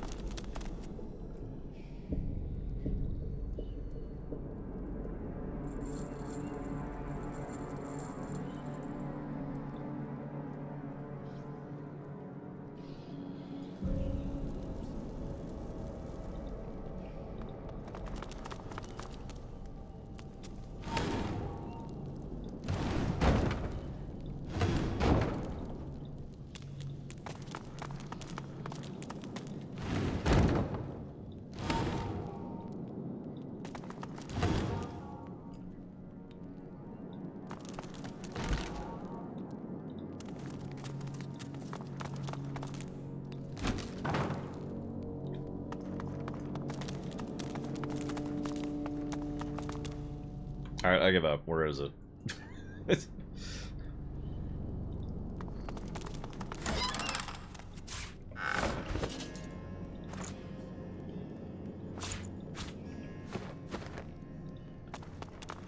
No keyhole, no handle. There must be a hidden mechanism.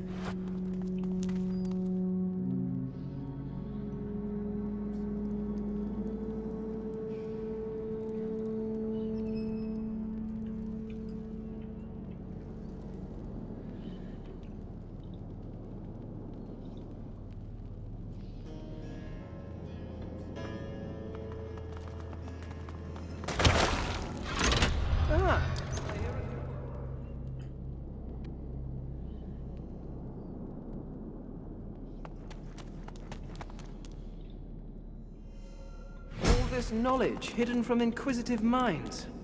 Such a... This is quite the antiques collection.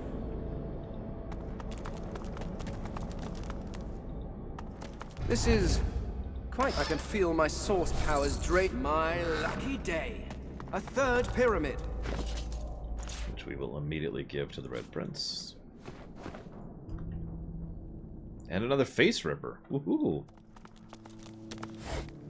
Why would this guy have a face? You know what, never mind.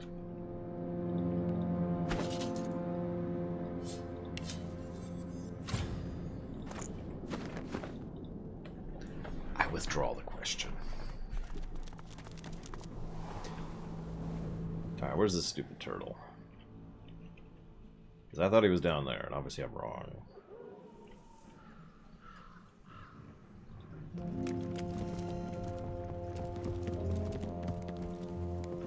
Who wouldn't want a face ripper? I can think of a couple people. I hear You, apple tater cheese.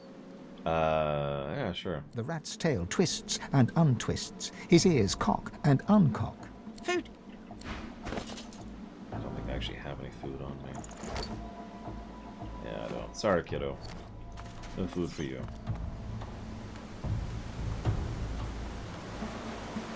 The turtle looks up at you, slowly. It looks down, slowly. It looks back to you, slowly. Yeah, I get it. It's a turtle. Lucky in life, unlucky in love. Aww. Are you in love with someone that doesn't love you back? She lets loose a long sigh. She inhales. She sighs again. Oh, Rory, the rat. He's just over there. Don't blink, or he'll flit right past, like a rat. I have questions. He's Grace. I'm Gruel. I'm too slow to give him smooches, and he's so smoochable. I withdraw my questions. If only I could keep up. I could groan sweet things in his little ears. I could tell him I love him. I could share my beats. I like beats. Maybe I can talk to the rat for you? Oh, how kind. But I don't like butter. You could try carrot juice. Or some kind of nectar? Do rats like nectar? Maybe cheese juice. Is there such a thing as cheese juice? There's no such thing as cheese juice. Oh, that's too bad. Because then you could cheese juice her up. She grins at her own joke. It takes a good minute for her mouth to reach a full smile. Okay. I'm now playing matchmaker for a turtle and a rat. This is my life now. Can't talk, hungry. You know, the turtle has something to say to you. Hungry cheeseberry. The rat vacuums up your scent. Its whiskers twitch. Cheese food, fruit food. No, the...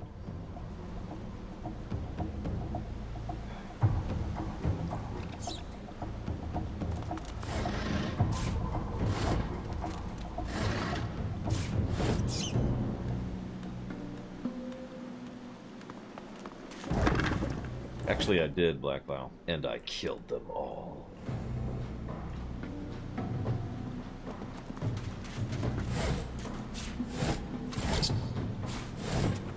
Well, I don't have any cheese. I'm afraid these two lovers shall remain unloved forever. Unless other food counts. Let's find out.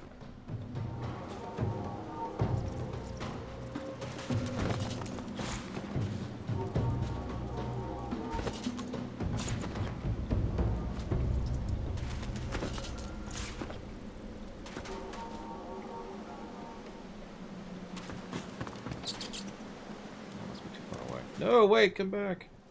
Come back.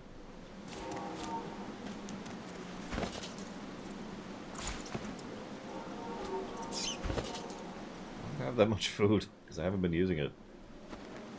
No! Then you must die. Yeah, I killed your boyfriend. Farewell, sweet Rory.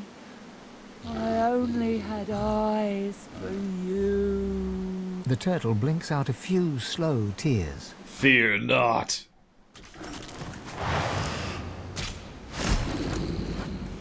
Okay. Let's reload.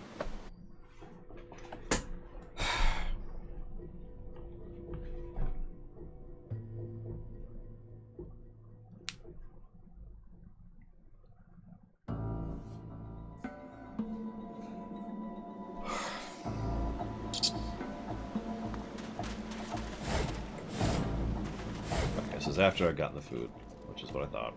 Let's see if we can find a little bit more food.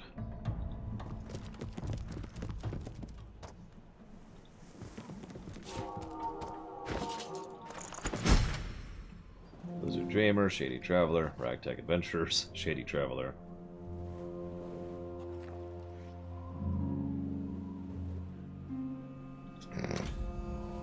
Okay. So let's see, do you have any food anywhere? Food. I'm guessing wine won't count.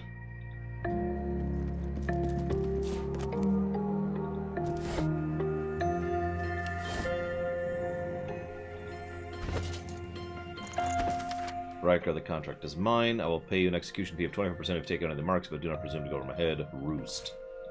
And Roost is just involved with everything, isn't he? I mean, he was. He's dead now. A spirit sits behind the grand piano, her hands moving to and fro along the ivory keys. O'er black and white, my fingers dart, as lost between worlds as I am. O'er globes they glide, o'er flats and sharps. Whither go they, Lord of Life? Direct them. Grand adventures. The music swells as the spirit's dalliances along the piano keys are joined by a ghostly violin. A distant orchestra fills the room with melody.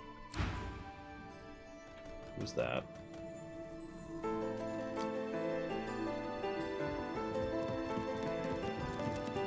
The lizard hums tunelessly, not a melody exactly, but more of a meandering moan. 10 spans under, humans slept. 10 spans up, the dwarves were kept. Lizards burned in lasting flame. Elven trees toward skies did aim. Nice song. She looks to your left with one eye and to your right with the other.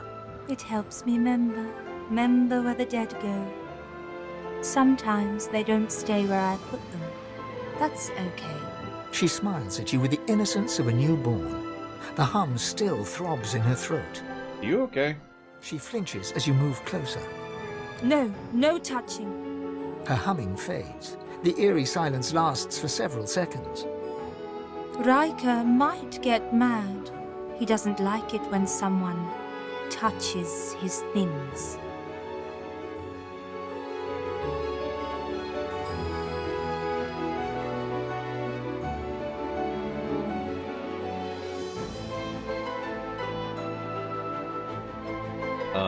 Riker can't hurt you anymore, or anyone. He's kind of dead.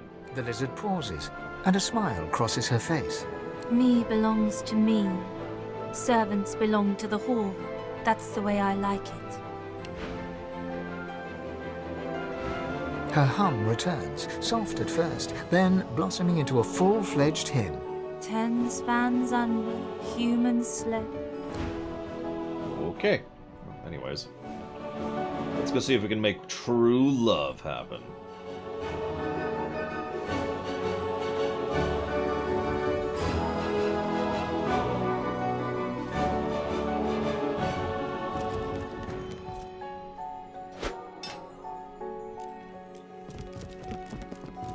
I'm having trouble grabbing these darn things.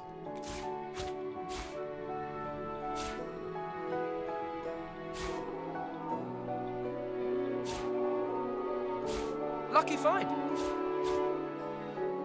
Yeah, I know. That's why I didn't. By the way, this is why I'm not holding down Alt.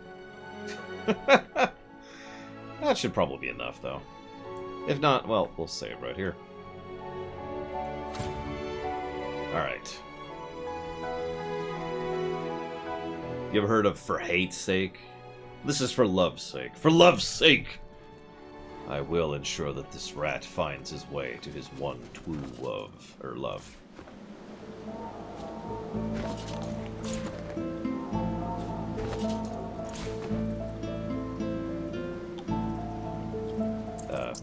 Go. What the hell? Sometimes I do wish I could have a pause button.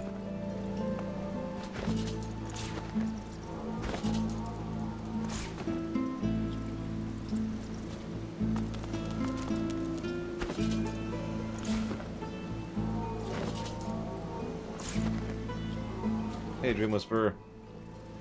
You're trying to advance the cause of Twuwov. Not sure if we've succeeded yet or not.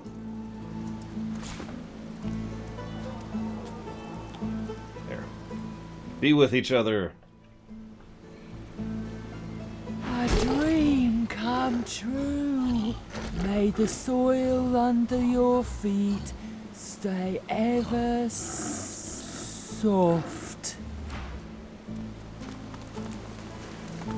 Love is in the hair. May It's the not. soil. No, that.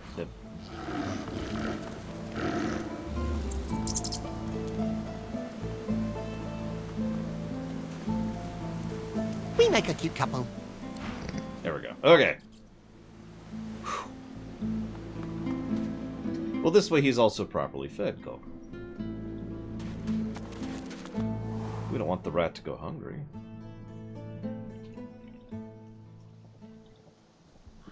Okay.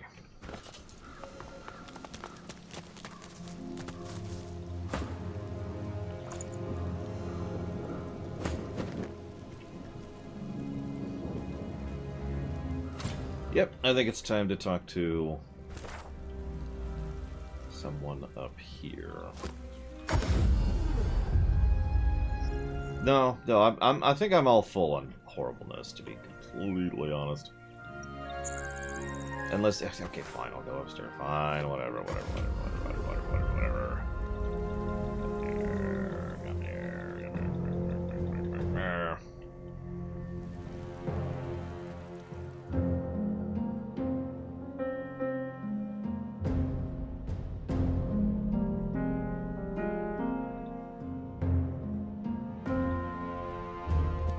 Death prowls about. Blah, blah, blah, blah.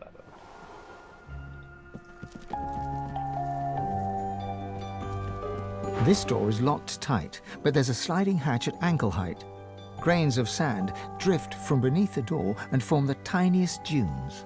Peering in, you can barely see as your vision is limited by a cobweb draped across the hatch. You think you see an empty room carpeted with sand. It's quiet in the room, too quiet.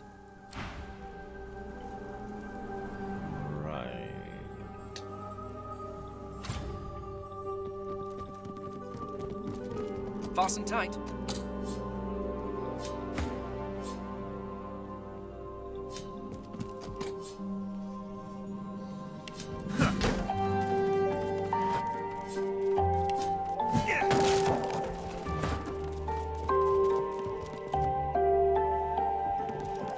If you think the master loves you more than he loves me, Then, Dot, you're a bigger idiot than you look. Master's the master. Master knows the dog is better than the cat. Master says good dog. Does Master say good cat? No. No, Master does not. See? The cat gives the dog a long, languid look of carefully disguised contempt. Then she sighs and turns to you. Settle an argument for us. Sure. Dog's body here thinks that because the master is grateful for his, meaning the dog's, mindless devotion, he loves his dog more than he loves his cat.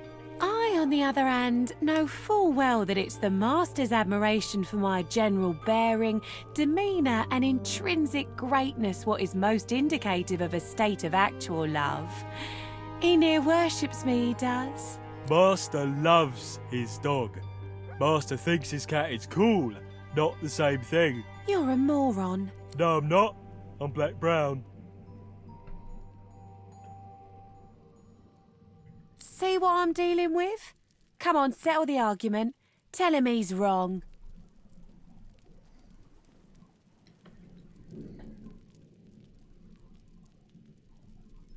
Well, cats or dogs?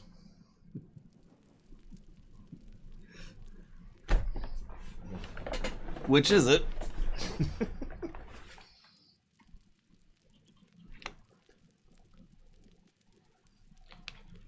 Yep, the biggest choice in video gaming history. Which is superior, cats or dogs?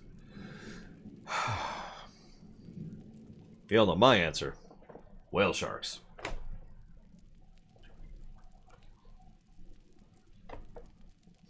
So we've got, let's see here. So we've got cat, dog, cat, cat, dog, cat, cat, equal, cat, cat. Chat appears to be leaning cat. Somehow this does not surprise me. Very well, the cat is superior, so saith the lore walkers. There you go, Dot. Listen to the nice fellow. I don't get it. Scritch, scritch, scritch, scritch, scritch. But I thought he really loved me. My old master, he really loved me. I probably shouldn't have left him the way I did. He'd have died for me, he would. Did die for me, as it happened. Come on, Dot. We'll go kill rats or something. Take your mind off it. Here you are. As a token of my gratitude, there's a shiny what's-it under the bath upstairs might be of interest to you. People seem to like that sort of thing. And I'm done playing with it. Goodbye, and good luck to you. Sure.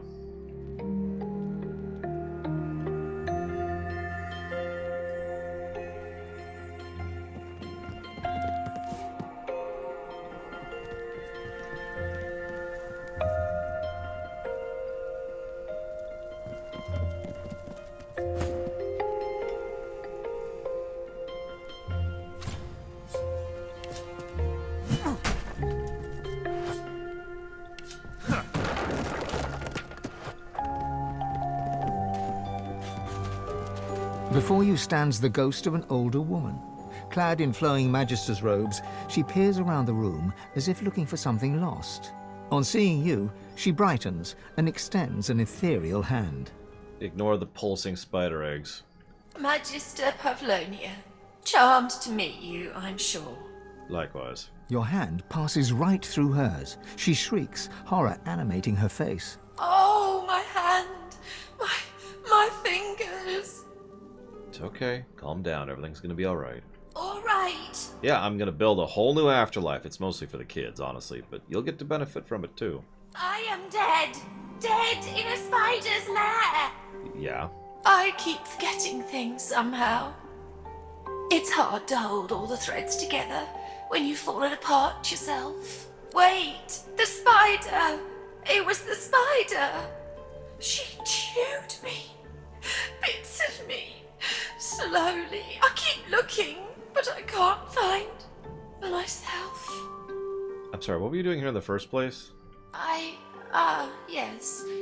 I came from the Black Pits to To negotiate with Riker here in his house, we needed to ensure that scoundrel wouldn't interfere with our plans there. He must have mixed something into the delightful rose tea he served me, and then...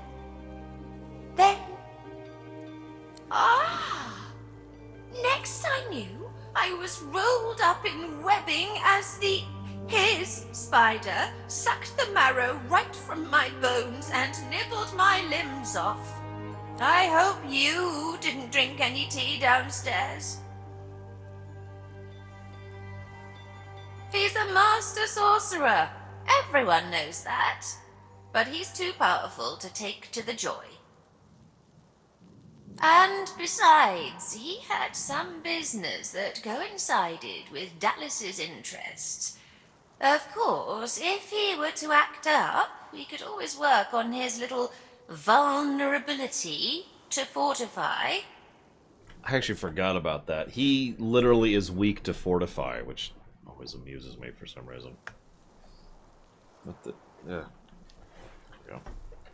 So Dallas ordered him left alone, providing he didn't interfere with Magister business in the Black Pits. What are the Magisters doing in the Black Pits? She throws you a haughty glance. In the sharp lines of her face, you see steely determination overtaking the spirit's distracted manner. None of your... Never mind. Well...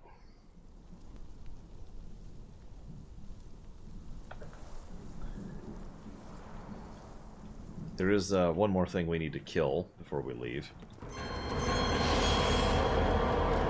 The spider spindles right up to you, her long, long legs tickling the sandy floor.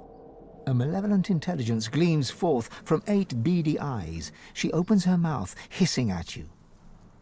Don't you know, my little pepper pot, that it's ever such bad manners to enter a queen's boudoir without permission? But what's this? Something familiar beats within your heart? A venom promise, a gift from one of my kind. Thanks, I forget your name. She shuffles her enormous body closer, looming over you until you are enveloped under her shadow. Venom sizzles to the sand from her fangs as you are pinned in place under all 8 of her eyeballs. Please move further away from me. You come here for me? You desire another spider's kiss? Who in God's name would say yes to that? Who would ever say, yes, please, I can't get enough of those spider mandibles.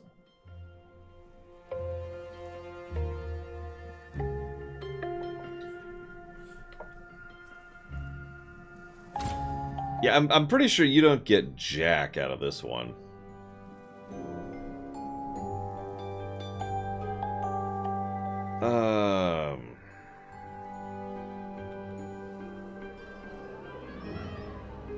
Okay. Oh, God, I'm eating lunch in like 40 minutes, too. You're terrible. Her eyes glisten, and her distended abdomen jiggles and shakes. Is she laughing at you? How adorable! But I'm not interested in you like that. I've already got plenty of babies. So you are still prey, but of a different kind. I hunger, and I hear my princelings blubbering in their loving cocoons. Really? Tell me more.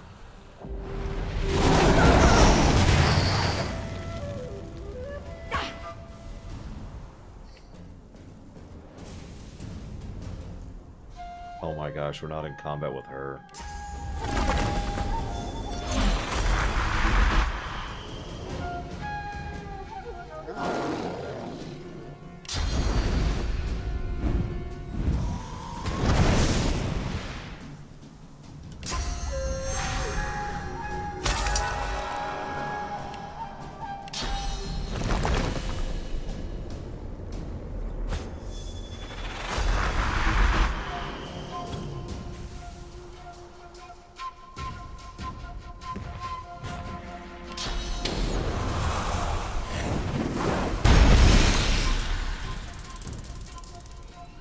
still not in combat with her.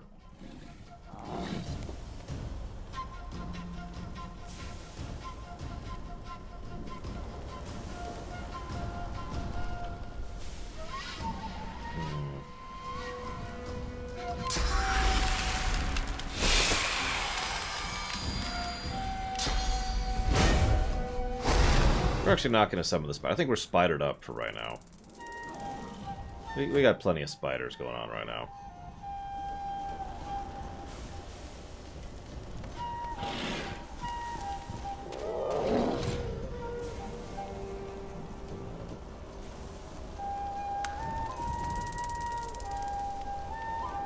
This is just amusing. I don't think this is good or bad. Damn it, they're hatching.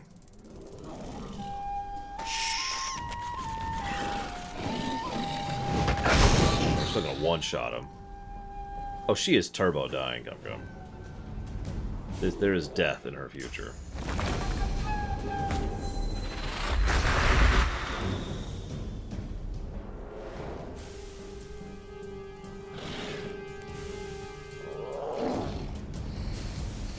Oh, haha, is low.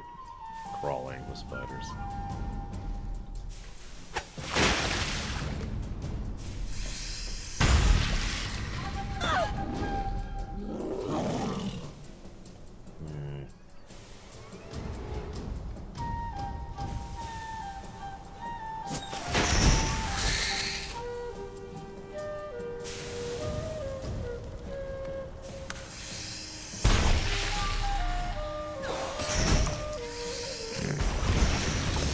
Funny. Hatched and then immediately died to the fire. Is that all of them? No, there's 2 left. No, 1 left. Where's the egg that's left? There. Unfortunately, I don't have fire at my disposal.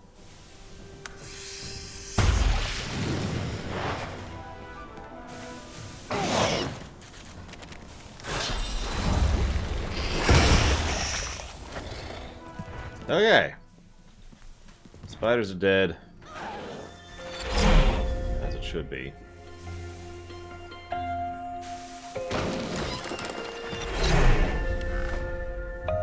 Okay, so quickly. Her fangs drool venom that sizzles on the sand. Hey! It's time to fight! How are things going? Listen. Just die. Just all of the die. Prepare yourself.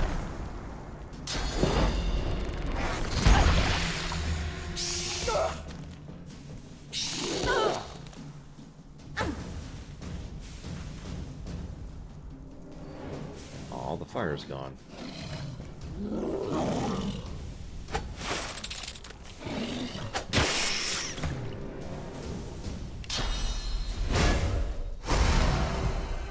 Actually, I'll show you what a true spider looks like.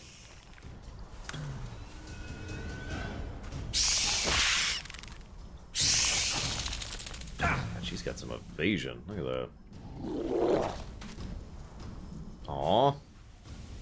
I was gonna onslaught right in her face, but you just get to be smacked.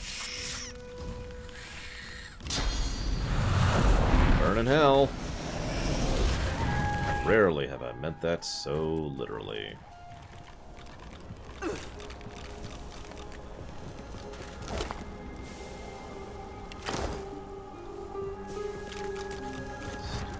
Spider.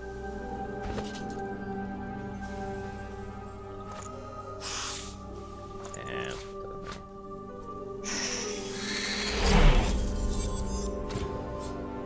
yeah, ironically, the bone spider doesn't bother me much. I don't know why.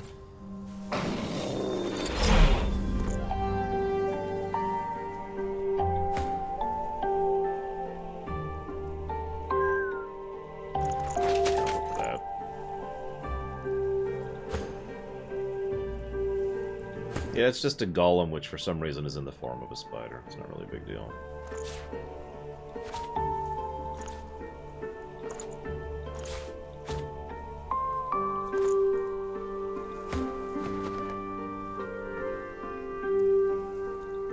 Pavlonia gazes searchingly.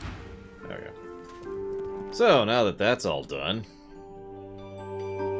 we did make the world a better place, though, by getting rid of that spider, and Riker, who was willingly feeding people to her so that he could extract her venom. So,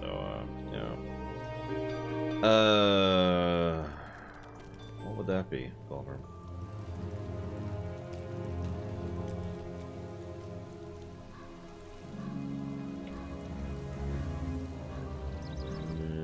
Yeah, I remember what that is. More down here-ish. Or over here. There it is. Right here.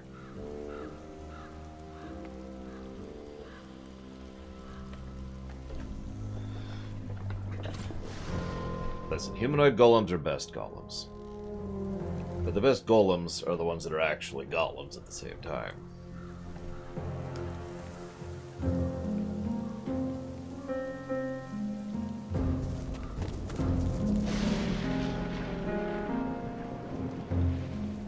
So... have some source here. There we go. The roots of a great ancestor tree reach from deep underground to the surface above and beyond. But this tree feels tainted. You are a scion of the elves. The mother tree demands your blood. You do not have a choice. She has a plan, and you must serve her with your death. You heed your mother's wishes and take root. But then you hear a voice, a friendly whisper from beyond. The voice knows you. He understands you. He loves you. He offers you your freedom and asks but one small service in return. Grateful, you accept. In an instant, you are an elf once more, walking in the world. But your new friend begins to make demands. Small services, then larger and more often. They cause you pain. At last, he bids you guard your tree. He expects you shall have guests. You shall kill the Godwoken when they come. Then you shall be free. The thought occurs. The scion replaced one bad deal with another. Sure. No such thing as luck. Only self-earned success. Or as in this case, self-earned failure. Is that the truth? Desperation leads to stupidity. Among the stupid, anyway. Elven games. No one cares. Aww.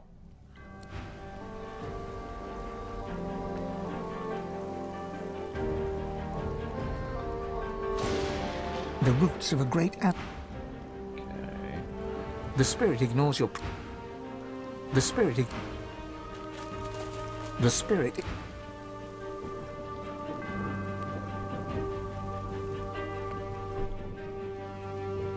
As I say, I don't know how to trigger things. I'm here! Hey, tree. I'm here. You can try to kill me now. Tree? No. Tree. You can try to kill me, I'm right here.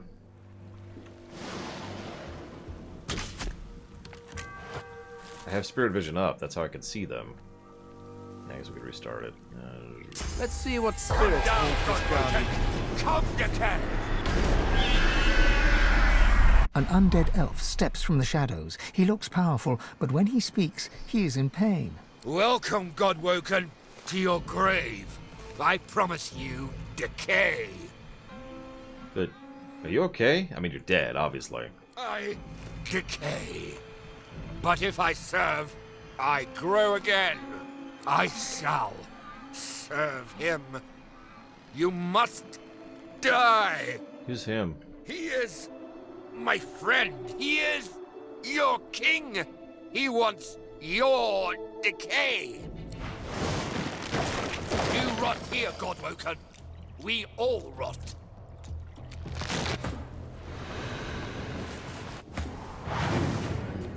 Yeah, so anyways.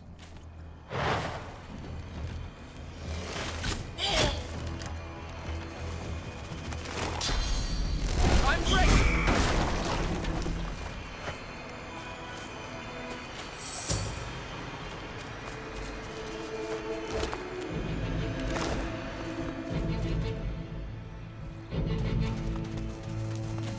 Lucky find.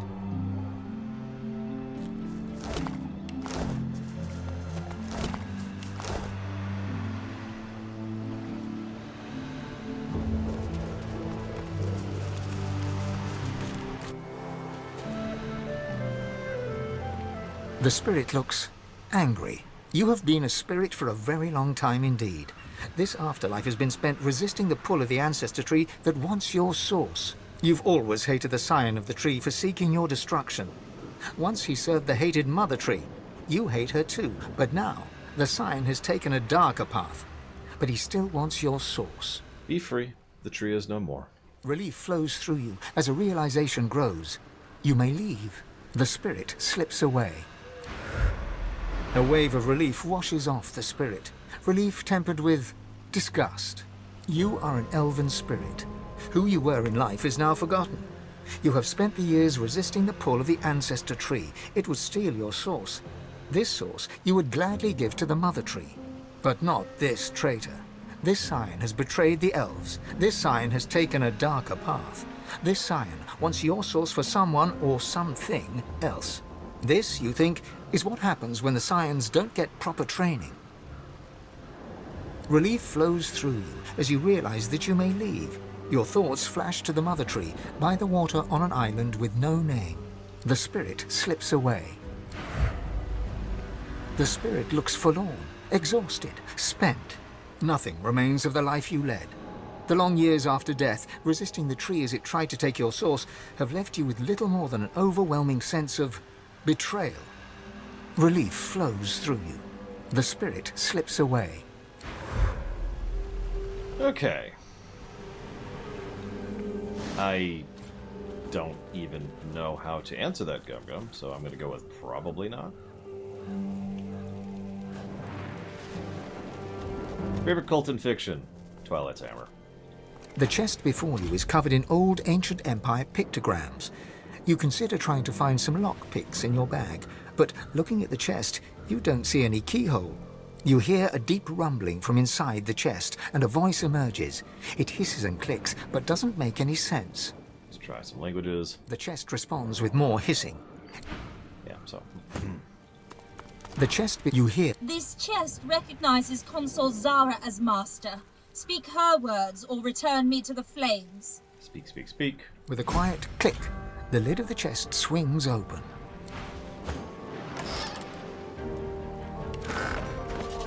Bunch of loot we just got.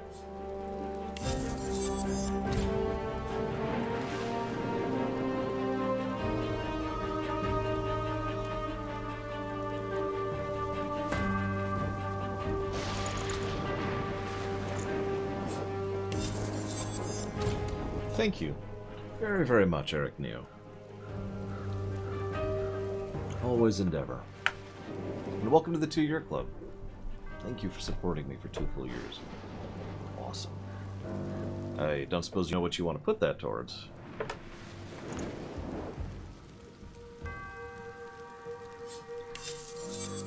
Also, is Cult of the Edge a real thing? Laura's choice. You got it. There.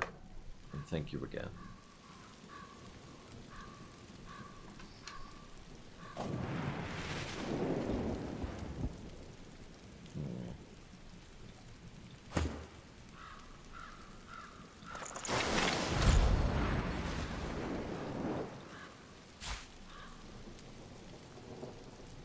Ooh, a pear.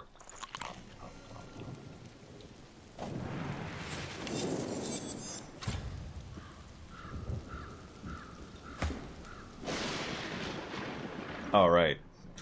We're keeping the bucket.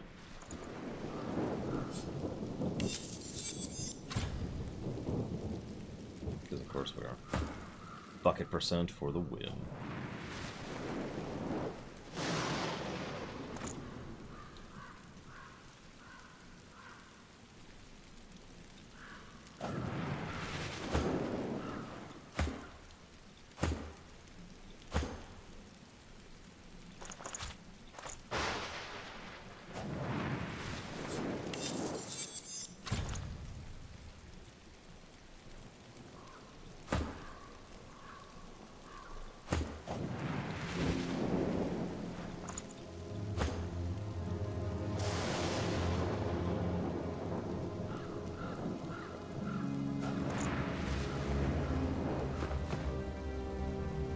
That's true. We had to fight without the bucket once. all of the negatives. To Tormachris! Or, I mean, I'm just kidding. Tormachris would never get a negative. But thank you for that sub. As always, I do appreciate. Thank you. Do you know where you want that one to go? Other than towards rising, obviously. Where am I? Should there be a...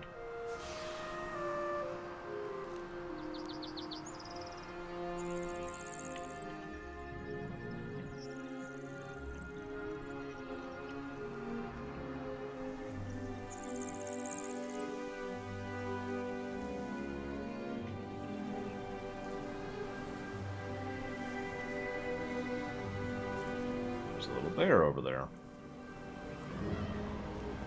And a ring, apparently.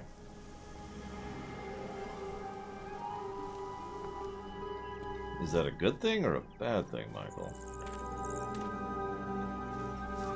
Can't tell anyone. The Magisters would probably have her killed. A man paces back and forth, puffing anxiously on a pipe. His face is creased with tiredness. The faint coppery hue of dried blood stains his hands.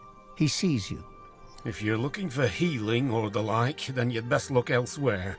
My plate is full for now.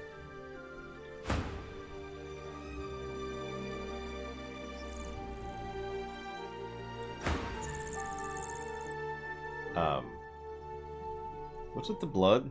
The man chomps on the bit of his pipe, generating a small cloud of nervous smoke. Finally, he plucks it from his mouth and clears his throat. I came by a new patient, a young woman, very troubled. I'll do what I can for her, but I'll need to concentrate. And that means... He gestures with his pipe for you to leave. I'm pretty good at healing. Fine. You can help. Take this key and go to the cellar. I'll join you there. Yeah, sure thing.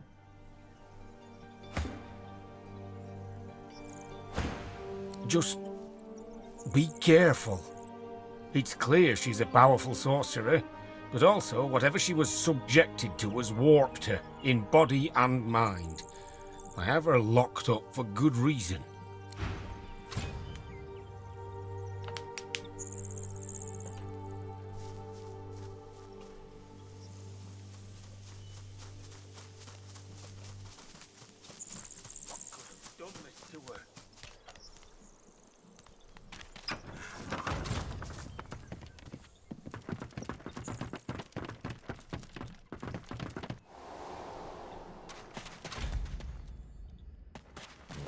Across the cellar, a shape bearing some resemblance to a woman lurches around to face you.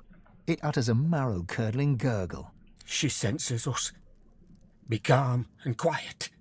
No sudden moves.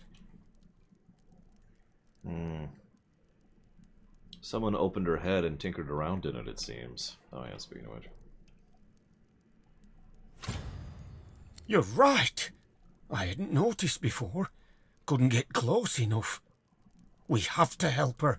Maybe we can reverse whatever was done to her. I mean, if there's even a chance, we should at least try. All right. We need her subdued, understand? Do whatever you can to weaken her. Just don't go too far or you might kill her. Another gurgle, sharper, angrier. Then the sound of rapid footfalls rushing towards you.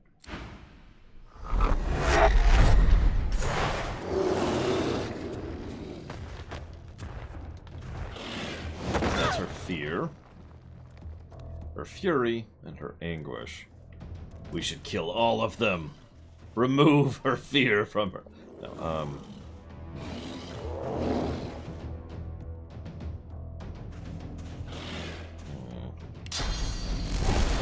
Worms take you. They have a lot of armor. She's too strong. She must be weakened, or there is no way to help her.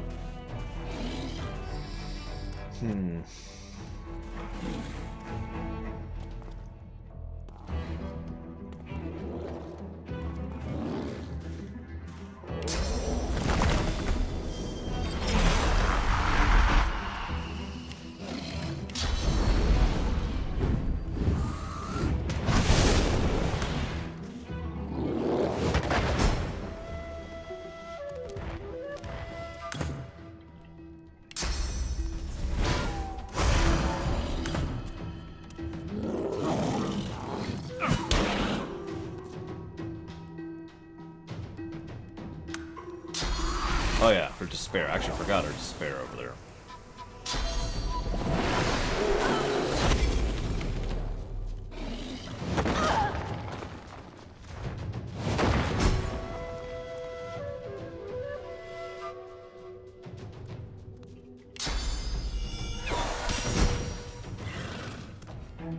Okay. Now the hard part.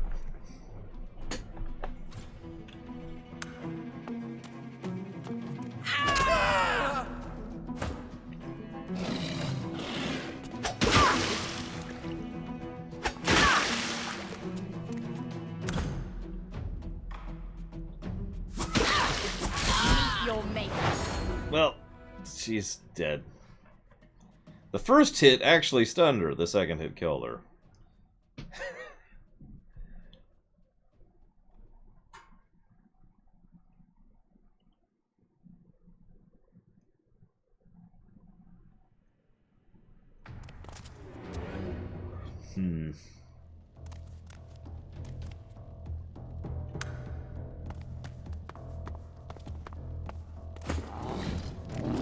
Alright, let's try.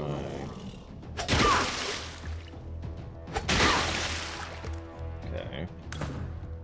And then save.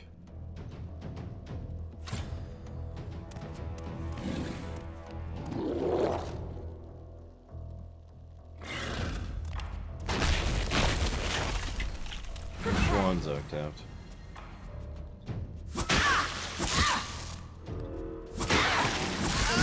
God damn it!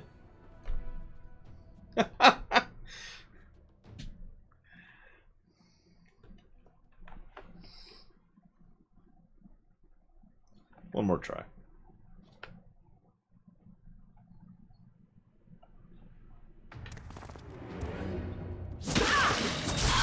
Whoops, I was on the wrong character. I forgot where I saved.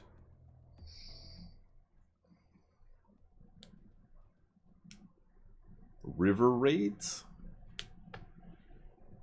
Yeah, I thought I was like one step before.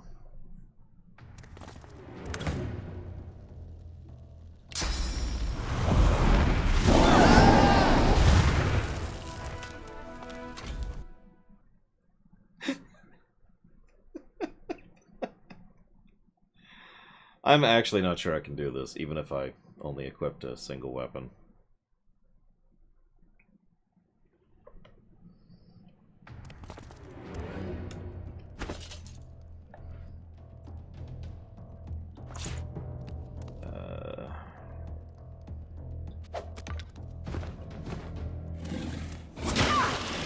Oh, that got 22 health left. Still on the floor, her breathing an uneven rasp. Swan's satchel of surgical tools lies nearby. Re-equip. Swan approaches, cradling his arm with a grimace of pain. Those summons of hers broke my arm. I'll do what I can to help, but the rest is up to you. Tread carefully. One false move and she's dead. Could you help keep her steady? Swan carefully holds her head steady with his one good arm. Something moves along her exposed lobe. It's a maggot of some kind. Let's get some forceps. The maggot fights the pull of the forceps and sinks its hooked maw into brain matter. A chunk comes away with it as you pull it off. The woman's breathing has grown shallow as she hovers between life and death. All you can do is close her up and hope for the best. You replace the extracted bone and bind it with copper hooks. Then you draw the scalp back in place and start stitching the incision shut. The woman's breathing grows stronger, more even. Color flushes her cheeks. She's alive. You did it. I've never seen anything like that, not in 20 years. I'll tend to her here for a while. She shouldn't be moved yet. She'll want to thank you once she comes round, I'm sure. And they actually gave us a mind maggot grenade for that. It's a damn miracle that she survived. I'm not even sure where it is.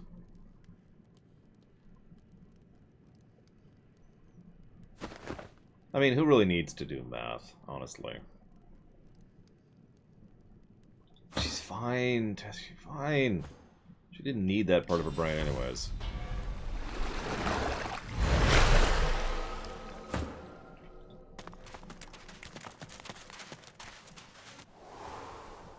Matha Whatchits? Purple Boil?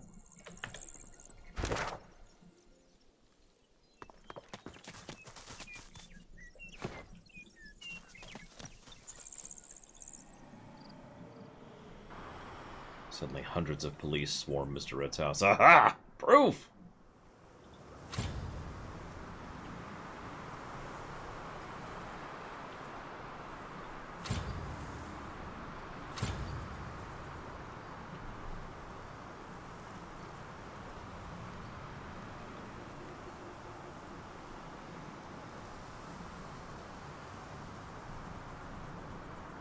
Nah, I think you're making stuff up, Purple Boil. I'm sorry. I'm pretty sure no one actually uses math. Well, Everything is dark all of a sudden. other than Isu, obviously.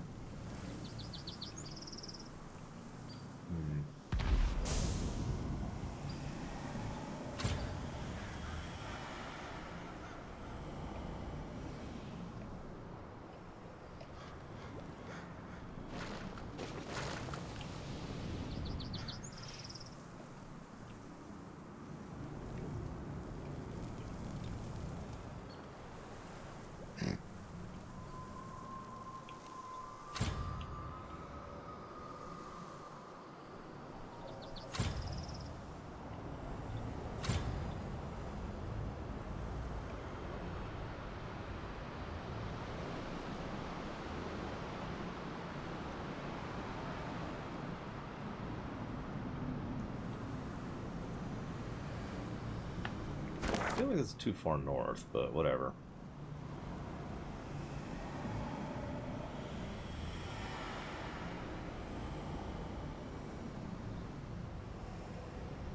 Just picture some Indiana Jones music playing right here. Which I'd hum for you, but I don't want to be copywronged for me humming a song.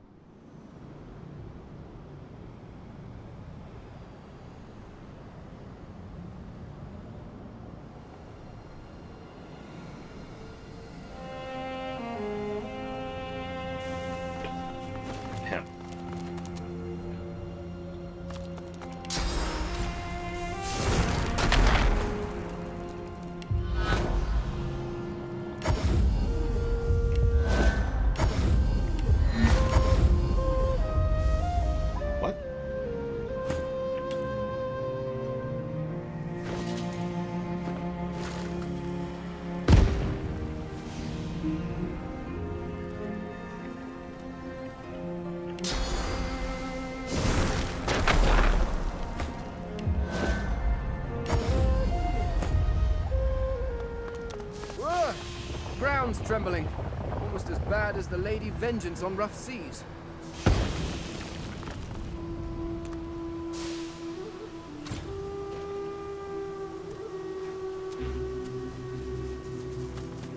Ooh. Yes, yes, burn. I'm sorry, why are you enjoying the destruction? Your kind has been dismembering and burning mine since time immemorial. I must admit, the smell of charred human flesh is so very enticing. Oh, that's kind of horrible, but okay, you know. I'm not here to judge, apparently.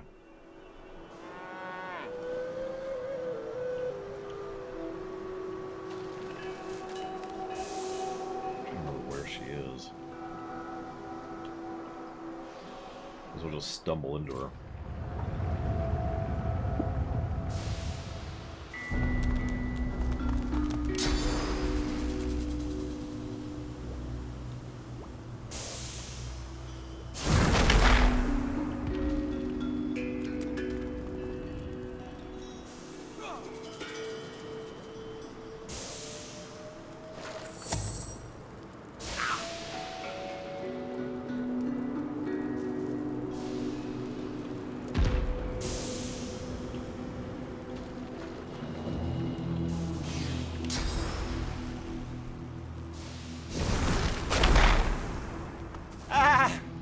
This is madness. I'm having flashbacks from the Great War. Which side were you on? The Black Ring, of course. At least they're honest about how wicked they are. So what's happening here? The Ganglelegs have gone nuts for good this time. They're destroying the place for reasons too stupid to know. Too true. And yeah, we've just got a permanent decaying aura, for lack of a better way to put it, while we are here. Is that her? There she is. Yeah, this whole place is slightly messed up. Not sure why, but you know. It is what it is.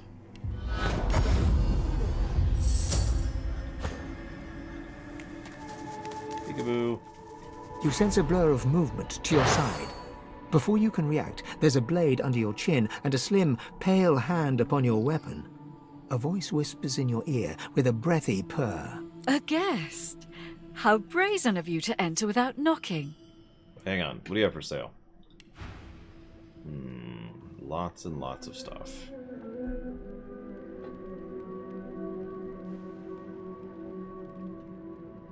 Epidemic of Fire. Fires a cursed flame, which will fork on impact up to 5 times, dealing damage and creating cursed fire on its back or in its path.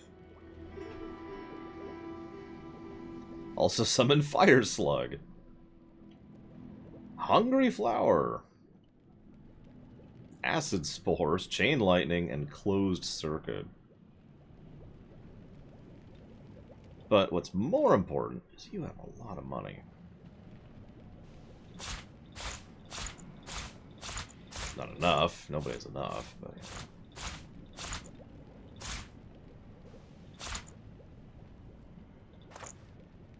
Thank you. The press of the blade encourages you further into the room, then retreats. You turn to face a woman in black ring robes. She's pale and vividly beautiful, wearing a smile that's somewhere between impish and cruel. Perhaps I'll give you a chance to explain yourself. You're probably trespassing. You know what's true. I didn't realize anybody was here. She lowers her weapon and gives you a curious look. Not because of your response, though. She's noticed something. You're no ordinary traveller, are you? You positively reek of sauce. Are you the one responsible for this mayhem surrounding us? Hi, Cord. Hope you enjoyed the last thing. I have no idea what's going on here, but I am looking to increase my knowledge of Source. And whoever turned this stretch of cow country into a death-filled valley is likely to be powerful enough to help you. Is that what you thought? You look like someone who wouldn't turn down a good thing when it comes to them. How about a little deal? You help us, and I'll show you how to make true use of Source. She gestures to where a young magister is propped up on a cot in the corner. He's ashen and dazed, his shoulder bound in layers of crimson-soaked wound dressings. This is Mahaly. We absconded together. I from the Black Ring and he from the Magisters. We fell for each other while I was his prisoner. Love will set you free. Mahaly put himself at great risk to free me from Magister captivity. We made it clear, but he picked up quite a nasty wound. We found refuge in this charming hamlet.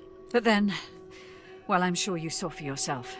The landscape tore itself open, Voidwoken appeared, and a shroud of decay fell over us. It's preventing Mahaly's wounds from healing. Yeah, imagine that you're sick and you go to rest somewhere, or like you're injured, and you go to rest somewhere, and then by coincidence that area gets cursed to not allow injuries to heal. Just picture the irony of that. So, now we must escape this place. Or else remove the decaying shroud so Mahaly can heal. Help us, and I'll help you. Okay. Thank you. Please, clear the way so that we can head south in the direction of the coast. The north is too dangerous. It crawls with Voidwoken. Once you've helped Mahaly and I pass freely, once we're truly clear, I'll give you what you want. Her eyes speak volumes. All that you want. I mean, getting rid of this strange decaying shroud might help with the escape. Wise, perhaps. Its effects seem to be stronger to the north. I'd start looking there. Save. Let's see if we can kill this boss before the lunch break. I'm guessing not, but you never know. Let's see. Over here? Nope. Over here? Navigating this area kinda sucks.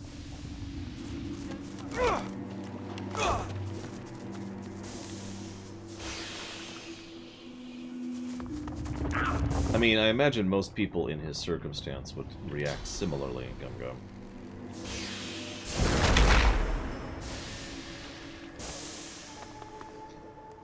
Is that him? That's him. Let's roam up here. What an abomination. Right into the fight, then. Okay.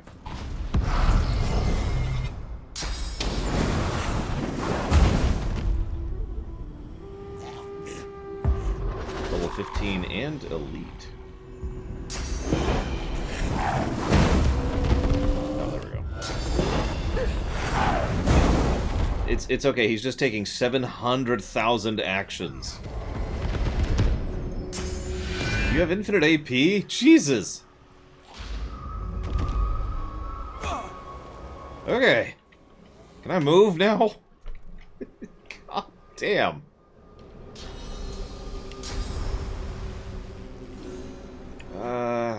Wow, that's out of... Wow. Okay.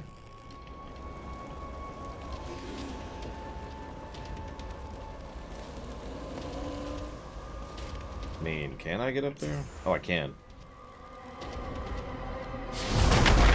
I was actually considering doing a tactical retreat there.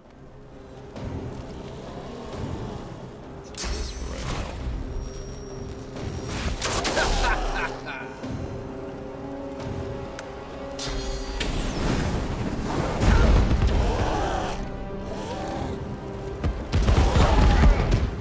Would you quit it with that?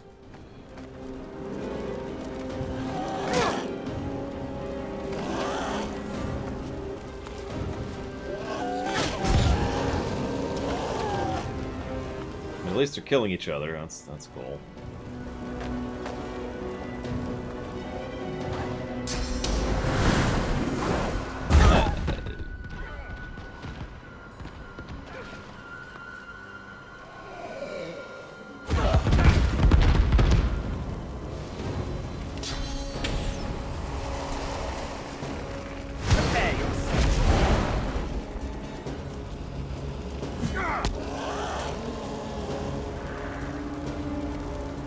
It was quite funny, Zach, though. What can I say?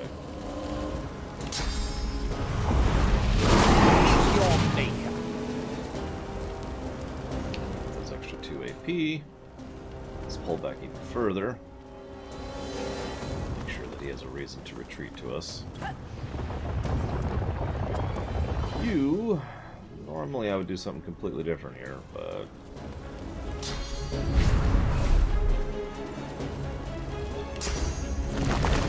Yield to none.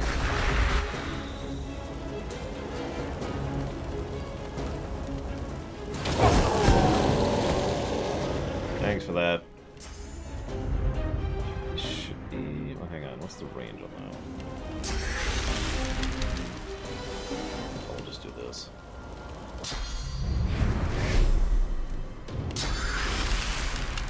Glory is mine. Save that for now.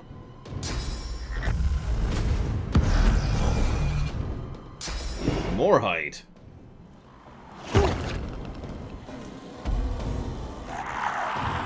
Come over here, buddy.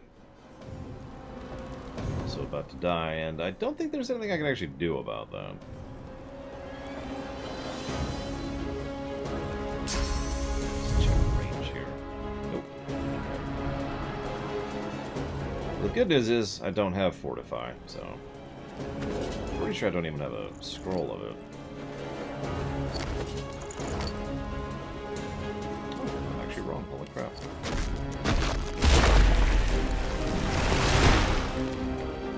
That's actually surprising. I mean, that is why I hold on to scrolls. There's every now and again where it's like I need X spell.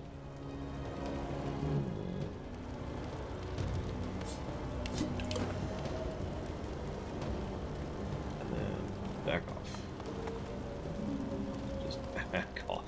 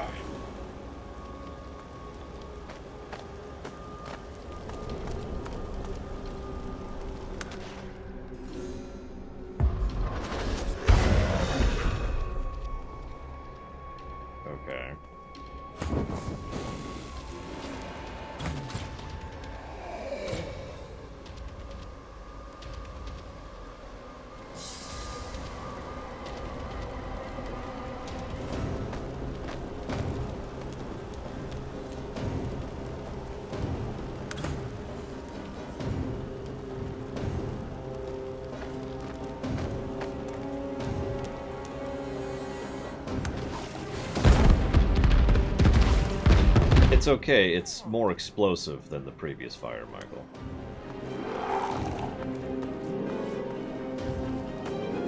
That makes it better.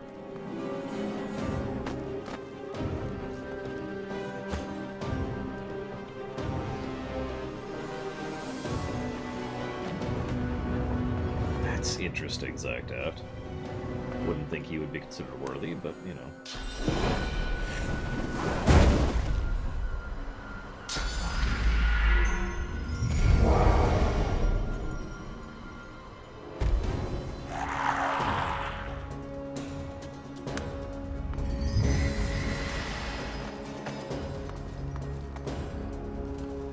It's like poisonous fireworks. Oh god, that's a horrible idea now that I'm thinking about it. Poisonous fireworks. Just picture that for a second.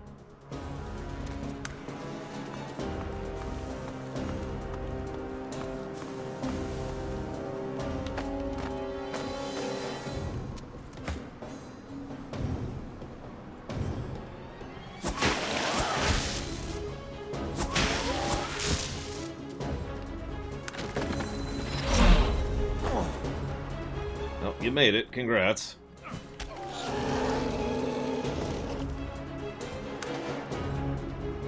Come on, do something.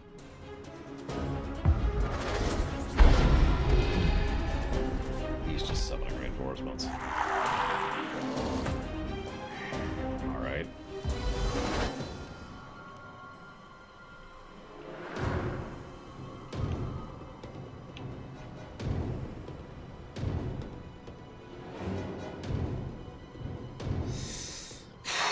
Okay.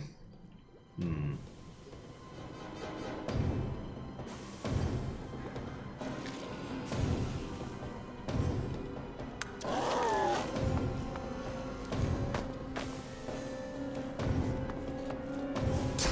gonna give it one more round. And then I'm gonna quit for lunch, because it's already my lunch break. This is already taking too long.